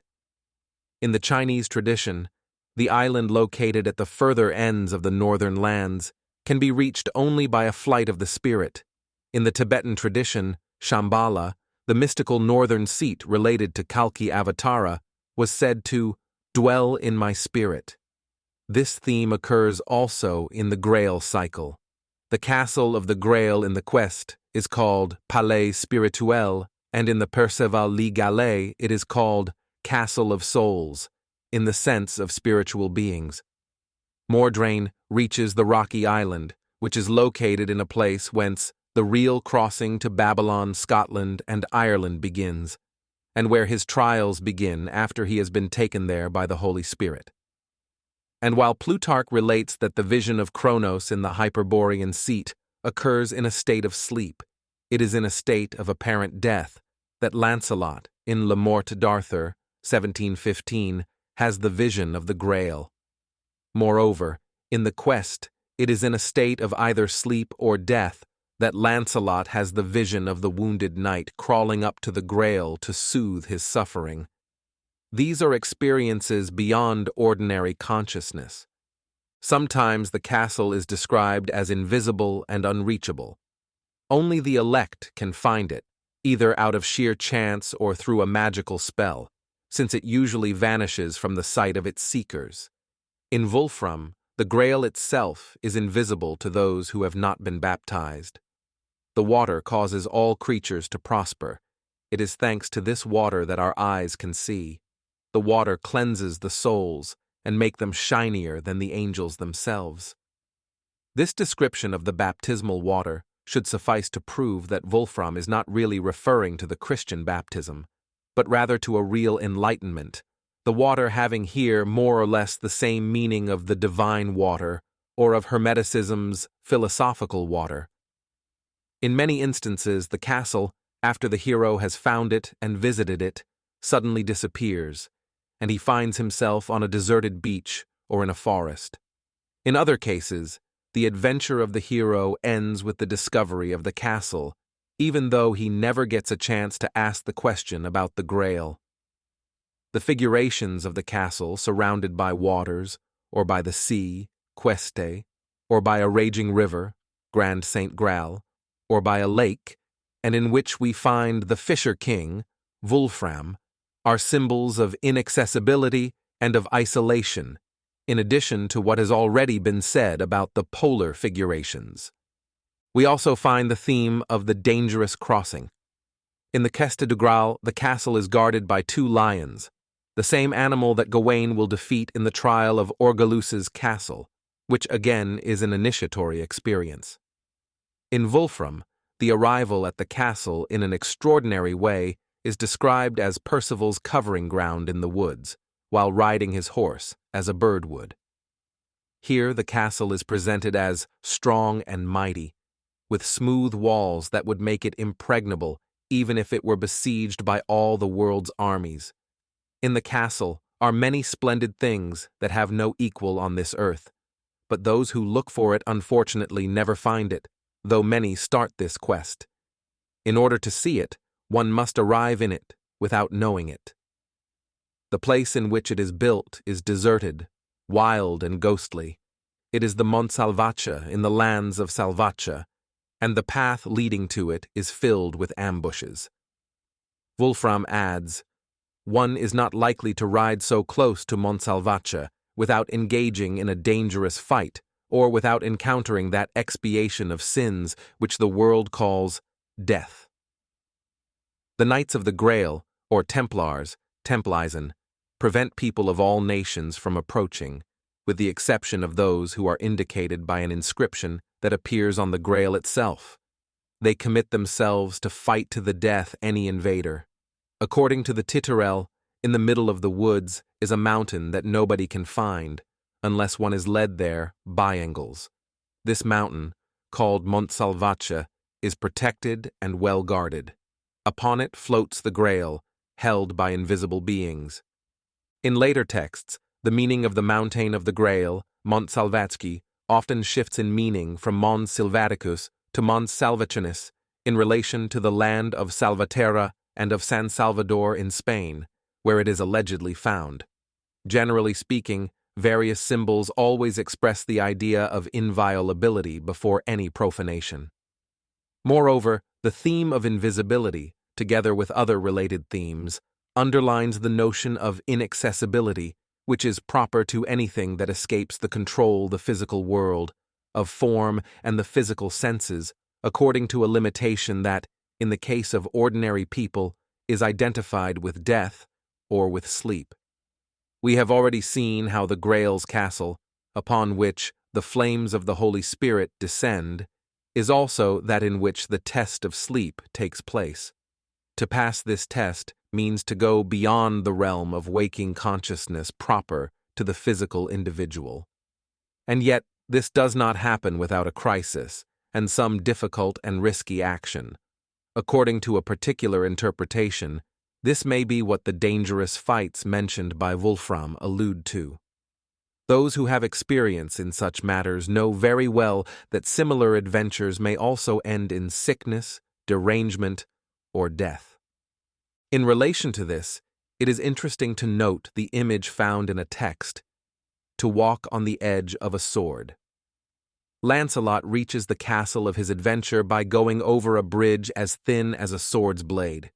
It is a theme known to several traditions, especially the Iranian and Persian Islamic tradition, which refers to both post-mortem experiences, the other world, and to those of the initiatory path. The Katha Upanishad compares the ascent toward wisdom to walking on a razor's edge. The custody of the Grail and of its seat is about the defense of a certain spiritual center. The seat of the Grail always appears as a castle or fortified regal palace, but never as a church or temple. Only in later texts is mention made of an altar or chapel of the Grail, in relation to the more Christianized version of the legend, in which it is eventually identified with the chalice used at the Last Supper. In the most ancient redactions of the legend there is nothing of this sort. The close relation of the Grail with the sword and the lance, as well as with the figure of a king or a person with regal traits, suffices to reveal the later Christian representation as extrinsic. The seat of the Grail, which must be defended unto death, can be related neither merely to the Church and Christianity, which, as I have argued, constantly ignored this cycle of myths, nor even, more generally speaking, to a religious or mystical center. It is rather an initiatory center that retains the legacy of the primordial tradition, according to the undivided unity of the two dignities, namely, the regal and the priestly. Chapter 22. Initiatory Adventures of the Grail's Knights. In Wolfram it is written, "Anyone who wants to win the Grail must clear his path toward this precious object with weapons at hand." This summarizes the spirit of the entire cycle of adventures undertaken by the Knights of the Round Table in their quest for the Grail. These are adventures of an epic and warrior character that also have a symbolic character expressing mainly spiritual deeds and not material actions, though not, in my view, to the point where such symbolism represents only a casual and irrelevant element. This clearing the path to the Grail with weapons at hand, with all its duels, struggles, and related fights, definitely recalls a specific path of inner realization, in which the active, warrior, or virile element plays the main role. The way that must be cleared by fighting is always that which leads from the earthly knighthood to the spiritual knighthood. According to traditional expressions that I have employed elsewhere, this is not a lesser war, but is first and foremost the greater holy war. Overall, in such adventures or trials, we can distinguish two themes and two degrees. 1. They are destined to confirm the warrior quality, causing the predestined individual to appear as invincible and as the best knight in the world. But for this, besides strength, wisdom, and a certain mysterious vocation are required. Concerning the vocation element, recall that in the Perceval Le Gallais, in Wolfram, and in Chrétien de Troyes, Perceval awakens to the desire of knightly adventures that will lead him first to become a knight of the Round Table and then to seek the Grail, when, taken by the birds' chirping, he goes on to obey his nature and his innermost desires. This is a symbol I will mention only in passing. If we compare the atmosphere to a condition that no longer belongs to the earth element, then the beings living in the atmosphere, namely birds, have often symbolized supernatural natures, gods, or angels in many traditions, including the Christian one. Consequently, the bird's language has symbolized the language of the gods, which is understood when one reaches a certain phase of inner awakening. I will provide further references. In the Nordic German saga, Siegfried understands this language after slaying the dragon. In Cesare della Riviera, 1605, to understand the occult and various chirping of the birds is one of the gifts that the hero obtains from the tree of life. The birds dwelling in it are angels, according to an evangelical symbolism. Solomon, whose relation with some elements of the Grail tradition has been repeatedly pointed out, as well as other wise men, especially in Arabic traditions, was credited with being able to understand the language of the birds. Moreover, in some Celtic sagas, the Tuatha De Danann, who had become invisible, often manifest themselves in the guise of birds, sometimes in order to lead the elect to their underground dwellings. It is to this supernatural element, as some kind of higher calling that corresponds to a mysterious echo. This could also be connected with the saying, "No one will recognize the Grail unless he has seen it in heaven first," that we must connect the symbol of Percival, who is awakened to the vocation of a Grail's knight by the birds' voices and not by other earthly beings, and who in this way becomes free from the bond with his mother. The hero of the Grail is naturally requested to espouse the principles of faithfulness, honor, and truth, which are characteristic of the knightly ethics. These principles must not be compromised by later achievements. Of Trevisan, it is said that he freed Percival from the latter's sins, committed during a period of ascetic life, without violating the laws of chivalry. For instance, it is repeatedly stated that in King Arthur's order there is no place for cowards and for those who are disloyal. In the cycle of the Grail, to be faithful and to abhor lies is the first qualification. In Wolfram's prologue, this characterizes an essential, almost metaphysical and ontological distinction among human beings, which is obviously an influence of the Nordic Aryan component of the medieval warrior and virile world. On the one hand, there are those who know the feeling of honor and of shame, while on the other hand, there are those who are unable to experience this feeling. These two groups are like two races consisting of different substances, sharing absolutely nothing in common. 2. The virile qualities, however, even if integrated, bind one to a specific task. This is, in the various legends, the main point. In the context that is the scope of this book, these qualities are accursed whenever their presence or acquisition does not lead to asking the question or some other equivalent. The hero admitted to the Grail's castle has to heal again, to reaffirm or assume the regnum. If he remains indifferent before the mute problem or before the wounded, paralyzed, eviscerated, degraded, or senile representative of the Grail's regality, the demonstrated or acquired virtues turns out to be meaningless.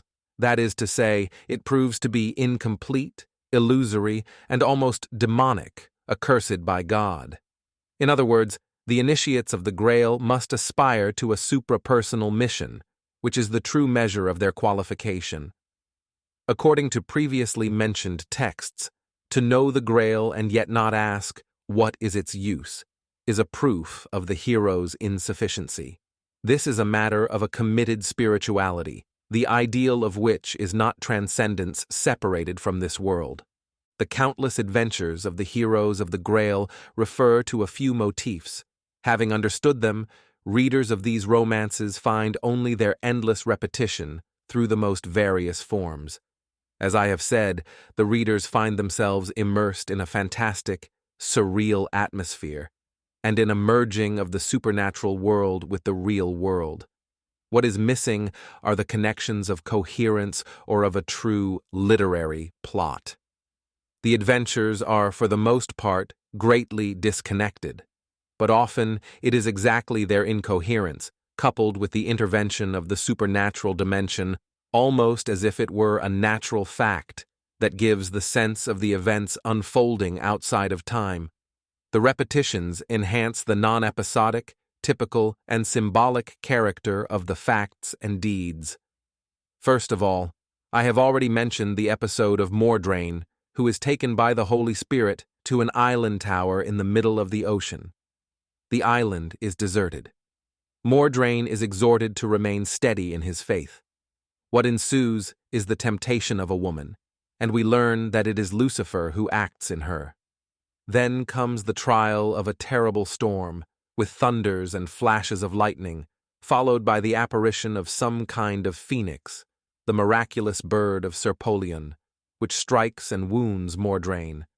The latter remains unconscious for 7 days, initiatory sleep, until, having overcome a new demonic temptation, thanks to an interpretation of one of his dreams, he comes to know about the dynasty predestined to generate the hero of the Grail.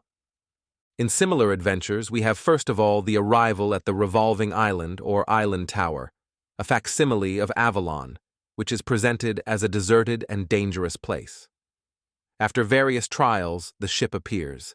This ship, like the Hyperborean coffin drawn by swans, introduces the further theme of a mandate or task, because it contains the sword and the golden crown, not without relation to the tree of life and to the sacred regality, David.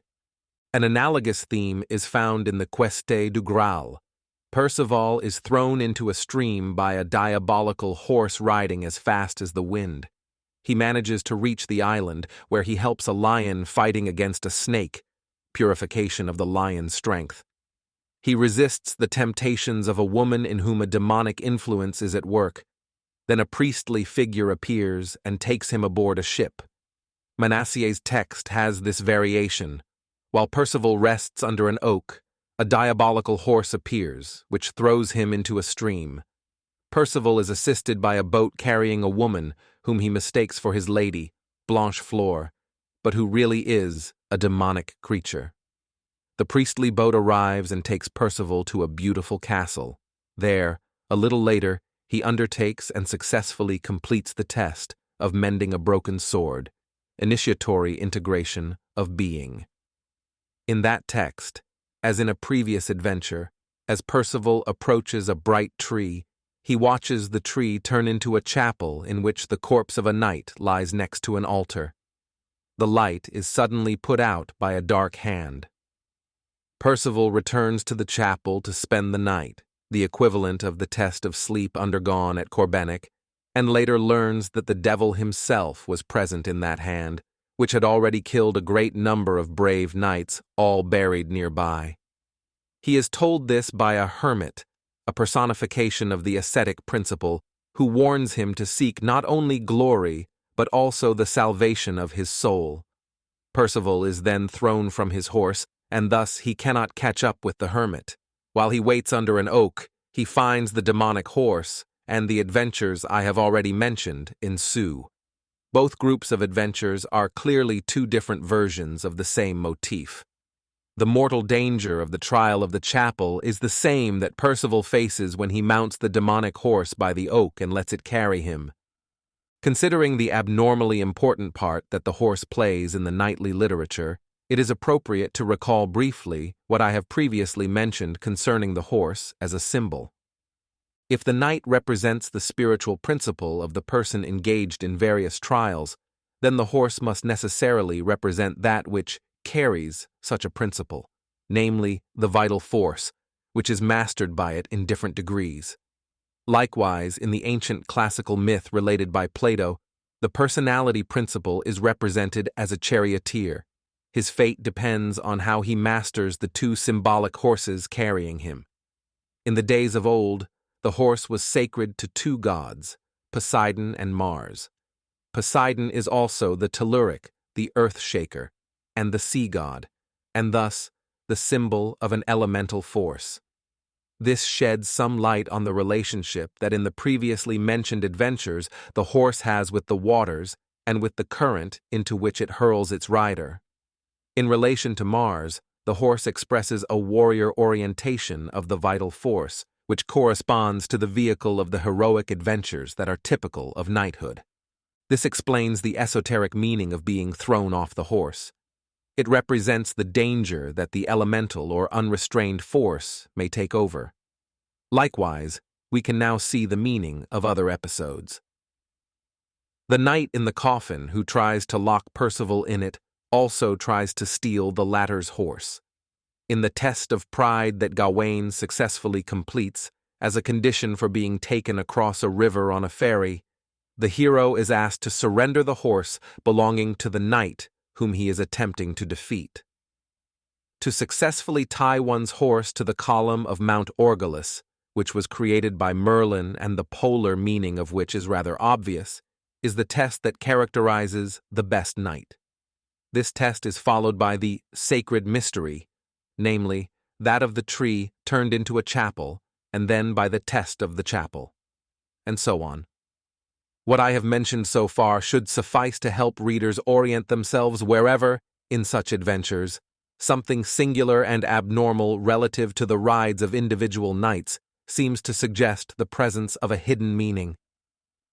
Coming back to the adventures that I have previously mentioned, the thunders, storms, and analogous phenomena found in them visibly correspond to those that occur during the trial in the Siege Perilous.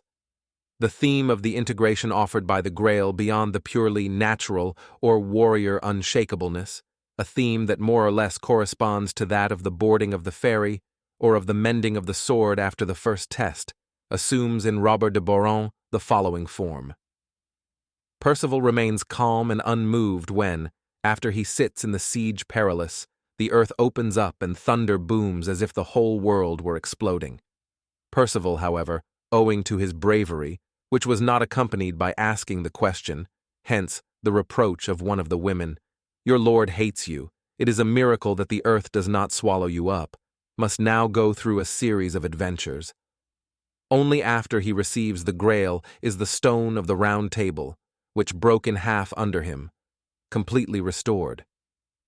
Those who are familiar with the mysteriosophical literature will easily recognize in these adventures the allusion to typical initiatory experiences, which are expressed through more or less identical symbols in the traditions of different regions.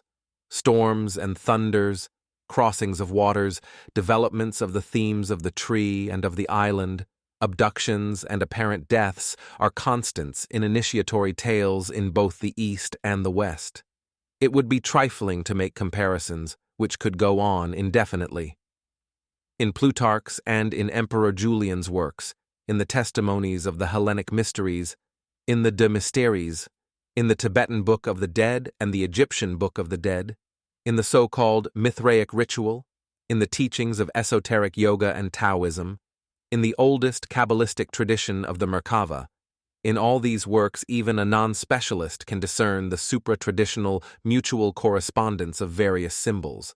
Moreover, if one does not fall under the impression that all these things amount to poetic creations or fantastic projections that should be interpreted from a psychoanalytical perspective on the basis of the collective unconscious, then one may recognize in them the corresponding stages of the same inner journey.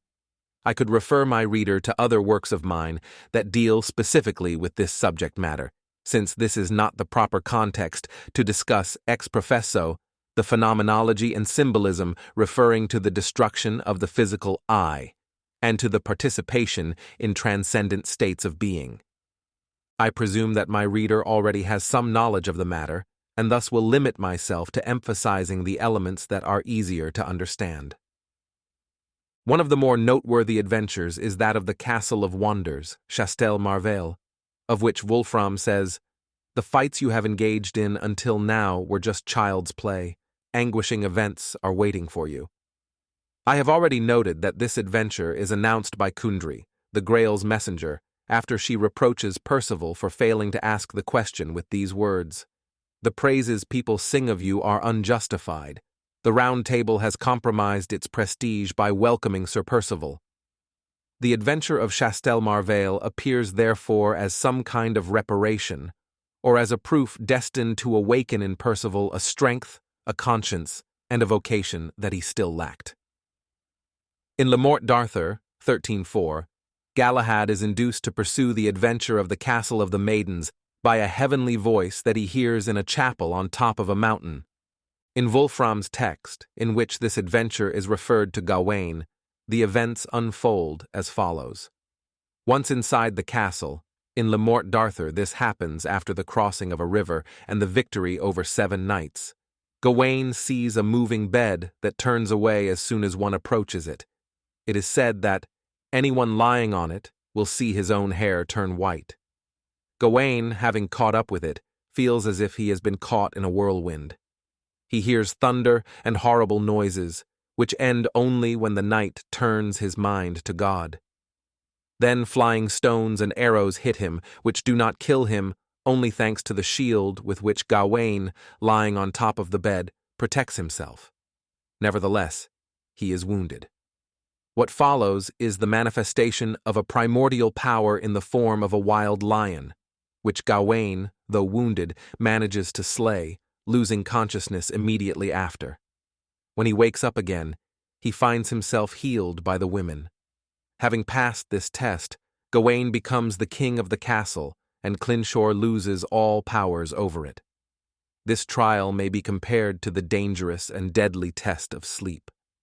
In the Diu Crone, Gawain falls asleep in the bed, which begins to spin. The magical discharges leave him intact, and he is found the following morning sound asleep.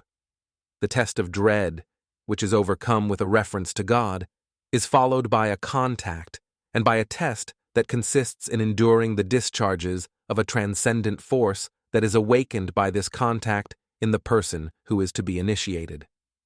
Having mastered this force, symbolized by victory over the wild lion, the regal dignity is attained and the power of black magic is broken. Another variation of the adventure is as follows. In the first stage, Gawain is supposed to conquer the sword. He gets it by proving capable of slaying a giant. In virtue of the conquered sword, he is admitted to the Grail's castle. When he sees the Grail, he falls into ecstasy, and while in this state, he has a vision of a seat occupied by a king who has been pierced by a lance. The question is not asked. Left alone, Gawain plays chess against an invisible opponent who has golden pieces, while his own are silver. Gawain is defeated 3 times in a row, then, enraged, he smashes the chessboard and falls asleep. The following morning, when he awakens, the castle has disappeared. In this episode, what visibly recurs is the theme of an incomplete force, the sword. The victory over the giant does not prevent Gawain from being associated with the silver element, which is destined to be defeated by the golden element. Traditionally, silver represents the lunar principle, while gold symbolizes the solar and regal principle, for which Gawain, who did not ask the question, is not yet sufficiently qualified. In Gautier, this test seems to correspond to the test of the woman, since it is said that it was Morgan Le Fay who defeated Percival at chess. Morgan is a figuration of the supernatural woman of Avalon. In this version, Percival reaches his goal only after a new series of adventures, being conditioned by his ability to mend the broken sword, a new convergence of familiar themes. Moreover, the chess games he loses are followed by yet another adventure. A maiden appears to the knight, with whom he falls in love, but in order to have her, he must get the head of a deer. With the help of a bloodhound, Percival manages to procure this head. What ensues is an incident related to the theme of the Knight of the Coffin. The Knight of the Grail finds the tomb with a living knight locked inside, who, once freed, attempts to lock Percival in. As Percival attempts to resist him, a knight who is the brother of the man closed in the coffin steals both the head of the deer and the bloodhound. Later on, Percival catches up with him and kills him. The hero of the Grail is led by the bloodhound to the castle of Chess, where he obtains the woman upon delivering the head of the deer. In Le Morte d'Arthur, the bloodhound leads the hero, here Lancelot, to an old castle, where he finds a dead knight and a maiden who beseeches him to heal her wounded brother. To do this, he must first obtain a sword by completing the test of the Chapel Perilous. The meaning of the symbol of the deer is uncertain. In the Grand Saint Grail, Joseph of Arimathea and his knights, stopped by the waters, are magically led above them, without sinking, by a white deer carried by a group of 4 lions. The explanation given in this text, which has been strongly influenced by Christianity, according to which the 4 lions are the 4 evangelists, and the white deer is Christ, seems to me not to rise above the allegorical level of a late religious overlay, considering that the deer had already played an often important role in ancient Central European and Scandinavian symbolism.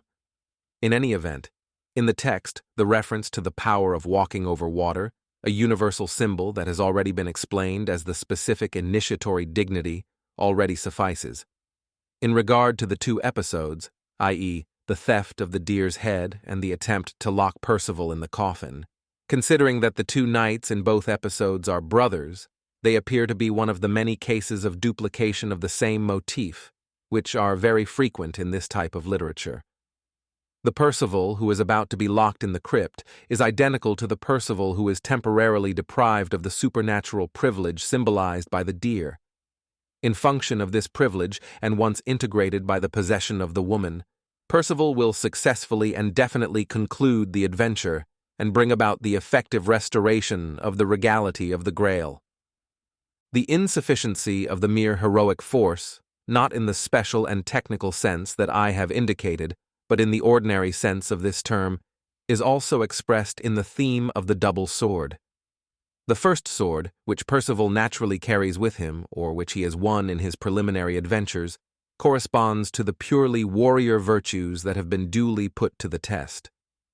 The second sword, according to Wolfram, is gained by Percival only once inside the Grail castle, as the one who is expected to ask the question.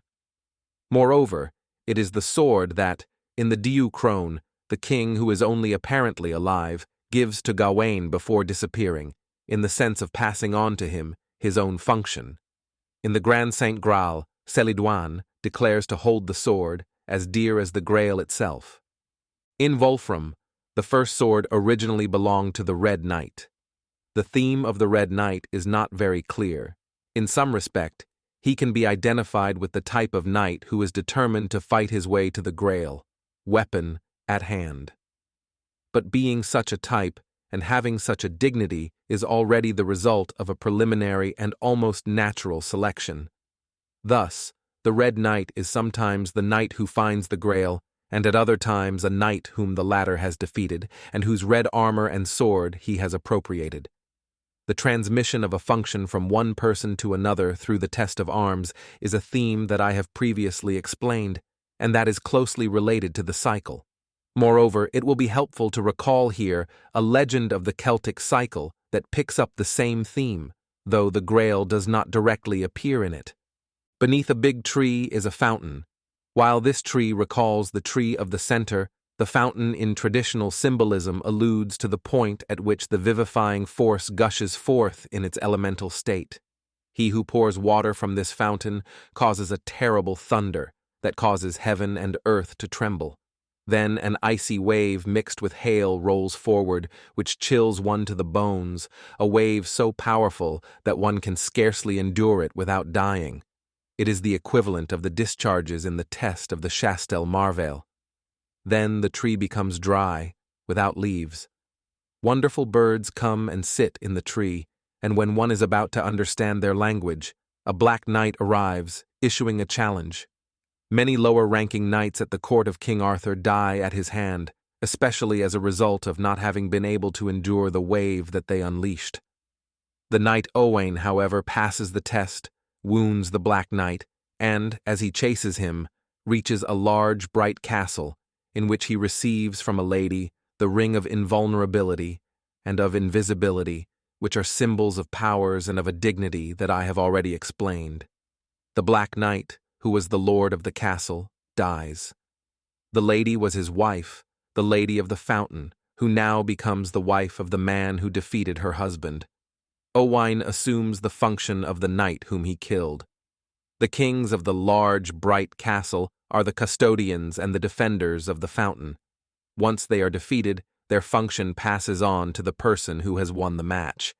This is also the case of Percival, who after slaying the Red Knight, becomes himself the Red Knight, which is suggested by the fact that he wears his armor and carries his sword.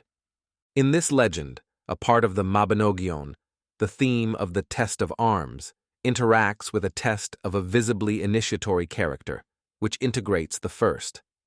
Ideally, it is to the successful completion of such an initiatory test, which is no longer natural, that we may relate the possession of the second sword. Such a sword awaits Percival in the Grail's castle. If you learn its secret virtues, Sigurd tells him, you will be able to engage in any fight without fear. The King of the Grail had used this sword prior to being wounded. The sword can break in half, but then, in order to mend it, one must use the water of the fountain called lac.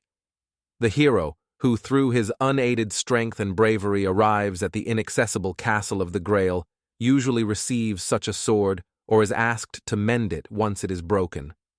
The last purpose of the quest, the high glory, and the supreme dignity are achieved when the wielding of the sword or its mending immediately lead to asking the question. To put the sword in his hand amounted to an invitation to ask the question, says Wolfram. Once the sword is obtained, or one has performed any of the many adventures that in their variety of symbolism correspond to the realization, one must feel the need to know the essence of the Grail and also the mystery of the lance and of the wounded king. Obtaining the sword or mending it means proving to be virtually qualified or invested to be admitted to the vision of the Grail, to assume the power of the Stone of Light or Foundation Stone, and thus to resurrect the king and to restore the ravaged or deserted kingdom. A first test may fail, and the sword may break. Then it is necessary to mend it by the fountain. In that event, it is necessary to go again through a cycle of adventures whose meaning is best expressed by the symbolism of the previously mentioned Celtic legend, the key to which is the test of the fountain. This legend resembles the test of the Chastel Marvale indicated by Kundry to those who have been at the Grail's castle without achieving the supreme goal. The hero, to whom the sword has already been entrusted once, thereupon experiences an invincible nostalgia. Percival says, whether close at hand or far away, the hour in which I will again behold the Grail, Until then, I will not know joy. All my thoughts go to the Grail. Nothing will distract me from it until I live. Little by little, the hero will rise from the still passive and lunar quality, which is symbolized by the silver chess pieces, and will eventually attain the active and, in a transcendent sense, virile quality, proving worthy of it. It is a progressive growth, simultaneously Promethean and Olympian, along the way on which Heracles and Jacob, the winner of angels, won, but on which Lucifer, Prometheus, and Adam were vanquished. It is the same transformation indicated by the Hermetic ars regia with this formula. Our work is the conversion and change of one being into another being, as from one thing into another thing, from debility to strength, from corporeality to spirituality. Having accomplished this much, the regal crown of the Grail is acquired once and for all, and the true Lord of the Two Swords is now awake and alive. Here, a fundamental point must be remembered. In the theological political literature, and especially the Ghibelline one dating from the time of the struggle for the investitures, the evangelical image of the two swords symbolized nothing else but the double power, namely, the political and the spiritual. Chapter 23. The Grail as a Ghibelline Mystery. Here we may briefly consider the meaning that the regality of the Grail and its order had in the system of both visible and secret forces that acted during the historical period in which these romances became popular, the becoming invisible or inaccessible of all that, with which the traditions of various people have dramatized and preserved. The memory of the primordial seat and tradition symbolizes the passing from the visible to the occult of a power that should nonetheless be regarded as regal. The kingdom of the Grail, in terms of a center to which, as it is stated in Wolfram von Eschenbach, the elect from all over the world are called, from which knights leave to travel to faraway lands on secret missions, and which, finally, is the seminary that produces kings, is the seat whence many kings are sent to various lands. No one will ever know whence these kings came and what is their race and name. The sign of the inaccessible and inviolable Grail remains a reality even in the form according to which it cannot be connected to any known kingdom on earth. It is a land that will never be invaded, to which one belongs for reasons other than mere physical birth, in virtue of a dignity that is different from all other dignities, and that links in an unbreakable chain men who may appear to be scattered in the world, in space and time, among various nations. In my books, I have often dwelled on this traditional teaching. In such an esoteric sense, the kingdom of the Grail, just like Arthur's, Prester John's, Thule, Avalon, and so forth, endure forever. The words non-vivit, found in the Sibylline formula vivit non-vivit, does not refer to it. In its polar character, this kingdom is immobile. It does not get closer to various points in the flow of history. Rather, it is the flow of history, to which men and kingdoms get more or less close. For a certain period of time, it seemed that the Ghibelline Middle Ages approximated this kingdom to a great degree. This epoch appeared to offer sufficient conditions for the kingdom of the Grail to turn from occult into manifest, affirming itself as a reality that is simultaneously inner and outer, in a unity of the spiritual authority and of the temporal power, just as it was in the beginning. In this way, it can be said that the regality of the Grail constituted the apex of the medieval imperial myth and the highest profession of faith of the great Ghibelline movement. The regality of the Grail lived more as a climate than at a particular point in time, being expressed more through legend and fantastic or apocalyptic representations than through the reflected consciousness and the unilaterally political ideology of that time. This was the case for the same reason that which in the individual being is too deep and dangerous for the waking consciousness is often expressed less in the latter's clear forms than in symbols of dream and of subconscious spontaneity. An in-depth understanding of the Middle Ages from this perspective would cause me to expound again the main features of that general metaphysics of Western history that I have already discussed elsewhere. Thus here I will only recall some points in an axiomatic form. The inner decadence and finally the political collapse of the ancient Roman world represented the syncope of the attempt to shape the West, according to the imperial symbol. The spread of Christianity, because of the particular type of dualism that it supported, and because of its merely religious traditional character, rapidly led beyond the process of dissociation, up to the point at which, following the invasion of Nordic races, the medieval civilization developed and the symbol of the empire was resurrected. The Holy Roman Empire was both a restauratio and a continuatio, considering that its ultimate meaning, beyond any external appearance, compromise with contingent reality, and often limited awareness and various dignity of the individuals who represented its idea, was that of a renewal of the Roman movement toward an ecumenical solar synthesis. This renewal, which logically implied the overcoming of Christianity, was therefore destined to clash with the hegemonistic claims of the Church of Rome. In fact, the Church of Rome could not acknowledge the empire as a superior principle to that which she herself embodied. At her height, and in flagrant contradiction to her evangelical premises, she attempted to usurp the empire's rights. Thus arose the theocratic vision of Guelphism. Overall, according to the common perception, which, as a starting point, is correct, the medieval civilization was shaped by three elements: Northern, pagan, Christian, and Roman. The first played a decisive role in regard to ethics, lifestyle, and social structure. The feudal regime, the knightly morals, the civilization of the courts, the original substance that engendered the crusading spirit, are inconceivable without a reference to Nordic, pagan blood and spirit. But while the races that descended upon Rome from the north should not be considered barbarian from this perspective, since it seems to me that they carried along values that were superior to those of a civilization that was already decayed in its principles and in its people, we can still talk of a certain barbarism, which does not mean primitivity, but rather involution in specific regard to their spiritual traditions. I have already mentioned the existence of a primordial Nordic Hyperborean tradition.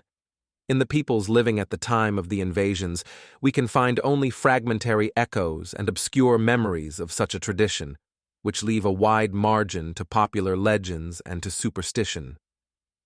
In any event, these memories were such that forms of a tough, warlike, and rough-hewn life prevailed over everything spiritual. The Nordic Germanic traditions of the time, which were largely constituted by the Eddas, retained slight residues whose vital possibilities appear to have been exhausted, and in which little was left of the wide scope and metaphysical tension that were proper to the great cycles of the primordial tradition. Thus we may speak of a state of an involutive latency of the Nordic tradition. But as soon as contact with Christianity and with the symbol of Rome occurred, a different condition ensued. This contact had a galvanizing effect. In spite of everything, Christianity revived the generic sense of a supernatural transcendence. The Roman symbol offered the idea of a universal regnum, of an eternitas carried by an imperial power. All this integrated the Nordic substance and provided superior reference points to its warrior ethos, so much as to gradually usher in one of those cycles of restoration that I have labeled heroic in a special sense. And so, from the type of the mere warrior, the figure of the knight arose. The ancient Germanic traditions of war, waged in function of Valhalla, developed into the supranational epic of the Holy War or Crusade. A shift occurred from the type of the prince of a particular race to the type of the sacred and ecumenical emperor, who claimed that the principle of his power had a character and an origin no less supernatural and transcendent than that of the Church. This true renaissance, however, this grandiose development and wonderful transformation of forces, required an ultimate reference point, a supreme center of crystallization higher than the Christian though Romanized ideal, and higher than the external and merely political idea of the empire. This supreme point of integration was manifested precisely in the myth of the Grail's regality, according to the intimate relation it had with the several variations of the Imperial Saga. The silent problem of the Ghibelline Middle Ages was expressed in the fundamental theme of that cycle of legends, the need for a hero of the two swords who overcomes natural and supernatural tests to really ask the question that avenges and heals, the question that restores power to its regality. The Middle Ages awaited the hero of the Grail so that the head of the Holy Roman Empire could become an image or a manifestation of the universal ruler, so that all the forces could receive a new power, so that the dry tree could blossom again, so that an absolute driving force could arise to overcome any usurpation, antagonism, laceration, so that a real solar order could be formed, so that the invisible emperor could also be the manifest one, and finally, so that the Middle Age, medium, evium, could also have the meaning of an age of the center. Anyone who follows the adventures of the heroes of the Grail up to the famous question is bound to have the clear and unmistakable feeling that something, all of a sudden, prevents the author from speaking freely, and that a trivial answer is given to conceal the real one. In fact, what really matters is not so much to know what are the objects according to the Christianized fable or to the ancient Celtic and Nordic legends, but rather to feel the tragedy of the paralyzed or wounded king. Once one achieves that inner realization, the symbol of which is the vision of the Grail, what matters is to assume the initiative of the absolute action that brings about a restoration. The miraculously redeeming power that is attributed to the question can be perceived as extravagant only from this perspective. To ask is the equivalent of stating the problem. After all the conditions of the earthly and spiritual knighthood have been realized and the Grail has been known, the indifference that is considered a serious fault on the part of the hero is the indifference he displays when he witnesses without questioning the spectacle of the coffin and the surviving king, who is either maimed, killed, or retaining a merely artificial semblance of life. As I have already said, the dignity of the hero of the Grail is a dignity that obliges. Such is its specific, prevalent, and anti-mystical character. Historically speaking, the kingdom of the Grail, which was supposed to be restored to even higher heights, is the empire itself, the hero of the Grail, who would have become the lord of all creatures, the one who has received the supreme power, is the same historical emperor, Frederick, in the event he would have realized the mystery of the Grail, or would have been the one who becomes the Grail itself. There are some texts in which such a theme is introduced in an even more immediate fashion. Once the chosen knight arrives at the castle, he directly addresses the king and asks in an almost brutal fashion, skipping every ceremonial form, "Where is the Grail?" meaning, where is the power of which you should be the representative? Once this question is asked, a miracle ensues. At this point, fragments of ancient Atlantic, Celtic, and Nordic traditions are mixed with confused images of the Judeo-Christian religion. Avalon, Seth, Solomon, Lucifer, the stone Thunderbolt, Joseph of Arimathea, the White Island, the fish, the Lord of the Center, and the symbolism of his seat, the mystery of the revenge and the deliverance, the signs of the Tuatha de Danann, who in turn are confused with the race that brought the Grail to earth. They all form a whole in which the various elements, as I have endeavored to show, reveal a logical unity to those who are capable of penetrating its essence. For about a century and a half, the entire knightly West lived intensely the myth of the court of King Arthur and his knights seeking the Grail. It was a progressive saturation of a historical climate that shortly after was followed by an abrupt break. This awakening of a heroic tradition connected to a universal imperial idea was destined to arouse inimical forces and lead to a clash with Catholicism. The true reason why the Church became such a staunch antagonist of the empire was the instinctive perception of the true nature of the force gaining momentum behind the external forms of the knightly spirit and the Ghibelline ideal. Even though on the other side, among the defenders of the empire, an adequate awareness was present only in part because of compromises, contradictions, and indecisions of which Dante himself was not exempt, the instinct of the Church was nevertheless absolutely correct. Hence the drama of medieval Ghibellinism, of the great knightly orders, and in particular of the Order of the Knights Templar. Part 4. The Legacy of the Grail. Chapter 24. The Grail and the Knights Templar. It is hard to say through what representatives of the Holy Roman Empire the top of the hierarchy established an invisible connection with the center of the universal ruler. Outside the Grail cycle, I have already mentioned legends foreshadowing the sensation of a mysterious mandate that the Hohenstaufens allegedly received, a mandate that they sometimes took on and sometimes failed to understand or even lost. In any event, it was not a coincidence that the popular imagination was led to relive through their persons the myth of the emperor, who in the end will reawaken and triumph. The prophecy according to which the dry tree will blossom again at the encounter between Frederick and Prester John is yet another form of the hope in the contact that during the peak years of the Ghibelline movement could have produced the true restoration. Generally speaking, up to Maximilian I, who was significantly called the Last Knight, who was symbolically related to King Arthur, and who, it appears, intended to assume the pontifical function.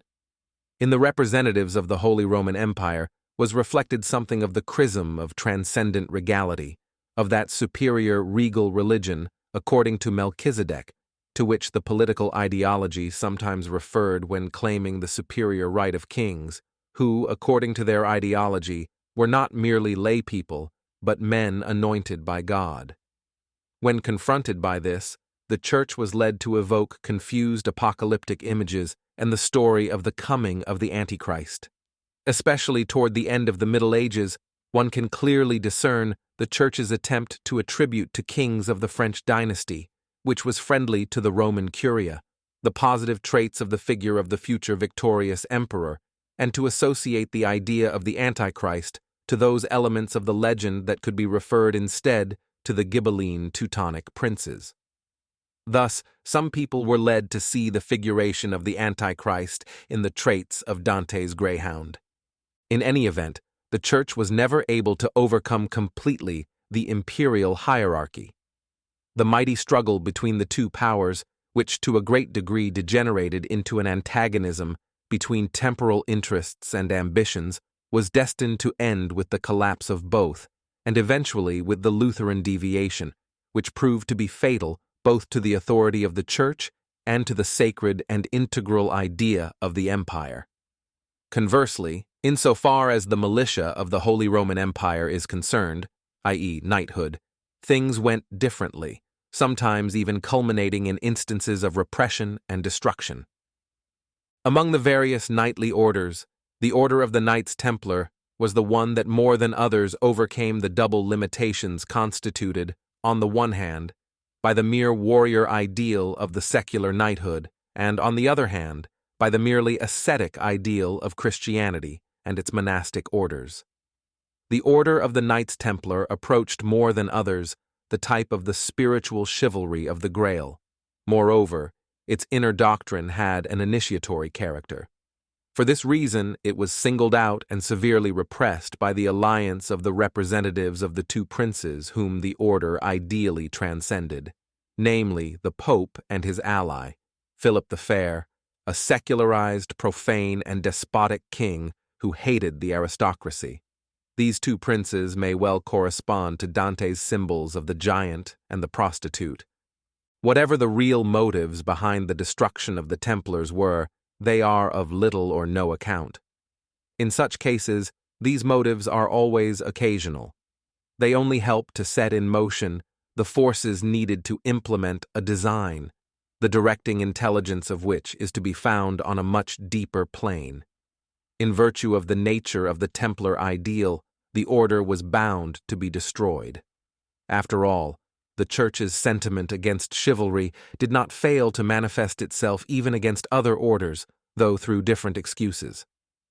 In 1238, Pope Gregory IX targeted the Order of St. John for alleged abuses and betrayals, but also hinting at the presence of heretical elements in the order. In 1307, the Teutonic Knights were likewise accused of heresy by the Archbishop of Riga, Their leader barely managed to save the order, though with great effort.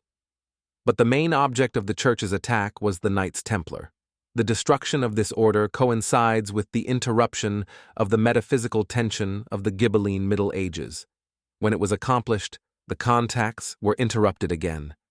This marks the initial breaking point, the beginning of the decline of the West. The struggle against the Templar order may truly be regarded, more so than the one waged against the Cathars, as a crusade against the Grail. In Wolfram, the analogy between the Grail Knights and the Templars is revealed by the name Templisen, namely, Templars, which is given to the custodians of the Grail, even though no temple is mentioned. In Perles Vax, the guardians of the Grail in the island are both ascetic and warrior-like, and, like the Knights Templar, wear a red cross on a white garment. Joseph of Arimathea gives to Epilogue, Galahad's ancestor, who was a hero of the Grail and of King Arthur, a white shield with a vermilion cross, which is the same emblem exclusively given by Pope Eugene III to the Templars in 1147. A ship with this same Templar emblem, a red cross on a white sail, comes to take Percival to the unknown seat where the Grail had been taken to, and whence Percival will never return. The same themes are found in the romance Sam de Nancy, since here too the Grail ends up being guarded by warrior monks who live on an island, whence from time to time those who are destined to become kings in other lands depart. Templar chivalry was characteristically an order in which fighting and especially holy war were regarded as a path of asceticism and liberation. Externally, it embraced Christianity, but in its highest mystery, which was restricted to an inner circle, it went beyond the Christian religion, rejecting the worship of Christ and the main limitations of a devotional type.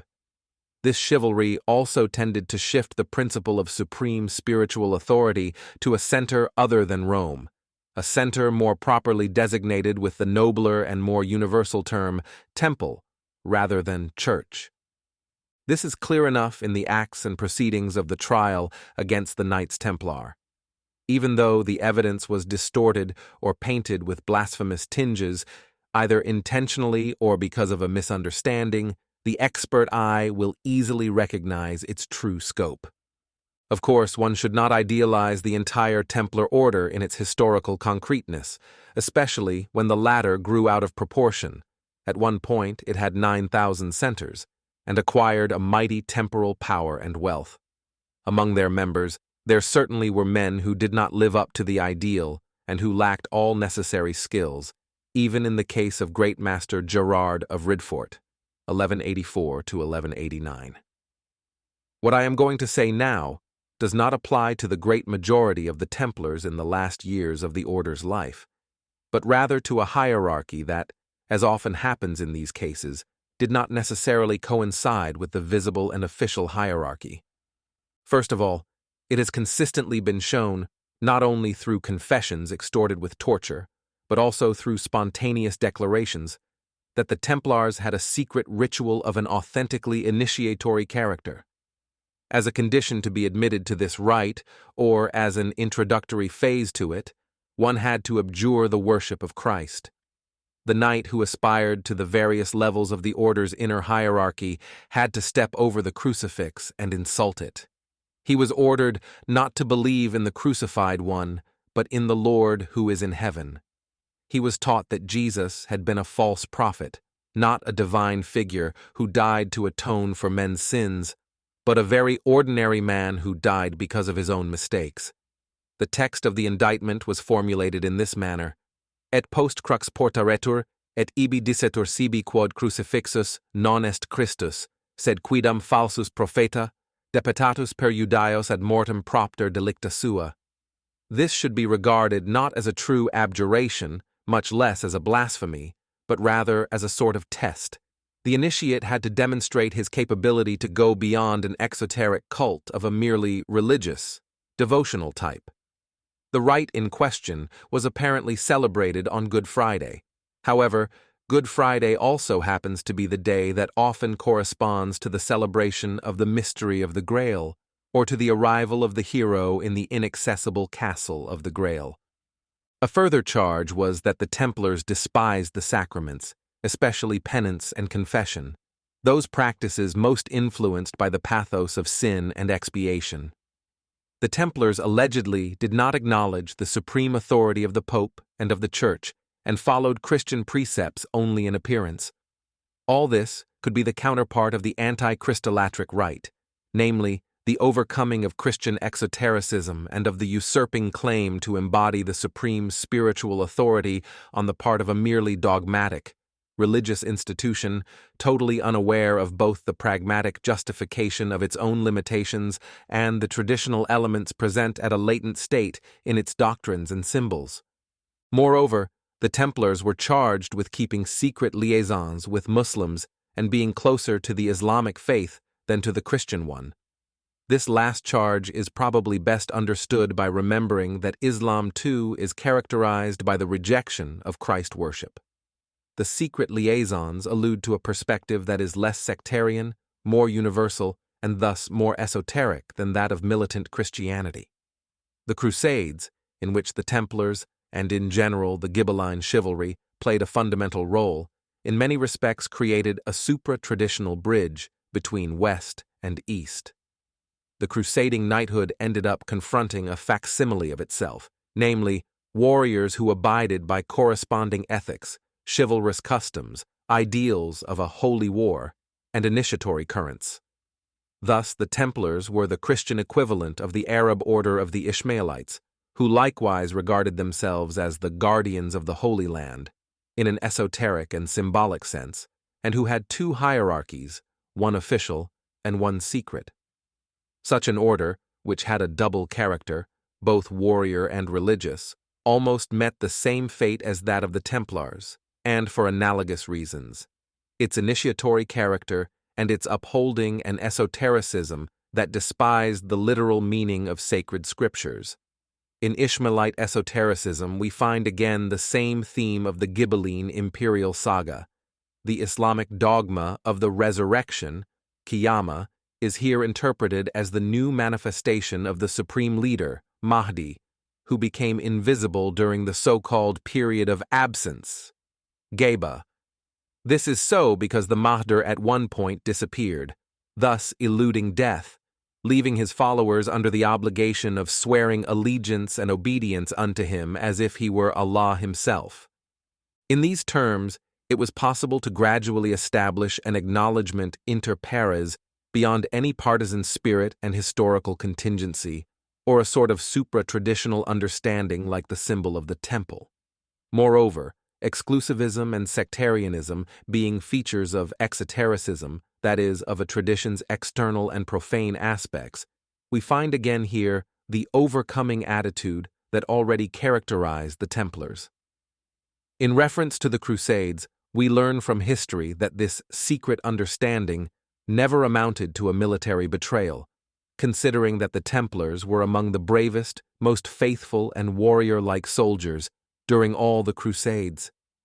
That which rather corresponded to it was probably the expunging from the notion of holy war, of its materialistic and external aspect of war waged against the infidel, and of death for the true faith, and its restoration to its purest, most metaphysical meaning. According to this meaning, what really mattered was no longer a particular profession of faith, but the simple capacity to turn war into an ascetic preparation for the attainment of immortality. On the Muslim side, too, the ultimate meaning of the holy war, jihad, was not any different. In the cycle of the Grail, we have something similar to the secret liaisons considered in the supra-traditional sense of the term, that is, in the mixture of Arab, pagan, and Christian elements. Wolfram eventually attributed to a pagan source the story of the Grail found by Quixote. Likewise, we have seen that Percival's father, though a Christian, felt no repugnance to fight under Saracen princes, that Joseph of Arimathea himself is described as benefiting from the Grail even before being baptized, that not only Christian but also pagan knights fought for the Grail, and that the pagan knight Firefizz, through the test of arms, almost proved to be better than his Christian brother, and before being baptized became a member of Arthur's knights. Conversely, Baruch is presented as a caliph, that is, as a non-Christian. The dynasty of Prester John, which is connected to the dynasty of the Grail, includes pagans and Christians, and even, according to some, a majority of pagan princes. In conclusion, apart from some later texts that reflect a heavy Christian influence, in many of its parts, the Grail literature displays the same anti-sectarian and supra-traditional spirit that inspired the charge leveled against the Templars of developing secret liaisons. These liaisons probably consisted in the capability of acknowledging the same tradition even in forms other than the Christian one. The central ritual of Templar initiation was kept very secret. From one of the proceedings of the trial, we learn that a knight who underwent it returned as pale as a corpse and with a lost expression on his face, claiming that from then on he could never be happy again. Shortly after, the same knight fell into a state of invincible depression and died. Such effects recall those produced in some of the tests of the Grails, tests that turn one's hair as white as snow and induce in those who fail a deep disgust with all earthly things as well as a deep and incurable unhappiness. What produces an extreme terror in some knights and causes them to flee, according to another testimony of the Templars, is the vision of an idol, which is described in various forms. These forms, as they are described in the proceedings of the trial, are difficult to interpret. A majestic golden figure, a virgin, the apparition of an animal's head, such as a ram's, a crowned older man, an androgynous or two-faced figure. Most likely, these are dramatizations of the initiatory consciousness, in which a given content of an individual's imagination can play a determining role. We may also get some orientation through testimonies such as the one claiming that the idol is a demon, who, allegorically, bestows wisdom and riches. That are virtues which we have already seen referred to the Grail. The name frequently given to the mysterious idol, Baphomet, in all likelihood comes from the Greek barhi medomx, meaning baptism of wisdom, or a gnosis in a higher sense. This may have been the name of a ritual that most likely passed on to the idol. The vision of the idol allegedly occurred at a given point during Mass, as a mystery to which Mass itself was subordinated. This recalls the ceremonies described in the more Christianized Grail texts, a sort of Mass having the Grail as its main reference point, with the sense of a mystery too dangerous to explore, lest one is stricken by a sword or loses his sight. In Wolfram, however, wisdom is what Percival, a soul of steel, eventually achieves. According to others, wisdom, Philosophine, is Percival's own mother, who is conceived as the original bearer of the Grail. In Gnostic literature, wisdom is often symbolized by a woman, the Virgin Sophia. While this, on the one hand, points to that explanation according to which Baphomet, as the center of the Templar baptism of wisdom, is a virgin, on the other hand, it recalls how the symbolism of the woman played such a great role in knightly adventures and in the heroic cycle. Bernard of Clairvaux, who was regarded as a sort of spiritual father of the Templars, was also called the Knight of the Virgin. In another testimony, of Nordic or English origins, the Templar mystery, like the Grails, seems to have a relation with a sacred stone. The Templars, in their most difficult times, allegedly turned for help to a stone contained in their altar. In medieval Hermeticism, rebus, the double thing, designated the stone. This may also establish a relation with the symbol of Baphomet in its androgyne form. He who has rejoined the woman and has reabsorbed her in himself during the work of initiatory reintegration was often conceived even in the East as the Lord of two natures, or as an androgyne. In this regard, typical is the distortion behind the charge that the Templars used to burn before their idol the children that they begat in sin. All this probably amounted to a baptism of fire, namely, to a heroic solar initiation that was administered to the neophytes who, according to a terminology common to all traditions, were regarded as the children of the masters, or as newborns, according to their second, spiritual birth. In the coded language of Greek mythology, we find the symbol of a goddess, Demeter, who places a baby in the fire in order to grant him immortality. This rebirth was symbolized by a belt that had to be worn day and night, which every knight received and which had to be put on the idol so that it may become impregnated with a special influence. The belt or cord, called Tanya in the classical mysteries, was the mark of the initiates, just as in the Indo-Aryan Orient, it used to characterize the higher castes of the twice-born, and especially the Brahmana caste. The cord is also the symbol of the immaterial chain, the connection that invisibly joins together all those who have received the same initiation, thus becoming the carriers of the same invisible influence. The double fire is an image that to a certain degree corresponds to that of the double sword, see the end of the previous chapter. In the East, the doctrine of the double birth of Agni, and, in the classical world, the doctrine of the double fire, Telluric and Uranian, referred to it. One of the main symbols of the Templars, the double torch, leads back to the same idea and comes together with a chalice that plays the role of some sort of Grail. The two torches already appeared in the Mithraic symbolism in relation to an initiation that was especially open to the warrior element. I have already mentioned that Innocent III accused the Templars of cultivating the doctrine of demons, meaning supernatural sciences. Concerning the Templars, they were suspected of practicing black magic and necromancy. According to some, they practiced alchemy. Even though this probably was not the case, the fact remains that some sculptures of the monuments and of the tombs of the Templars had astrological alchemical signs, such as the pentagram and various symbols of planets and metals. In the cycle of the Grail, we have already encountered elements of this kind. Astrological references abound in Wolfram von Eschenbach. Quixote, in order to decipher the texts containing the mysteries of the Grail, which can be read in the stars, first had to learn magical characters. The Fisher King sometimes is described as a magician who can take many forms at will. The counterpart of Arthur is Merlin the Sorcerer. In Le Morte d'Arthur, he helps Sir Balin pass the test of weapons through the aid of a magical force.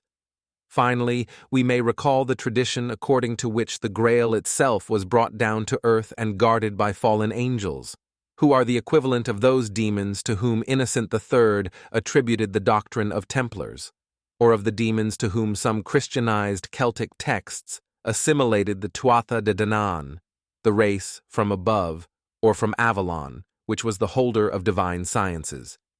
The pentagram, which is found on a Templar tomb, is a traditional sign of supernatural sovereignty. In an English Grail text, Sir Gawain and the Green Knight, the hero of the Grail receives it as a mark, while in other texts of the same cycle, he consecrates the sword of the Grail so it will not break and thus may retain its virtue. While, on the one hand, the enemies of the Templars tendentiously emphasized the latter's misogyny, on the other hand, they accused the initiates of breaking the order's vow of chastity and of engaging in homosexual practices. Purity and chastity sometimes, though not always, appear also in the cycle of the Grail as characteristics required in the predestined hero. I have already indicated the possibility of bestowing on these concepts a meaning higher than a merely sexual and moralistic one. The renunciation of the earthly woman essentially alludes to the overcoming of desire. Amfortas is doomed by mating not with the woman of the Grail, but with Orgelus. In any event, just as the kings of the Grail were given a woman, according to Wolfram, while the simple knights had to be without one, likewise one may think that while the simple Templars practiced ascetic material chastity, the initiates of the order practiced a transcendent chastity. If it is legitimate to refer, in regard to initiatory Templarism, to the views of sexual magic that I have mentioned when talking about Amfortas, it would not be difficult to understand what was really the case in the charge of unnatural intercourse. From all these elements, we can easily discern an analogical tie between the ideal model of the Grail's chivalry and the inner dimension of historical Templarism.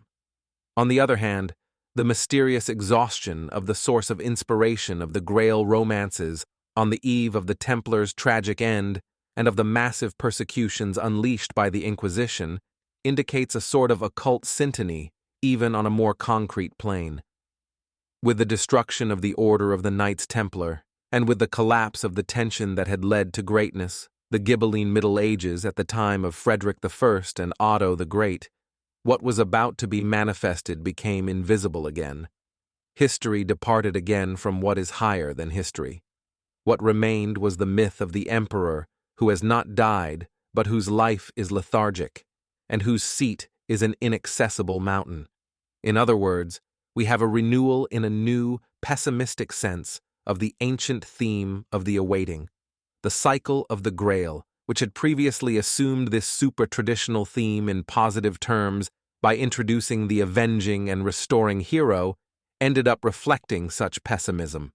Thus, while on the one hand, the themes of the Diu Crone still echo the affirming spirit of the period of high tension, since the disappearance of the old king and of his court with the Grail marks the fulfilled task and the advent of the hero who has succeeded in his mission, who now becomes the new ruler, having at his side the invincible sword. On the other hand, other texts witness a very different spirit, that of the redactions of the Imperial Saga, in which the outcome of the last battle is negative for the king who has awoken from his sleep. This king does not know how to cope with the unleashed forces against which he goes to battle. His hanging the shield on the dry tree no longer has, as in the previously mentioned story, the meaning of a participation in the power of the universal empire, but that of an abdication of the regnum and of going to heaven. Thus, in the epilogue of Manessier's text, Percival achieves his revenge, but then renounces the regal dignity, and, taking with him the Grail, the sword, and the lance, withdraws to ascetic life. This is the same life that, in Wolfram, the brother of the wounded king of the Grail had espoused in order to attempt, through a different way from the heroic one, to remedy the decay and the pain of his brother during the period of interregnum and the long wait. After Percival dies, no one knows whatever happened to the three objects, sword, cup, and lance.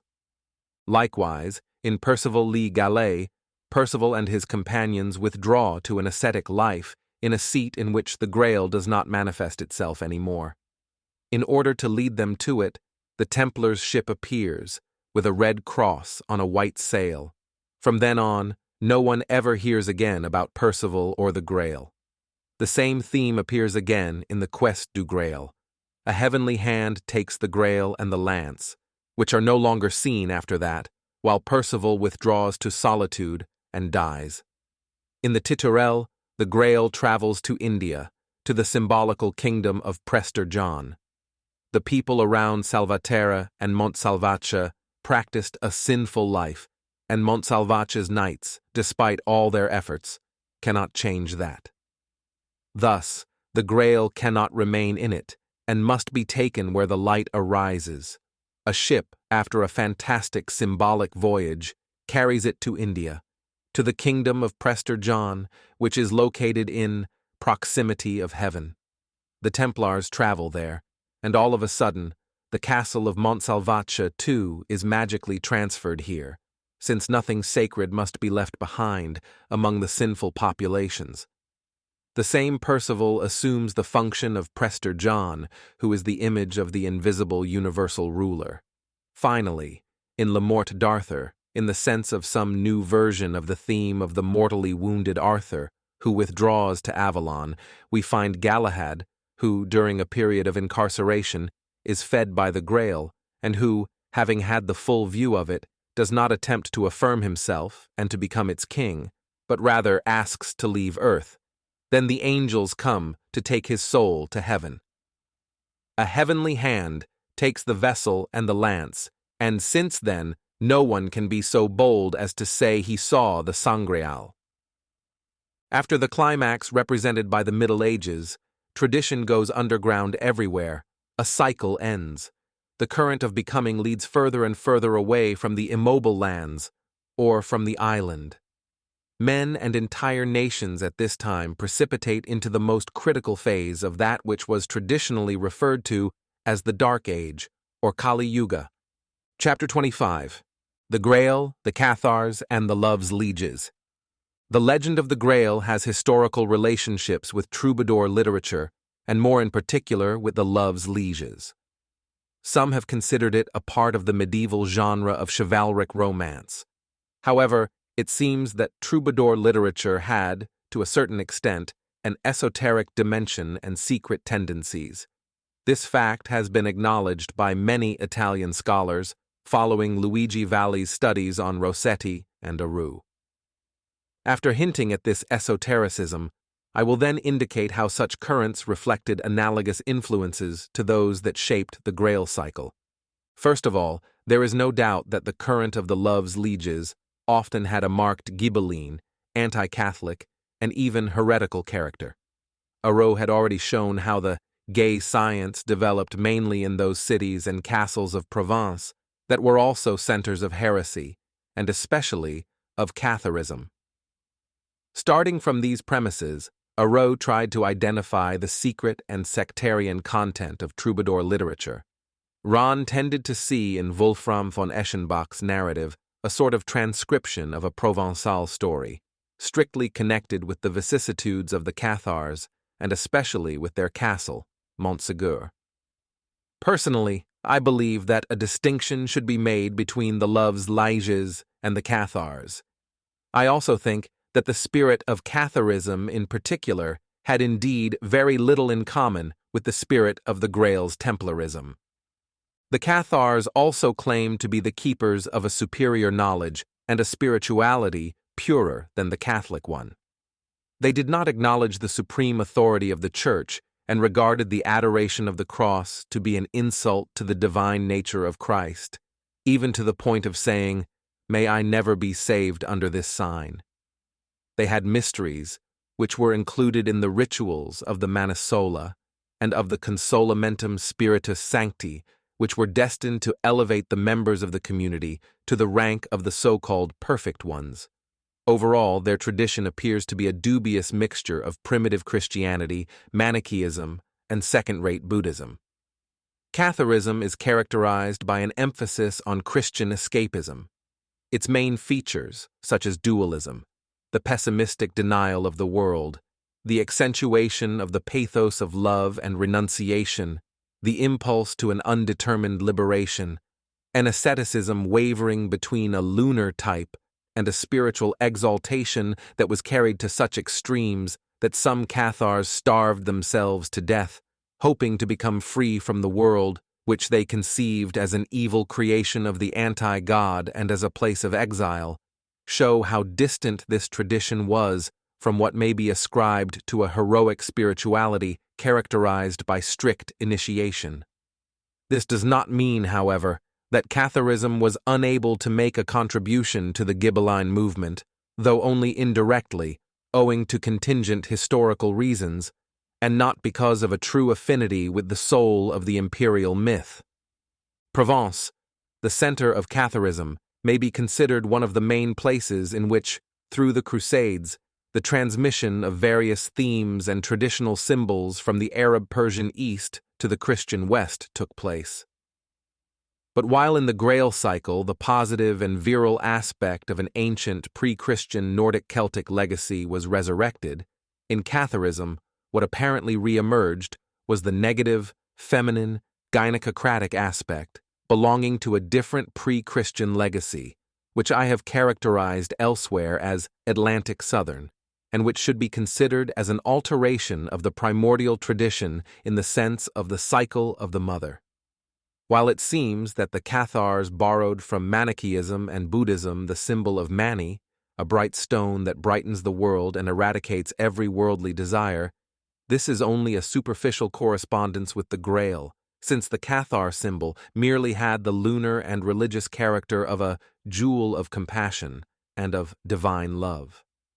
Catharism's opposition to the Church was based on its perception of Catholicism as a sort of continuation of the Mosaic religion, according to the Cathars, as also for some Gnostic sects, and for Marcion, The God of Moses was a God of this earth, opposed to the God of love. In other words, the Catholic Church was too Roman to be the Cathar Church of love. Thus, the crusade against the Cathars had a deeply different meaning from the one waged against the Templars. I have to agree with Peyrat, who, in spite of his personal preference, saw in this crusade the struggle of the Roman authoritarian theocracy allied to the feudal and monarchical northern Gallic France against the democratic, federal, and municipal Iberic Aquitaine, which was the cradle of a knighthood yearning to become emancipated from Rome and from northern France.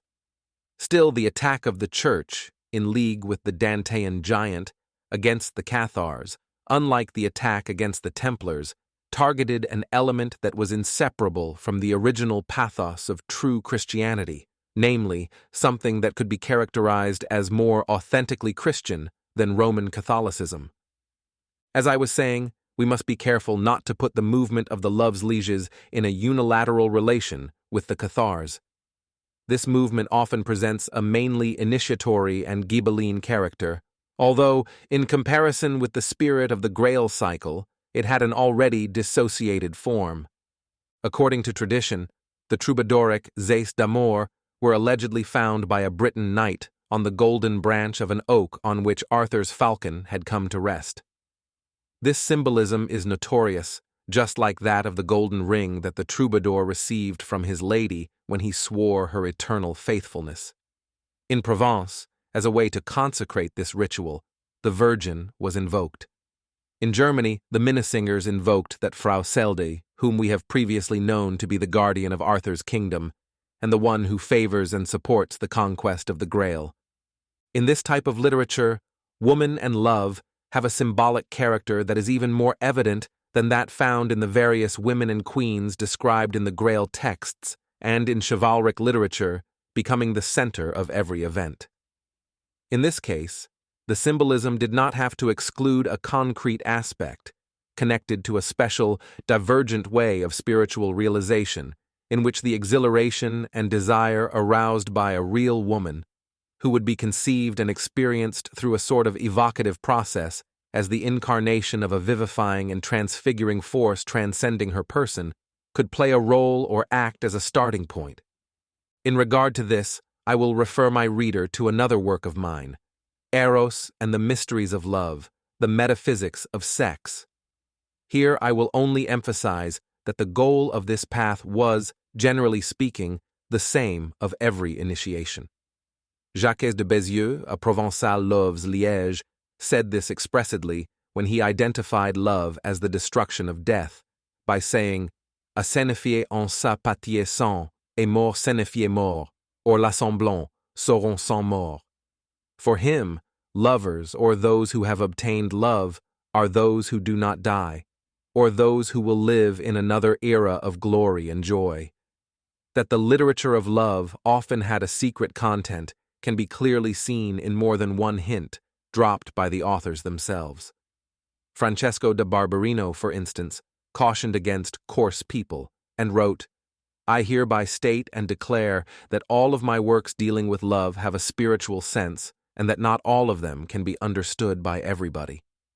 His documents of love are marked by the eloquent figure of a warrior with a sword in his hands, from whose mouth comes this significant sentence, "I am vigor, and I am watching out for somebody to come and open any of these books, and if one is not qualified to read them, I will strike him in the chest with this sword." This was a caveat to the profane reader. It represented a defense of a secret doctrine that recalls an aspect of the defense of the Grail. Valli has shown that the women of the Loves Lièges, no matter whether their names were Rose or Beatrice, Johanna or Selvaggia, beginning with Dante, Cavalcanti, Dino Compagni, and the poets of Sicily's courts, including Frederick II, must be regarded as the same woman. According to this scholar, this woman represents secret doctrine, which is protected by a group of people joined together in an invisible bond and by a militant attitude that was, for the most part, opposed to the Church. This is undoubtedly an aspect of this symbolism. Here are some examples. Dante's love, at one point, is revealed as love for holy wisdom. His woman, Beatrice, confers upon him initiatory freedom. Not only is Dante's soul separated from his body through her, but once in paradise, her son obscures Christ's son.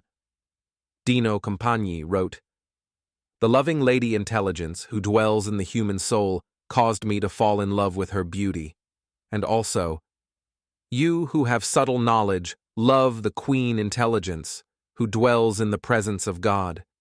She is a woman of great value, who nourishes the soul and pacifies the heart. Those who serve her will never go astray." Cavalcanti related, "Such a beautiful woman, whom the mind cannot understand, with the statement, 'Your salvation has appeared.' The love of Guido Guinizelli was for a woman who should bestow truth as the intelligence from heaven."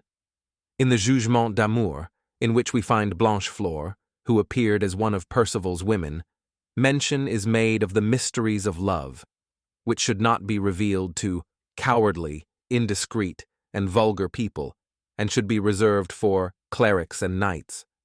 Finally, Arnaldo Daniello, whom Petrarch called great master of love, claims that if he could have his woman, he would love her 10,000 times more than a hermit or a monk loves God. From all this, we sense the theme that secretly informed this literature, and to which one should refer even where it is less visible and more hidden behind poetic and pathetic expressions.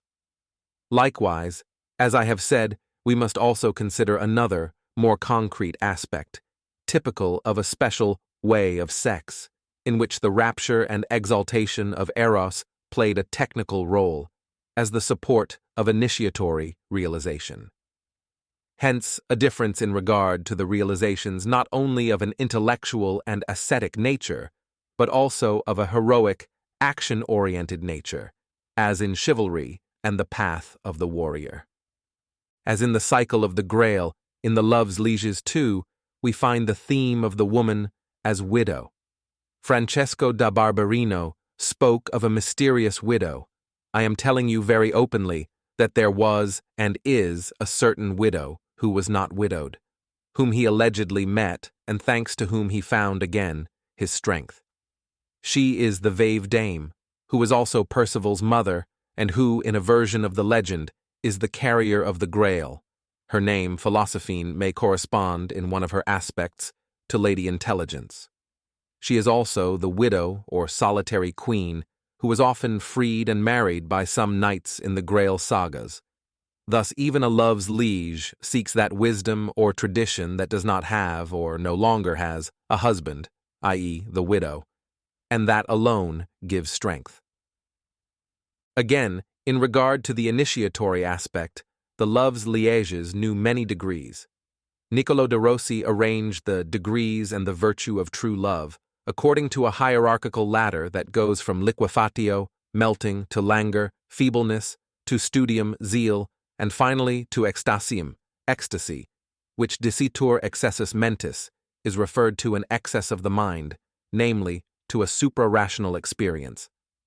In Francesco da Barberino, we find a figure of love with roses, arrows, and a white horse, next to 12 sleeping figures, who represent 12 virtues or degrees in a hierarchy that introduce it in amoris curiam, penultimate degree, and that finally culminates in eternity. Here we find again the symbolism of the horse in reference to the principle of non-death, amor. Concerning the 4 arrows and the roses, they obviously correspond to the double power to kill or pierce and to resuscitate, to blossom again, which is among those attributed to the Grail or its lance. Moreover, it is as a perennial rose that Dante clearly symbolizes the vision of the superworld, thus teaching us what one must think of women who ostensibly are named Rose, who were celebrated almost to the point of monotony, especially in the literature produced in Ghibelline milieus, such as that of Frederick II's court, beginning with the emperor himself. In regard to the other, opposite aspect of the love principle, that it may act in a destructive fashion, here we find again the Grail theme of being wounded, not only by darts, but also by a lance. In Jacques de Bézieux we read, "Love, who is not slow in recognizing his lieges, flies to him with whom a lady is in love, wounds him with his lance, strikes him in such a way as to tear his heart out of his chest, and then carries it to his lady." According to the same author, who does not hesitate to declare that the first and most noble of love's lieges were the knights of Arthur and of the Grail, love wants his lieges to be armed for a fight, because he wants to break and bring down the arrogance of the proud, of those who are hostile to him. These proud people will be pierced by him with a lance, just as Amfortas was pierced for having become Orgelus's lover. Cavalcanti says of love that it arouses the mind that was asleep, i.e., that it causes an initiatory awakening, but also that it slays the heart and makes the soul tremble, just as Dante says, before the vision of the woman, that he made an effort not to fall, and that his heart died though I was still alive. All these expressions, together with many other analogies, which are often referred to the effect of an enigmatic greeting from the woman, makes us think of the effects of transcendent experiences, similar to that of the already mentioned Templar witness, instead of appearing as heroic transpositions of emotions of love. Chapter 26. Dante and the Love's Lieges as a Ghibelline militia. The Templars' battle cry was "Long live God, holy love." In Jacques de Bézieux, the lord of the land of love was called Holy Love, who was one and the same with God himself, since the land of love was identified with the inalienable heavenly region, which was opposed to all contingent earthly lands. Moreover, the Love's Lieges displayed the traits of a fighting militia, as they were endowed with weapons and secret accords of their own. Ricolfi, after saying that they must not reveal the secrets of love, but conceal them as best as they can, added that they must cooperate in their wills, words, and deeds. In Francesco da Barberino, the court of love was represented as a heavenly curia of the elect, arranged in a hierarchical fashion with angels in correspondence to each degree. Considering what I have already mentioned about the bird as a symbol, this figuration, which recalls the castle of the Grail as a spiritual palace and castle of souls, does not have a different meaning from that of the court of love that is composed entirely of birds, which from time to time speak there. Moreover, da Barberino was a soldier and an ardent supporter of the Ghibelline cause, who joined the army of Henry VII, 1308–13. The most characteristic Italian love poets were either moderate or radical Ghibellines, some with the scent of heresy, others undoubtedly heretics. And although they exalted women and spoke of love, they were men of action, of struggle, of war and faction. Troubadours such as Guillaume Figuera and Guillaume Annelier, who survived the crusade against the Cathars, sided enthusiastically with the emperor, launching bitter attacks against the church.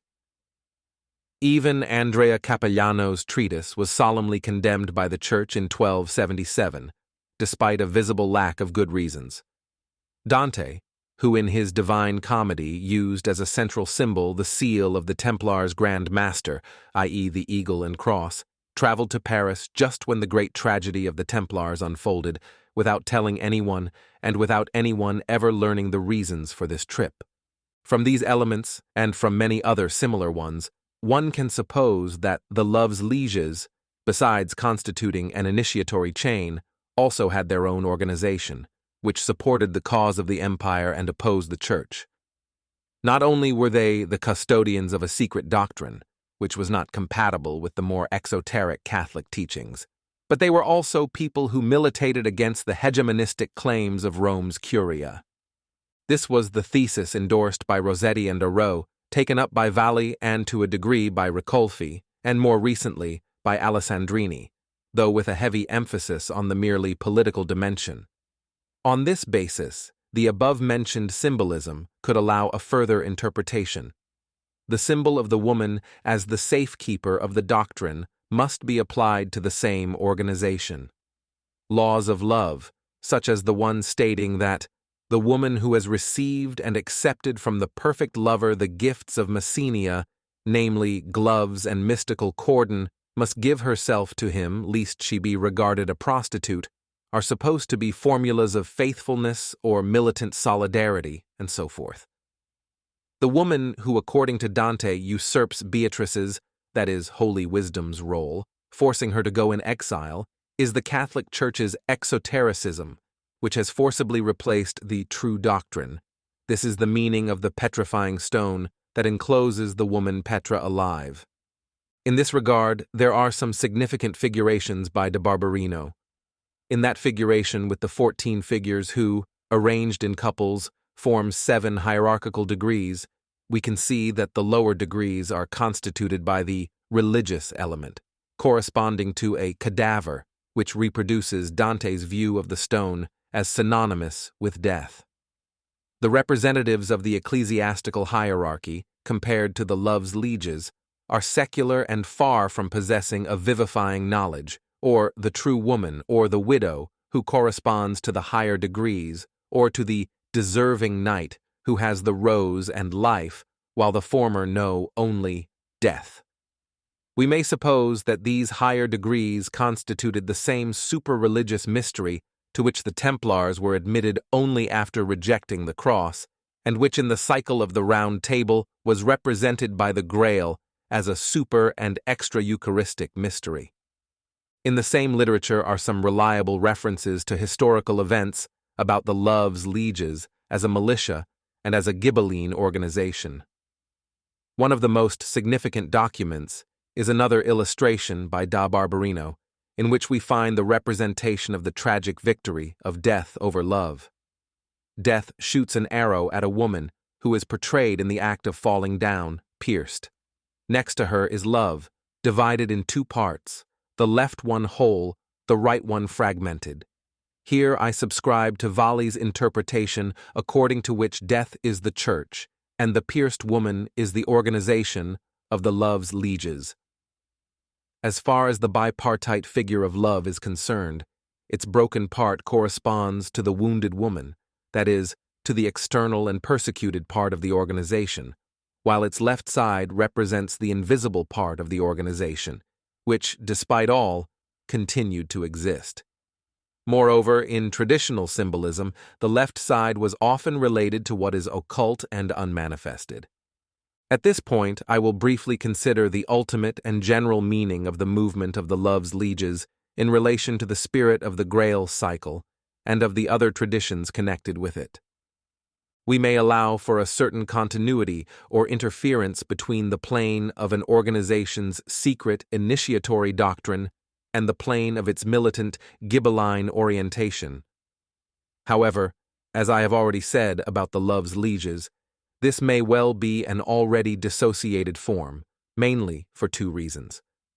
First, the action they promoted was militant and political, and not an action assumed as the basis for a spiritual or initiatory realization, as in the knightly and heroic path in general, and as in the ideal orientation of the Templar movement. I have noted that, in regard to the initiatory dimension, the members of that tradition and organization were supposed to follow the path of love. Second, as we analyze the background of the love's lieges initiation, we notice that the woman, in her appearance in the form of Holy Wisdom, Lady Intelligence, or Gnosis, as Valli and others have noted, suggests an essentially sapiential and contemplative plane, which is not disjoined from an ecstatic element. Dante's intellectual horizon confirms this.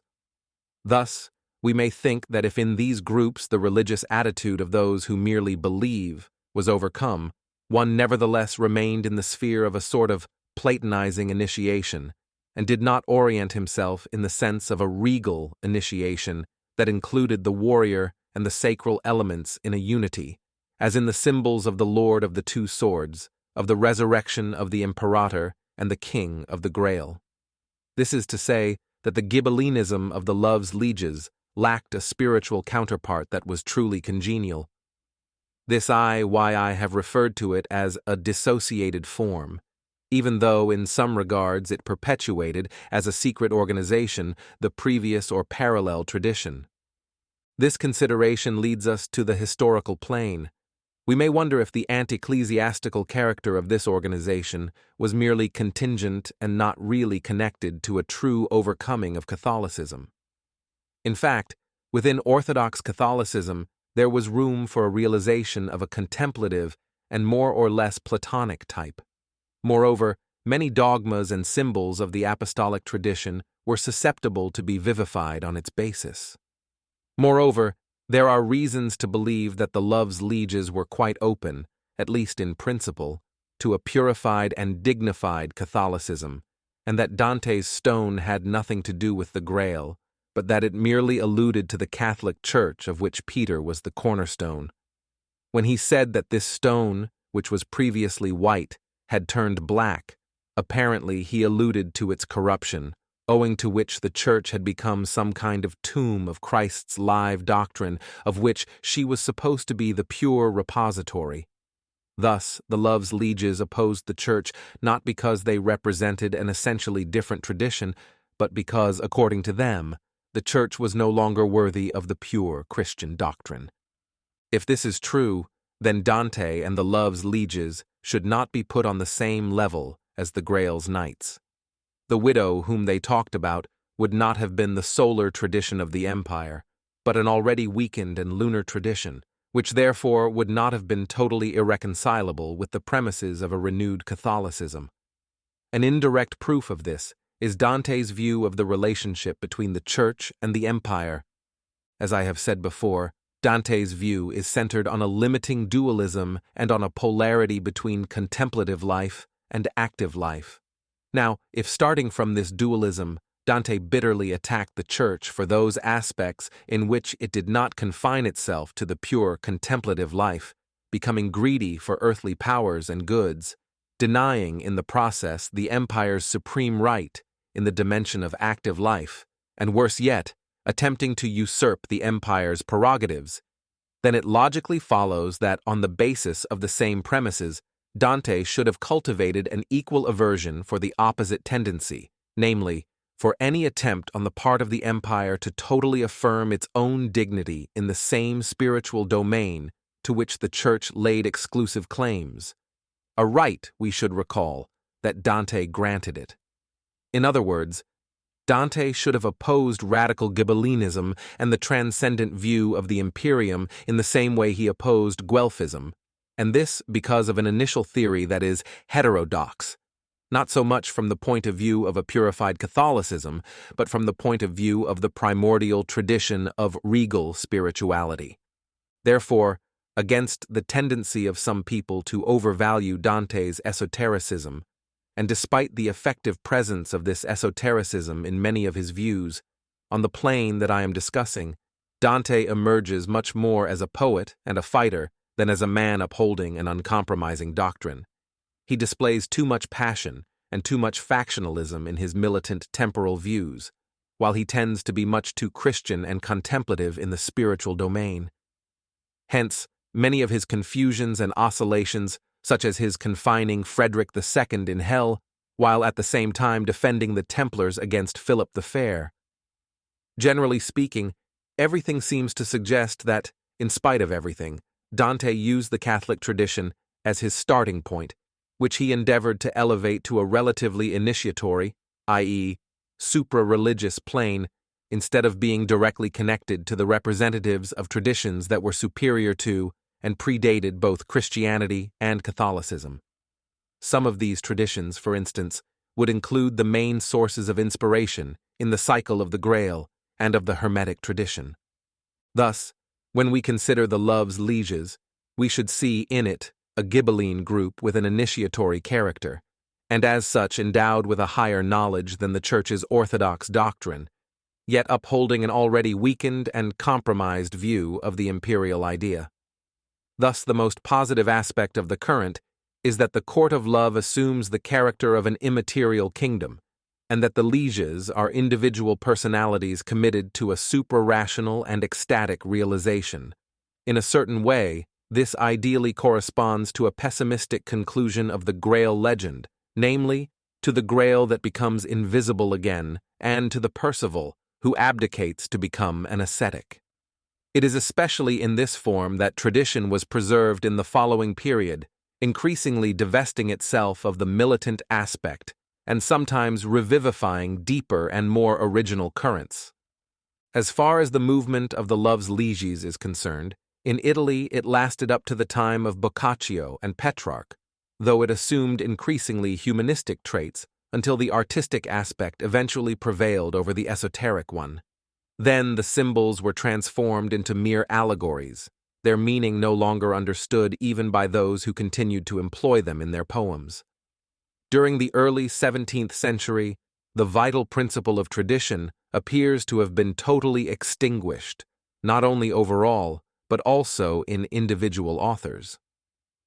For a relative continuation, one must refer to other groups and to other currents. Chapter 27.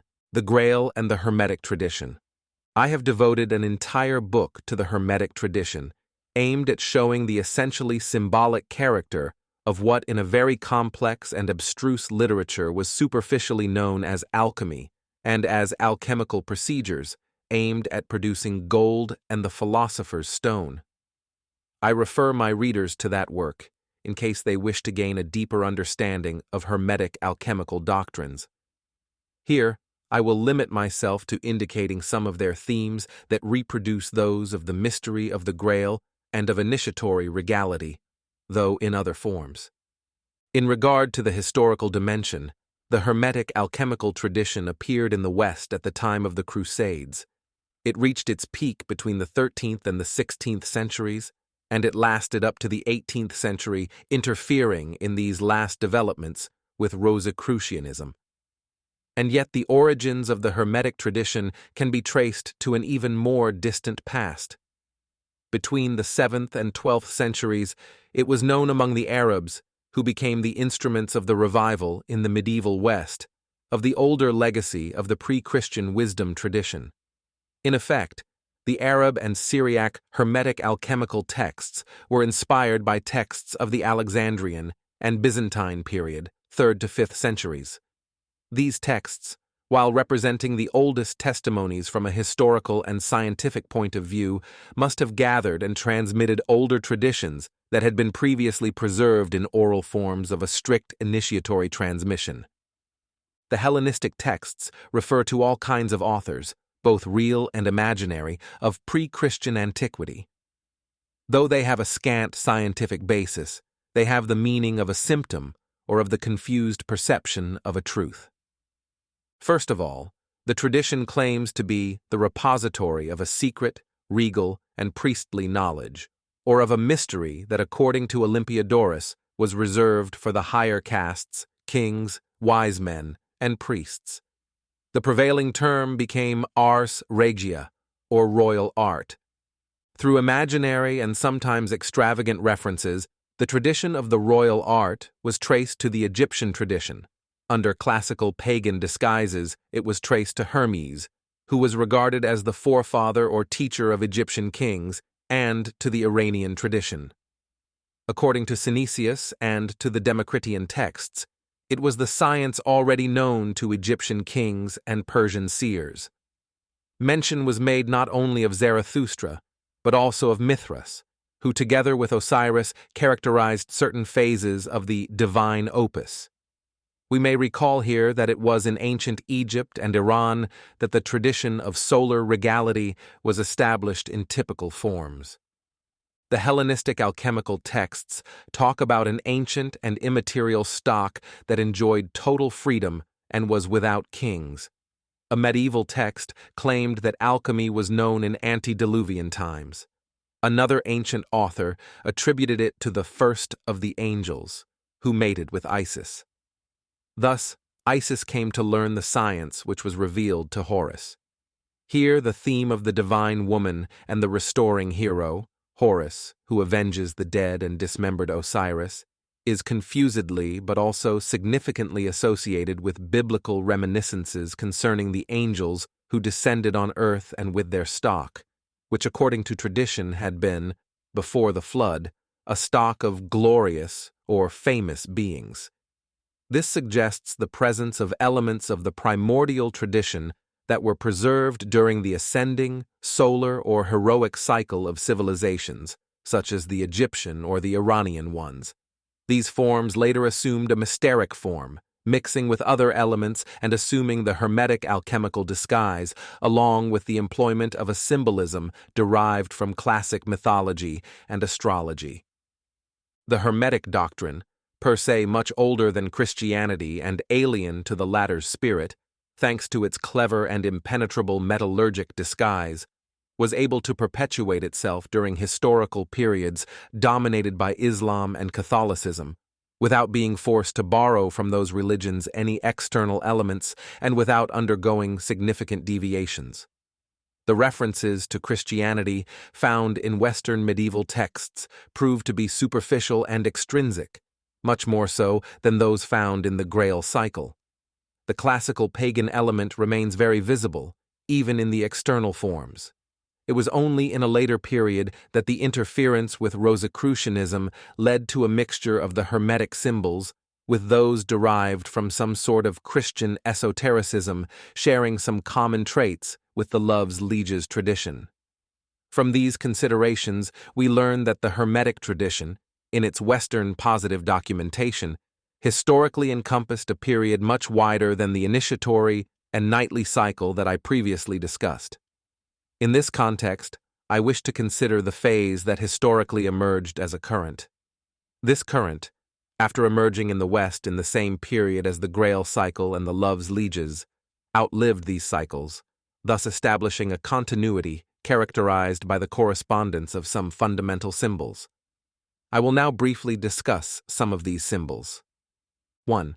The mystery of the royal art is strictly related to that of the heroic reintegration.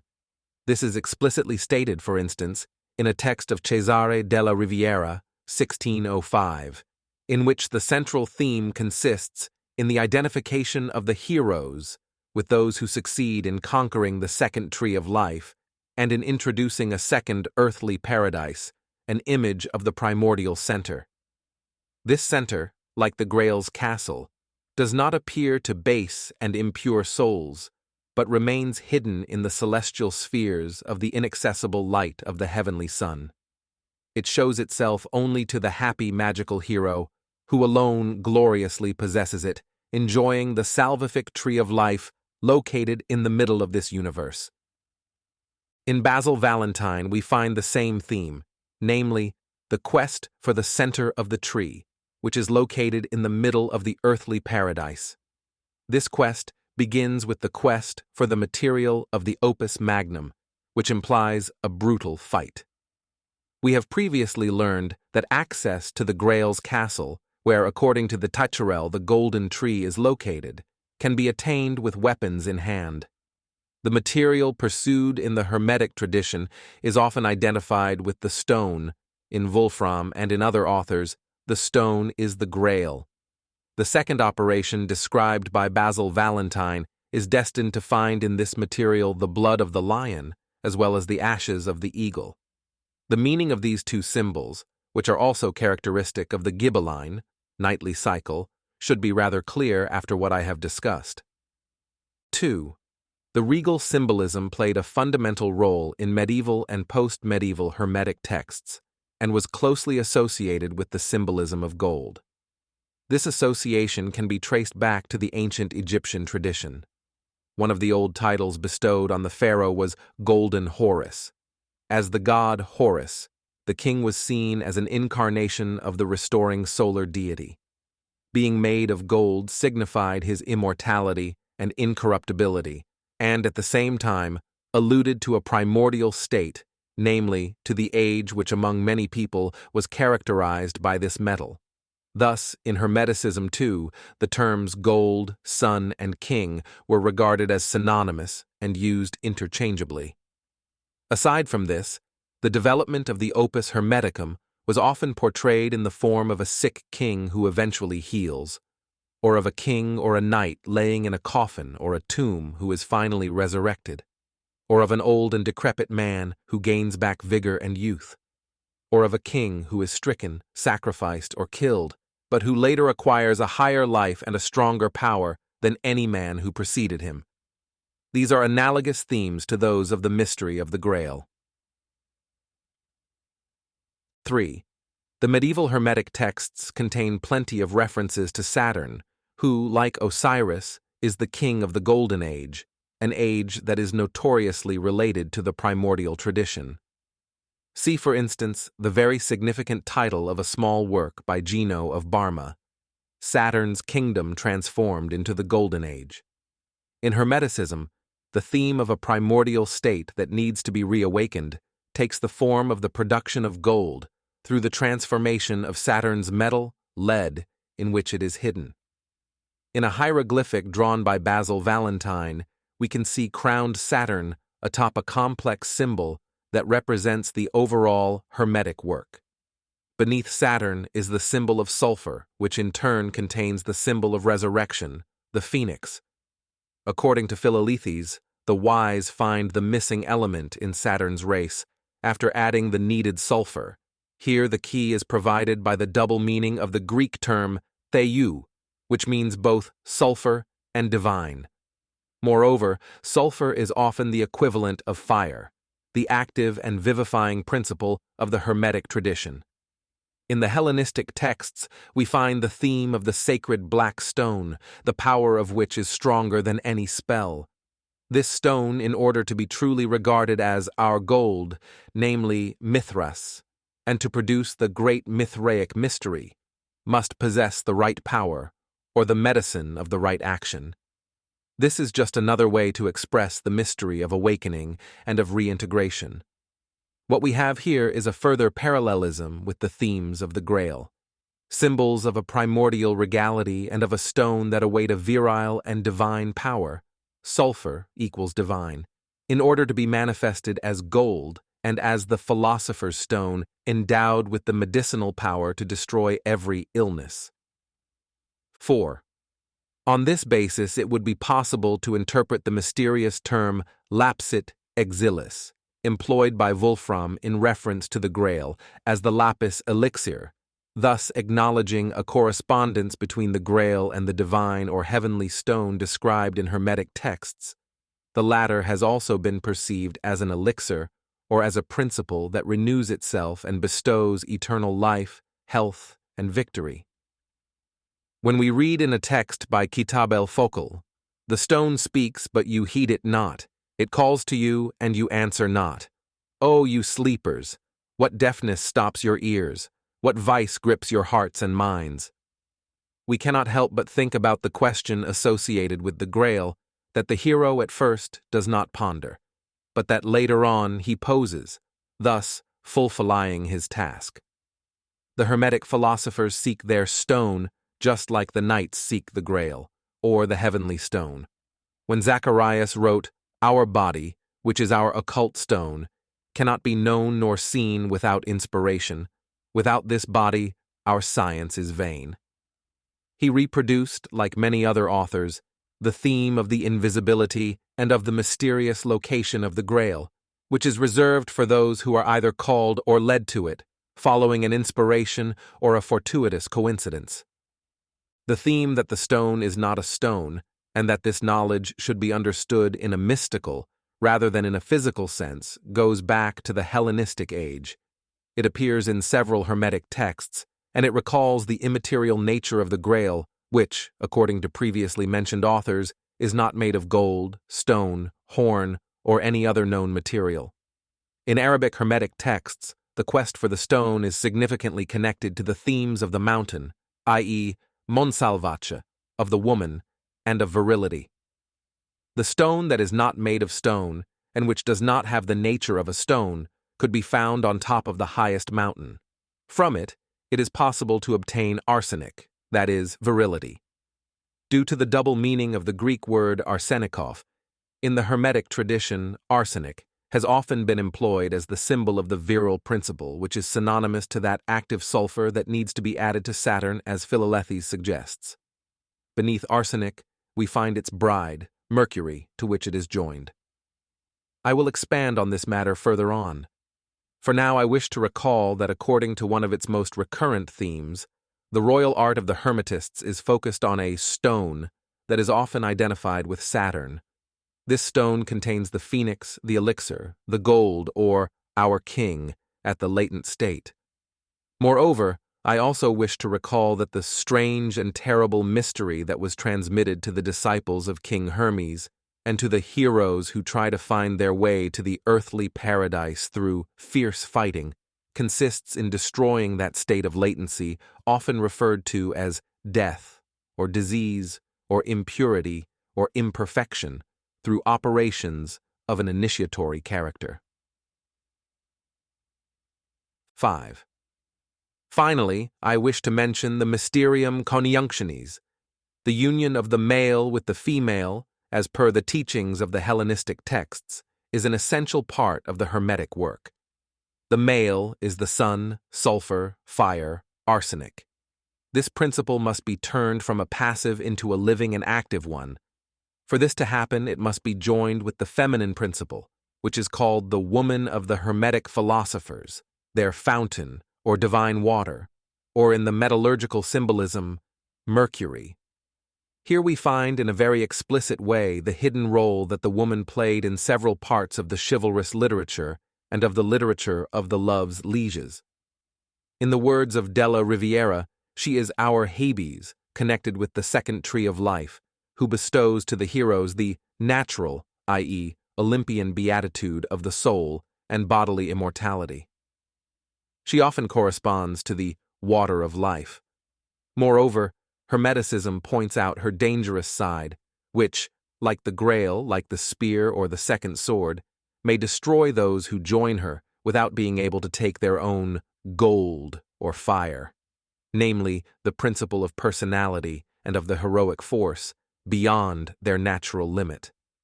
The wedding, the union with the woman, may turn out to be harmful unless it is preceded by a radical purification. Mercury, or the philosopher's woman, while being water of life, has also the character of a thunderbolt, of a fiery poison that dissolves everything and that burns and kills everything. Thus, the fire of the philosophers that it generates is applied to a symbolism that is also used in the Grail cycle: the sword, the lance, the axe, or everything that breaks and wounds. In this context, we should recall the interesting allegories found in a Hermetic Rosicrucian work by J.V. Andrea, namely, The Chemical Wedding of Christian Rosenkreuz. Here, we need to note two things. First, the presence of some trials, of which it is said, "It is better to run away than to face that which is beyond one's strength," that are overcome only by warriors and by those who, not trusting their might, have proven to be free of pride. Secondly, mention is made of a fountain, next to which lies a lion, which suddenly grabs a sword and breaks it in half, and which calms down only when a dove gives it an olive branch, which it devours. The lion, the sword, and the dove too are found in the symbolism of the Grail cycle. The sword, the symbol of pure warrior strength, is broken by the unleashed power connected to the fountain. The crisis ends only thanks to the dove, which is a bird sacred to Diana.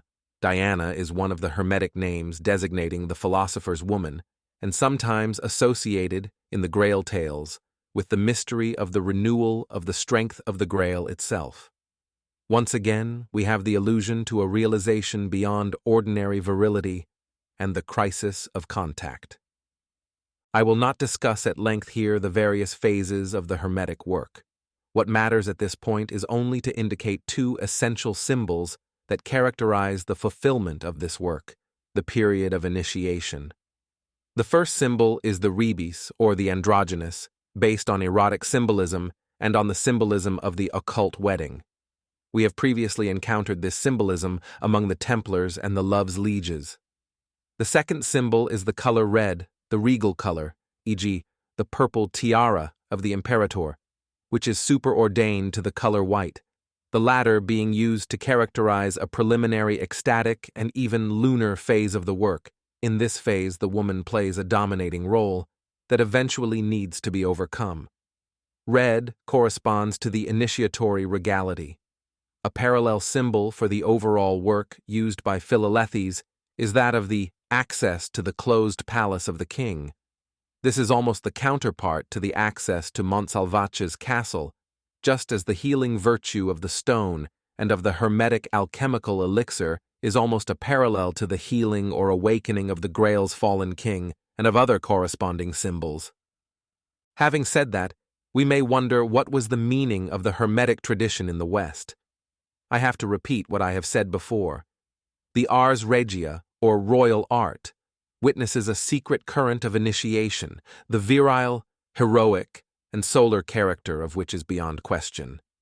But unlike everything that in the cycle of the Grail and in the Imperial Saga reflects the same spirit, besides having connections with the primordial tradition, it lacks a committed character.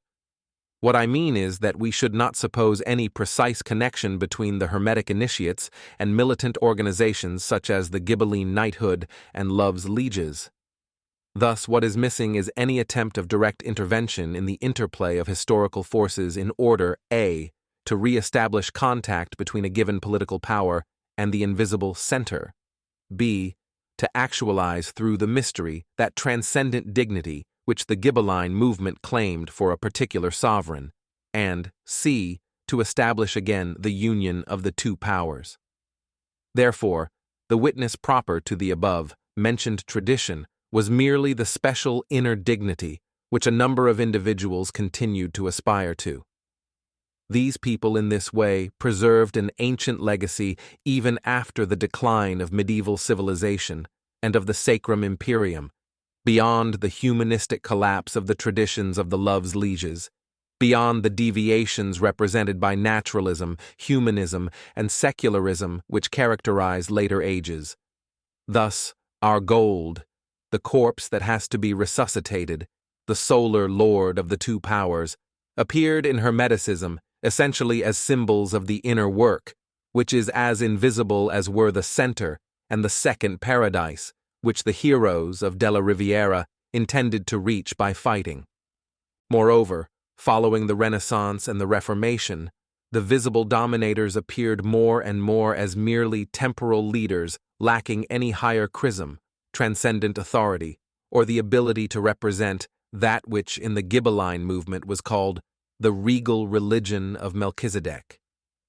Not only did monarchies decay and the spiritual knighthood cease to exist, but knighthood itself began to decline, since the knights turned into soldiers and officers fighting as mercenaries for various nations and for their political ambitions. During this period, the best way to pass on the tradition seemed to be the Hermetic form, in the ordinary sense of the term that alludes to everything that is impenetrable and sibylline. This form essentially employed the metallurgical and chemical jargon, as well as its extravagant and disheartening combinations of symbols, signs, operations, and mythological references. This covering worked perfectly, and since Hermeticism was inspired mostly by autonomous pre-Christian traditions, it did not clash with Orthodox Catholicism, even though it had less in common with it than with Dante's or the Love's Lieges esotericism. In the later forms of a prevalently Rosicrucian Hermeticism, things went otherwise. What occurred then was a sort of temporary re-emergence of the secret tradition in history, though this reappearance eventually marked its final disappearance. Chapter 28. The Grail and the Rosicrucians. It is difficult to separate Rosicrucianism from Hermeticism. While Hermeticism in its essential features may be studied independently from Rosicrucianism, the opposite is not true, because what we know about Rosicrucianism appears to be heavily influenced by Hermetic symbols and elements.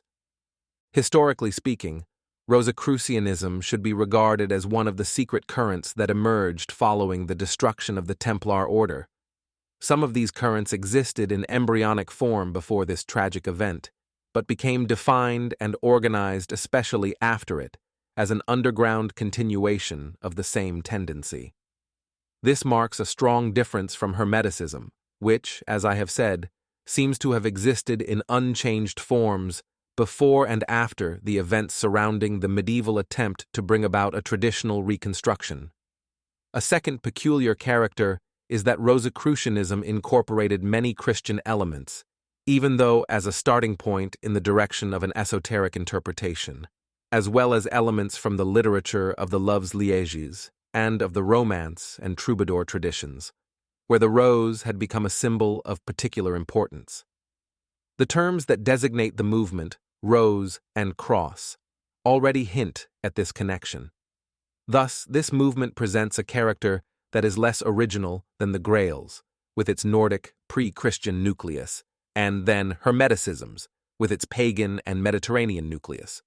From a spiritual point of view, Rosicrucian, just like Buddha, Prester John, or Knight of the Two Swords, is essentially a title that characterizes a specific degree of inner realization. The term should be explained on the basis of a universal symbolism, rather than on the basis of Christian symbolism. The cross, in this symbolism, represents the encounter of the direction from above, expressed by the vertical line, with the earthly level, expressed by a horizontal line.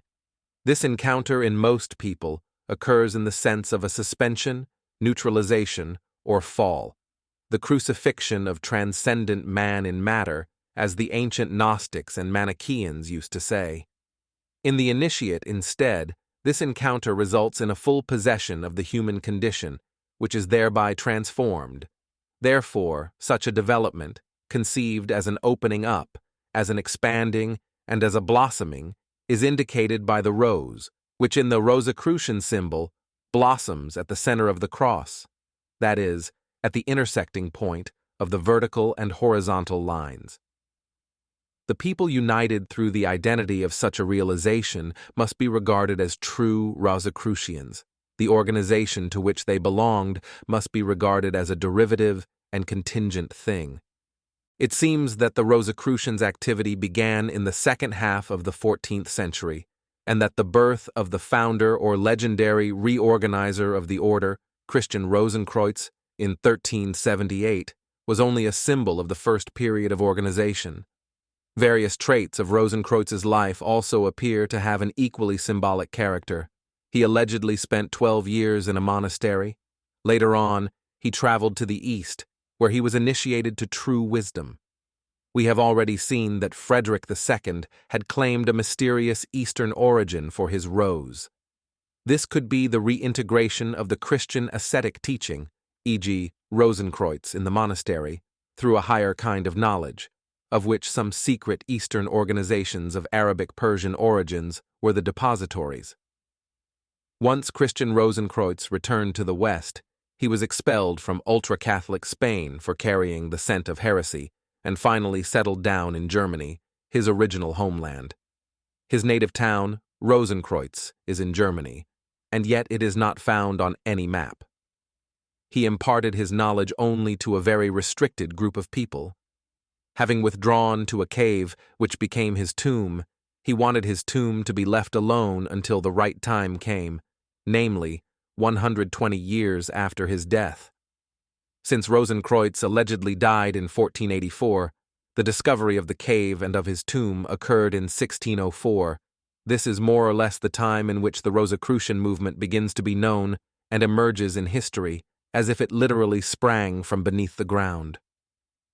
The intermediate period, in this symbolic tale, may allude to a period of underground reorganization, the period between 1604 and 1648, the date around which, according to tradition, the Rosicrucians permanently left Europe, could be seen as that of an attempt to exercise a given influence on the historical climate of the West by arousing the feeling of certain presences and by evoking again the symbol of the invisible kingdom. The number of writings about the Rosicrucians published in this period is astonishing. Owing to some kind of collective suggestion, even though not much was known about them, the Rosicrucians became a myth and produced a varied literature, pro and contra, until the interest vanished with the same rapidity with which it first arose, more or less as it had happened with the Grail literature. The most important documents, besides the Algemene Reformation, with its complement Confessio Fraternitatis Rosae Crucis ad Eruditos Europae, Cassel, 1615, are the so-called Manifestos of the Rosicrucians, which were published in Frankfurt and in Paris in the period between 1613 and 1623. The most important points we may gather from these writings once the spurious and most external parts are removed, are more or less the following. 1. There is a confraternity of beings who dwell in a both invisible and visible manner in the cities of men. God has covered them with a cloud to protect them from their evil enemies. The former were called Alumbrados, and the invisible ones in Spain and France. This must refer to the transcendent nature of these enigmatic personalities, properly called Rosicrucians. Anyone animated by mere curiosity cannot communicate with them, but a contact is established automatically, and one is truly enrolled in the roster of our confraternity through the intention and the real will of the reader. According to the Rosicrucians' manifestos, this is the only way to make our acquaintance. It is thanks to revelation, as in the Grail's order, that the Rosicrucians know those who are worthy to become members of their order and who, being part of it, can be Rosicrucians without knowing it. 2. Rosicrucian, as I have said, represents essentially an initiatory level and a function, not a person as such. Thus, it is said that the Rosicrucian is not subject to the contingencies of nature and to its needs, to illnesses and old age. He lives in every age as he lived from the beginning of the world. The order predated its founders or organizers, namely Rosenkreutz and, some say, King Solomon. Practically speaking, when the Rosicrucian is ready to die, that is, to leave the human condition, he chooses a person capable of succeeding him and of assuming his function, which therefore continues unchanged. This person assumes the name of his predecessor. The order is led by a mysterious imperator, whose real identity and seat remain unknown. A writing published in 1618, Clipeum Veritatis, presents the sequence of the Rosicrucians' imperatores.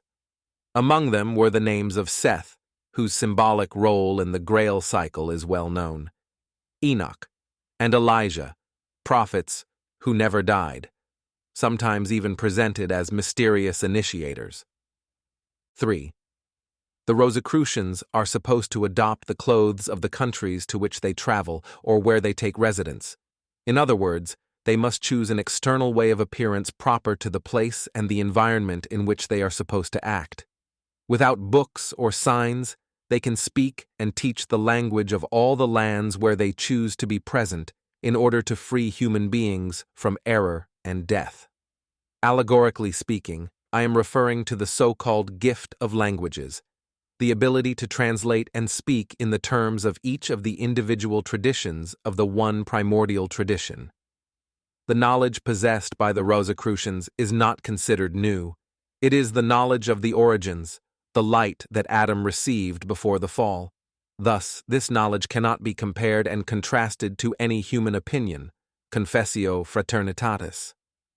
The Rosicrucians continuously help the world, but in invisible and unfathomable ways. 4. The restoration of the king, which is a main motif of the Grail cycle and of Hermeticism, is also the main theme of the Chemische Hochzeit Christiani Rosenkreutz, Anno 1459, Strasbourg, 1616, where various adventures, taking place over a period of 7 days, allegorize the 7 degrees or stages of initiation. In the last day, the elect are consecrated Knights of the Golden Stone, Eques Aurea Lapidis. In this book, we find the description of a journey to the king's residence. This is followed by the mystery of the resurrection of the king, a mystery that is significantly transformed in the realization that the king is already alive and awake. Many find it strange that he is already risen, being under the impression that it was their task to awaken him. This is an allusion to the idea that the principle of regality in its metaphysical essence has always existed and should not be confused with a mere human creation, nor with the action of those who can precipitate a new manifestation of it in history. Besides the risen king, Rosenkreutz, who in him shall recognize his father, wears the same insignia of the Templars and of Percival's ship, a white flag with a red cross. Here we also find the Grail's bird, the dove. The Knights of the Golden Stone swear allegiance to the risen or newly manifested king. The formula, found in another text, with which the participation in the Rosicrucian mystery is requested, corresponds in an exact way to the Templars saying, "Not to ours, but to your name only, a God, supreme one, we give glory forever and ever." 5. The images of the seat of the Rosicrucians and of their emperor correspond to those of the center.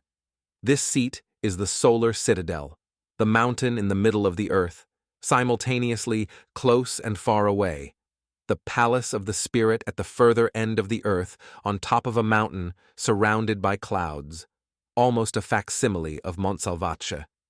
Here I will provide some references contained in Rosicrucians' texts. The correspondence between the two traditions is sufficiently visible, just as the search for that mysterious center is connected, as in the Grail's legend, to initiatory tests and experiences having heroic traits. According to the Lettre de F. G. Menapius 15, Juillet 16, 17, the Rosicrucians live in a castle built on a rock, encompassed by the clouds above and by the waters below. In the middle of it are a golden scepter and a spring from which the water of life flows. In order to reach this castle, it is necessary to first go through a tower, dubbed the Uncertain Tower, and then through a second one, named the Dangerous Tower. Finally, one must climb the rock and touch the scepter. Then a virgin will appear and lead the knight. The clouds disappear, the castle becomes visible, and the elect can now share in the heavenly and earthly lordship. We can also refer to a text called Gründlicher Bericht von dem Vorhaben, Gelegenheit und Inhalt der Lobel. Bruderschaft des R plus C, Frankfurt, 1617, in which we read, "In the middle of the world there is a mountain, both close and far away, endowed with the greatest treasures guarded by the devil's malice. The path leading to it can be found only through one's effort. Pray and inquire about the way, follow the guide, who is not an earthly being and who lives among you, though you do not know her. She will lead you to your destination at midnight, i.e. the midnight sun of the classical mysteries. You will have to show the courage of a lion. Just about the time you are ready to see the castle, a raging wind will shake the rocks. Tigers and dragons will assail you. An earthquake will knock down everything the wind has spared, and a mighty fire will destroy all earthly matter. See the tests taking place in Orgelus's castle. At dawn, calm will return, and you will see the treasure. This treasure, like the Hermeticist's stone, has the power of transforming matter into gold. That is, of reawakening in man the original solar condition. It restores health. No one must know that you have it. After discovering the treasure, you must turn around, and you will find someone who will introduce you to the confraternity and who will be your guide in every circumstance. 6. The Rosicrucians did not hesitate to condemn the Middle Eastern and Western blasphemers, this expression visibly alluding to Muslims and Catholics respectively. They added that they wanted to pulverize the triple diadem of the Pope, claiming for themselves a higher orthodoxy and spiritual authority. The reference to the triple papal diadem has a special meaning, since this diadem is among the symbols that properly refer to the universal ruler and to his function, which according to the Rosicrucians was usurped by the head of the Catholic Church, and whose real representative was their imperator. These enigmatic personalities declared that Europe was pregnant and destined to give birth to a powerful child. They also spoke of a Roman imperator, Lord of the Fourth Empire, whom they vowed to supply with inexhaustible treasures. The fundamental idea of the Allgemeine Reformation der ganzen weiten Welt and Fama Fraternitatis is that the Rosicrucians' mission is to bring out a general restoration in the name of their mysterious imperator before the end of the world. After the last two Rosicrucian manifestos appeared in Paris, and after the 30 Years' War ended with the Treaty of Westphalia, which imparted the final blow to what was left of the authority of the Holy Roman Empire, The last true Rosicrucians allegedly left Europe to go to an India, which should probably be understood as that symbolic country assimilated to Prester John's kingdom, to which Montsalvace, the Grail, and its knights had previously gone. The end of the world that the Rosicrucians talked about probably alluded only to the end of one of the many worlds, namely to a cycle of civilizations, like the vision of the hordes of Gog and Magog, which in the Imperial Saga was the prefiguration of that daemony of the masses that, in modern times following the French Revolution and the downfall of the major European dynastic traditions, was bound to assume increasingly apocalyptic overtones. Concerning the mission of the real Rosicrucians during the 18th century, it must have been limited to producing a certain rumor and restlessness in the environment, not without a specific experimental intention, by inspiring various authors, yet without a true militant intention. Everything seems to suggest that the Rosicrucians never constituted a material organization involved in the political arena, thus susceptible of being individuated and dealt with, and that they remained invisible beyond the myth that grew about them. One of the designations of their group was the Congress of the Invisible People. It seems that the Rosicrucians' experiment elicited a negative response, which eventually induced them to leave. We cannot exclude that one of the factors that contributed to this decision was the deformation that certain ideas, owing to the environment, were immediately destined to undergo, thus producing opposite effects from the ones desired. In the mixture represented by the works of Johann Valentin Andrea and of other authors inspired by the Rosy Cross, we can clearly see a marked tendency to employ, in a manner typical of Protestantism and the Enlightenment, the Rosicrucian aversion for the Catholic Church, thus generating one of the worst misunderstandings and one of the most dangerous deviations. I am referring to that misunderstanding that led the Teutonic princes to betray the sacred idea of the empire at the very time they followed the Lutheran emancipation from Rome. This was an involution that, instead of overcoming the imperfect lunar spirituality represented by the Church with a higher form, closer in spirit to the transcendent regality of the Grail, people failed to unmask and reject. And so it happened that people became emancipated from this involution only by siding with the rationalism of the Enlightenment, with liberalism and with secular culture. This indeed almost represents a quasi-demonic overturning of Ghibellinism. In the modern age, it is possible to find several instances of an inverted use of the mystery. The mystery, which in its proper context and in previous times had always been an aristocratic privilege, as well as the basis for an absolute and legitimate authority from above, has been transformed in a weapon of heretics, of those degenerated forces that rise up from below against the last hierarchies, against the authority of the Church, and finally against the authority of the representatives of traditional political organizations. I will discuss this in greater detail in the epilogue. In more recent times, Hermeticism and Rosicrucianism have inspired various sects and authors who have illegitimately claimed to be the representatives of these traditions, but who militate in the ranks of theosophy of occultism, of anthroposophy, and in analogous byproducts of the contemporary pseudo-spiritual deviation. Thus, the majority of people who ignore even the principles behind these matters are led to think of these sects as soon as they hear mention of Hermeticism and Rosicrucianism. The truth is quite the opposite, however. These sects have nothing to do with the traditions, the names, and the symbols of which they have usurped. Moreover, the authentic representatives of these traditional organizations have not resided in the Western world for quite some time. The relationship between these organizations on the one hand, and the Theosophical Society, Anthroposophy, and the like on the other hand, is the same as that between Wagner's mystical Christian and romantic musical portrayal of the Grail in Parsifal and the authentic tradition of the Lords of the Temple. Epilogue: The Inversion of Ghibellinism. Since my investigation has also uncovered the connections between initiatory organizations and historical currents, I think it is necessary, in conclusion, to say something about the existing relationship between what I have called the legacy of the Grail, namely high Ghibellinism, and the modern secret societies, particularly those that since the Enlightenment have been labeled as Masonic. Obviously, the following is only a brief overview. In the so-called sect of Bavaria's Illuminati, we find a typical example of the overturning of tendencies that I have previously described. This can be seen in the change of meaning undergone by the term enlightenment.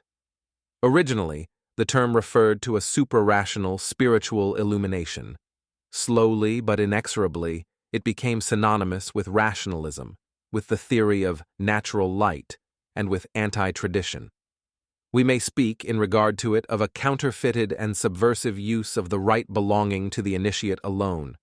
The initiate, if truly such, may regard himself to be above the contingent historical forms of a particular tradition, denounce its limitations, if he received the mandate to do so, and place himself above their authority, reject dogmas because he possesses something higher, namely, a transcendent knowledge that he regards as the ultimate authority, and finally, claim for himself the dignity of a free being, because he has freed himself from the bonds of the merely human, inferior nature.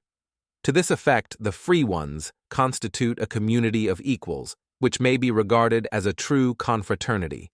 Therefore, if we materialize, secularize, and democratize these aspects of the initiatory rite and translate them into individualistic terms, what we have are the fundamental principles of the modern subversive and revolutionary ideologies.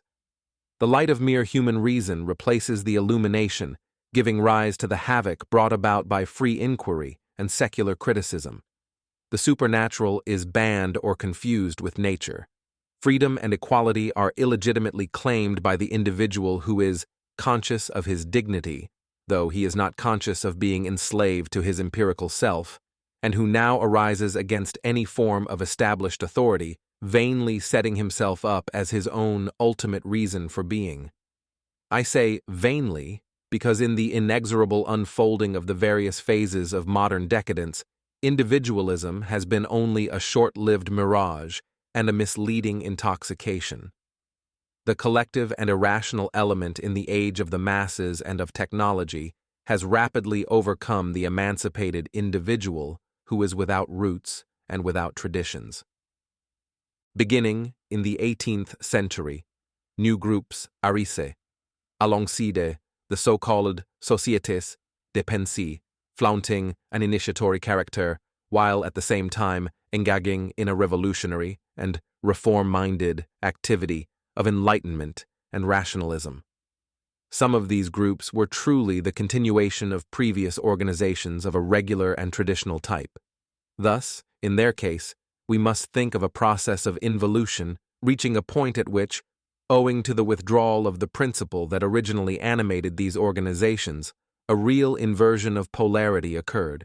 Influences of another order and kind infiltrated and began to act in organisms that represented more or less the cadaver or the automatic survival of what they once used to be, utilizing and turning their energies toward the opposite direction of what had previously been their normal and traditional one. The prologue of A. Dumas's Joseph Balsam is a symptom of the climate proper to the lodges and meetings of the Illuminati and of similar groups responsible for promoting that intellectual revolution that eventually unleashed the political revolutions of 1789 and 1848.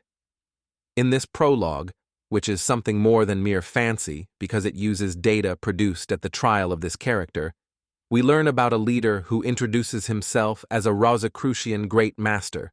This leader, at a secret meeting of initiates who have gathered from every nation, gives out as the general password LPD, the initials of Lilia Destru Pedibus, i.e., destroy and step over the House of France. The contradictory duplicity of the two motifs, on the hand, residues of symbolic and initiatory hierarchical ritualism, on the other hand, the profession of ideologies totally opposed to those that may be deduced from any authentic initiatory doctrine, is apparent especially in modern Freemasonry. It seems that this Freemasonry was organized at the time of the Rosicrucian developments and of the departure of true Rosicrucians from Europe. Elias Ashmole, who is believed to have played a fundamental role in the organization of early English Freemasonry, lived between 1617 and 1692. Moreover, according to the prevalent opinion, Freemasonry in its actual form as a semi-secret militant association does not predate 1700. It was precisely in 1717 that the Great Lodge of London was founded. The positive rather than fanciful antecedents of Freemasonry were the traditions of some medieval guilds in which the main elements of the art of construction and building were simultaneously considered in their allegorical and initiatory meaning. Thus, the construction of the temple became synonymous with the initiatory great work. The molding of the coarse stone into a square block alluded to the preliminary task of inner formation, and so forth. We may assume that up to the beginning of the 18th century, Freemasonry retained this initiatory and traditional character, thus being named operative, in reference to the task of an inner action. It was in 1717 that an inversion of polarity and a radical upheaval occurred, with the foundation of London's Great Lodge and with the diffusion of the so-called continental speculative Freemasonry. The speculation adopted was that proper to the ideology of the Enlightenment, the Encyclopédie, and rationalism, which was connected with a corresponding misguided interpretation of symbols. The activity of the organization focused entirely on the socio-political plane, though it prevalently employed the tactics of indirect action, maneuvering with influences and suggestions, the origins of which is difficult to trace. It is claimed that this transformation occurred only in some lodges, and that others retained their initiatory and operative character even after 1717. True enough, this character can be found in the Masonic milieus to which Martinez de Pasquale, Claude de Saint-Martin, and Joseph de Maistre belonged. We must also think, however, that this same kind of Freemasonry must have undergone a phase of degeneration if it could not stem the growth of the other kind and avoid being overcome by it. Nor can we see any action on the part of that Freemasonry that allegedly had retained the initiatory dimension to disavow the other, condemning its socio-political activity and trying to prevent it from asserting itself as the authentic and official Freemasonry. Speculative. Freemasonry's initiatory vestiges remained confined to a ritual superstructure, which had an inorganic and syncretistic character, especially in the Scottish Rite. In fact, for many of its degrees following the first three, the only ones that have some effective connection with the previous guild traditions, symbols of the most various initiatory traditions were gathered, obviously with the intention of giving the impression of having inherited their legacy. Thus, in this Freemasonry, we also find elements of chivalry, Hermeticism, and Rosicrucianism. In it, we find dignities, such as that of Knight of the West, or of the Sword, Knight of the Sun, Knight of the Two Eagles, Initiate Prince, Dignitary of the Sacred Empire, and Knight Kadosh, in Hebrew, Holy Knight, which corresponds to Knight Templar and Rosicrucian Prince. Generally speaking, and this is what is particularly significant to my book, there is a particular ambition, on the part of the Freemasonry of the Scottish Rite, to evoke the Templar tradition. Thus, the claim was made that at least 7 of its degrees, after the 30th, which in several lodges explicitly carries the designation of Templar Knight, have a Templar origin. One of the jewels of the highest degree in the entire hierarchy, the 33rd, is a Teutonic cross that carries the initials JBM. These initials are usually explained to stand for Jacobus Burgundus Molay, who was the last great master of the Order of the Temple. De Molay also appears as the password of this degree, almost to suggest that those who are initiated in it could reclaim the dignity and the function of the leader of the destroyed Ghibelline order. After all, Scottish Freemasonry claims to have received many of its elements from an even older organization called the Rite of Herodom. This expression is translated by various Masonic authors as Rite of the Heirs, meaning the heirs of the Knights Templar. The corresponding legend is that a few surviving Templars withdrew to Scotland, where they put themselves under the protection of Robert the Bruce. From him, they were aggregated to a pre-existing initiatory organization of guild origins, which then assumed the name Great Royal Lodge of Herodom. One can easily see the consequence of these references in regard to what I have called the legacy of the Grail if they had a real foundation. They would supply Freemasonry with the character of traditional orthodoxy. Things are otherwise, however. This is a real usurpation. What we have here is not a continuation, but rather an inversion of the previous tradition. This can be clearly seen when we consider the above-mentioned 30th degree of the Scottish Rite, which in some Masonic lodges has the password, "The Templar's Revenge." The legend referred to it develops the above-mentioned motif. The Templars allegedly found refuge in some secret English organizations and established in them this degree with the intention of reorganizing their order and perpetrating their revenge.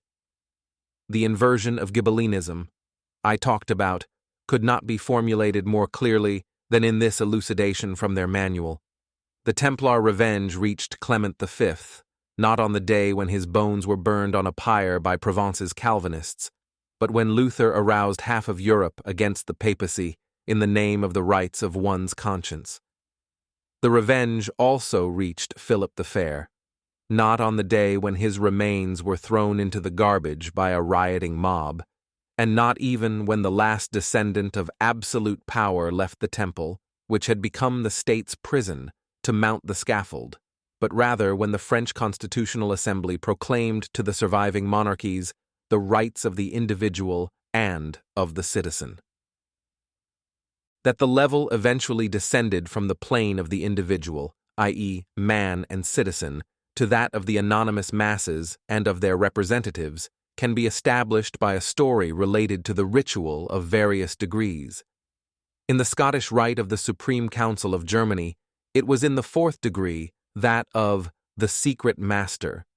It is the story of Hiram, the builder of Jerusalem's temple, who before the sacred King Solomon proved to have such prodigious power over the masses that the king, who was renowned as one of the world's wisest men, discovered that beyond his own there is a much greater power, a power that in the future will assert itself and exercise a sovereignty greater than Solomon's. This power is the people, das Volk. It is also stated, we, Freemasons of the Scottish Rite, see in Hiram a personification of mankind. The Rite, in making them secret masters, should convey to the Masonic initiates the nature of Hiram. In other words, it should make them partakers of this mysterious power to lead mankind in the form of people and masses, a power that should eclipse that of the sacred symbolic king.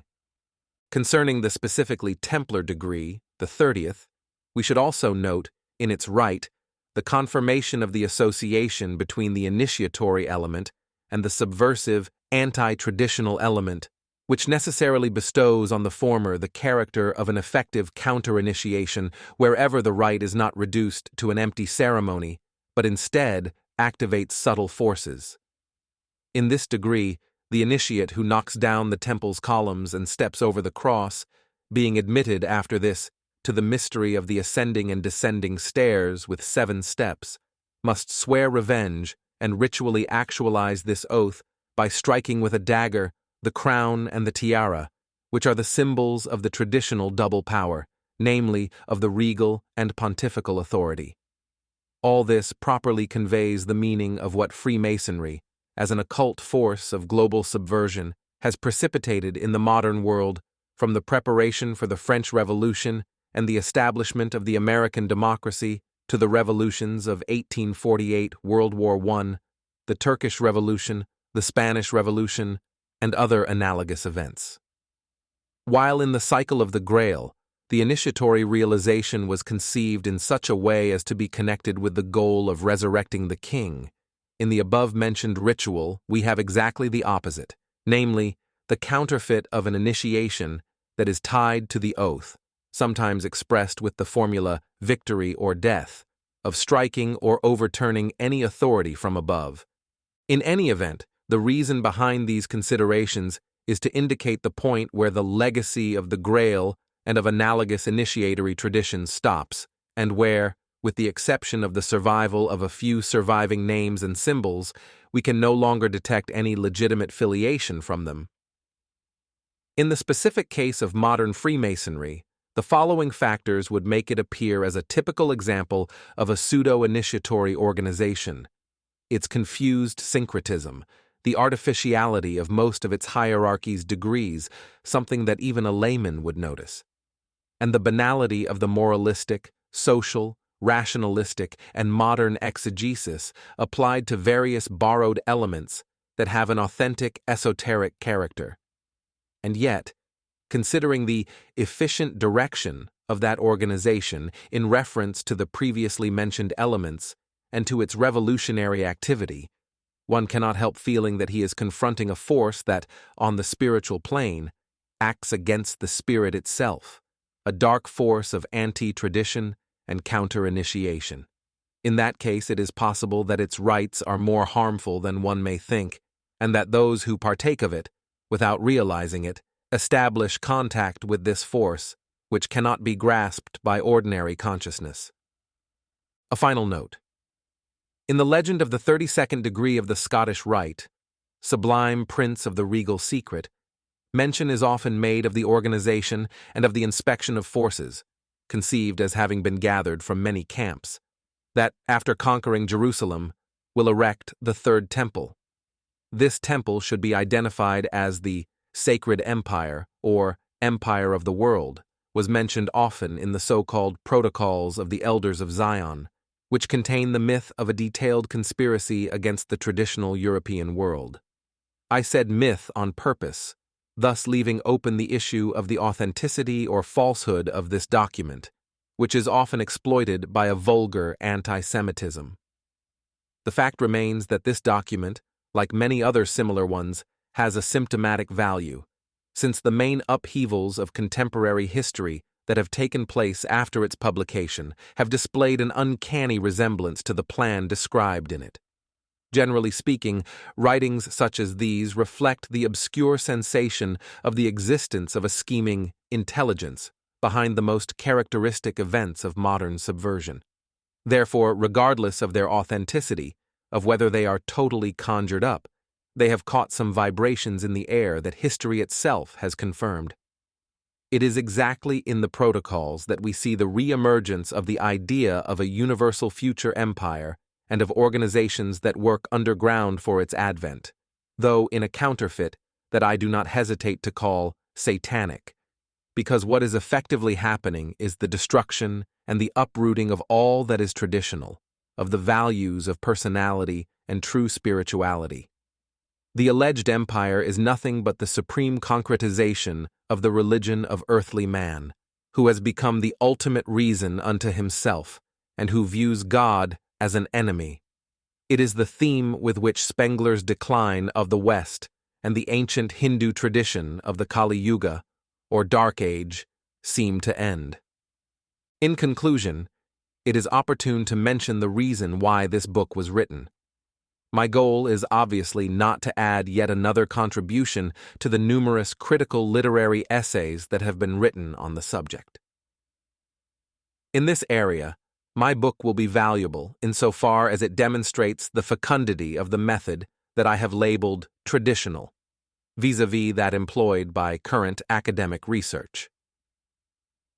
Another goal of mine was to establish the nature of the spiritual content of the subject matter.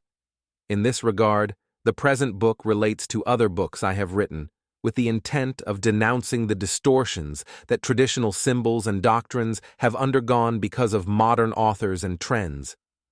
In the course of my exposition, I have pointed out, in reference to the cycle of the Grail, the falsification of its spirit and themes by Richard Wagner. Unfortunately, most people know about the Grail, Percival, and related things only because of the arbitrary, pseudo-mystical, and decadent way in which Wagner portrayed them on the basis of a fundamental misunderstanding. This misunderstanding, was further compounded by the employment of several themes of ancient Nordic Germanic mythology in his Ring of the Nibelungs.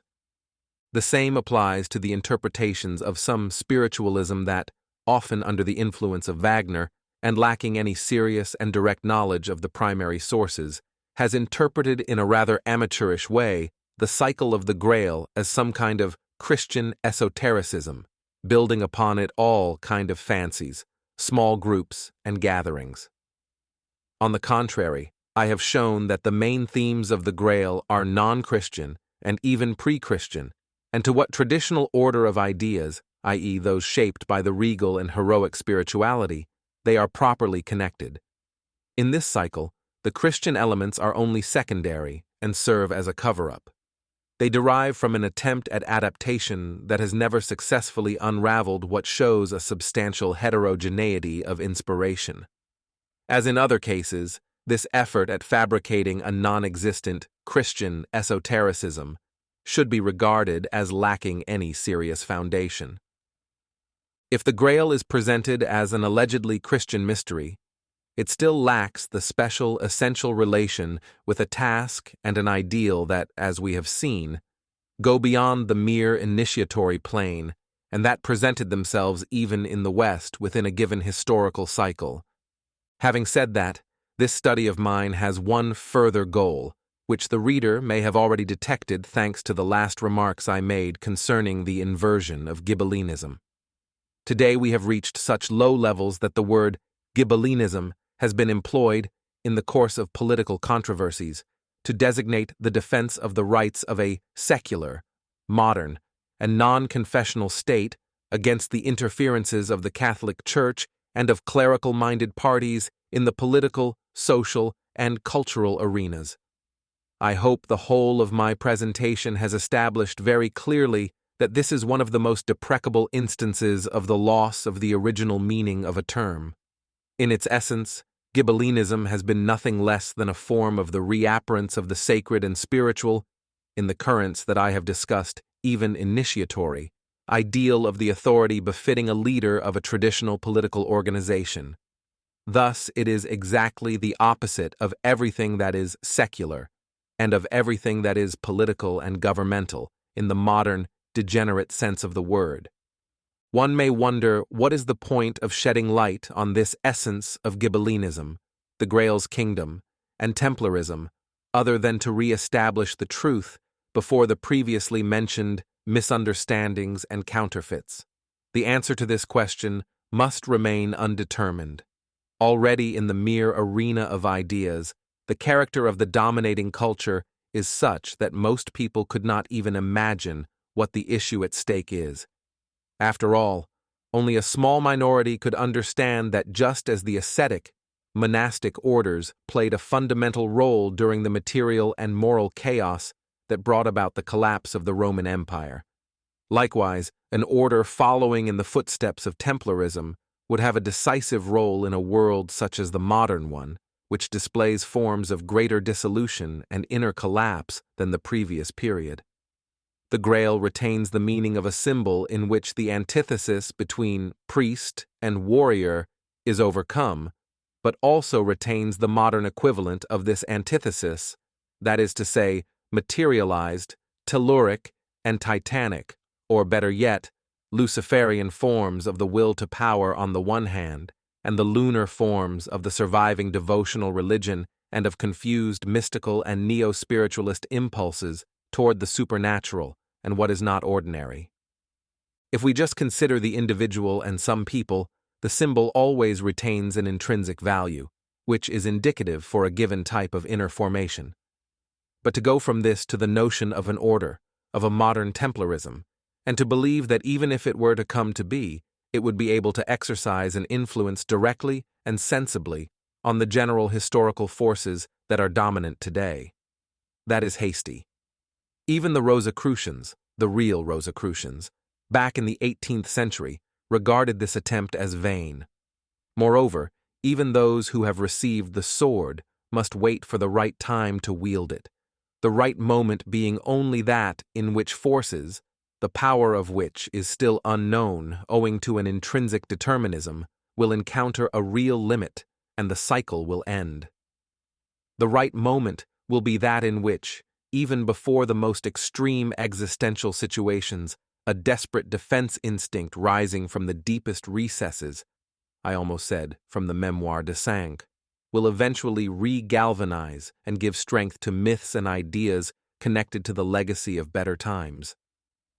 I believe that before this happens, a possible Templarism may play only an inner defensive role in relation to the task of protecting the symbolic, yet not merely symbolic, solar stronghold. This will clarify the ultimate meaning of a serious and committed study of the witnesses and of the motifs of the Templar Saga and of higher Ghibellinism. To understand and to live by these motifs means to enter into a dimension of supra-historical realities, and, in this way, to gradually reach the certainty that the invisible and inviolable center, the king who must awake, and the avenging and restorating hero are not mere fancies of a dead and romantic past, but rather the truth of those who, today alone, may legitimately be said to be alive.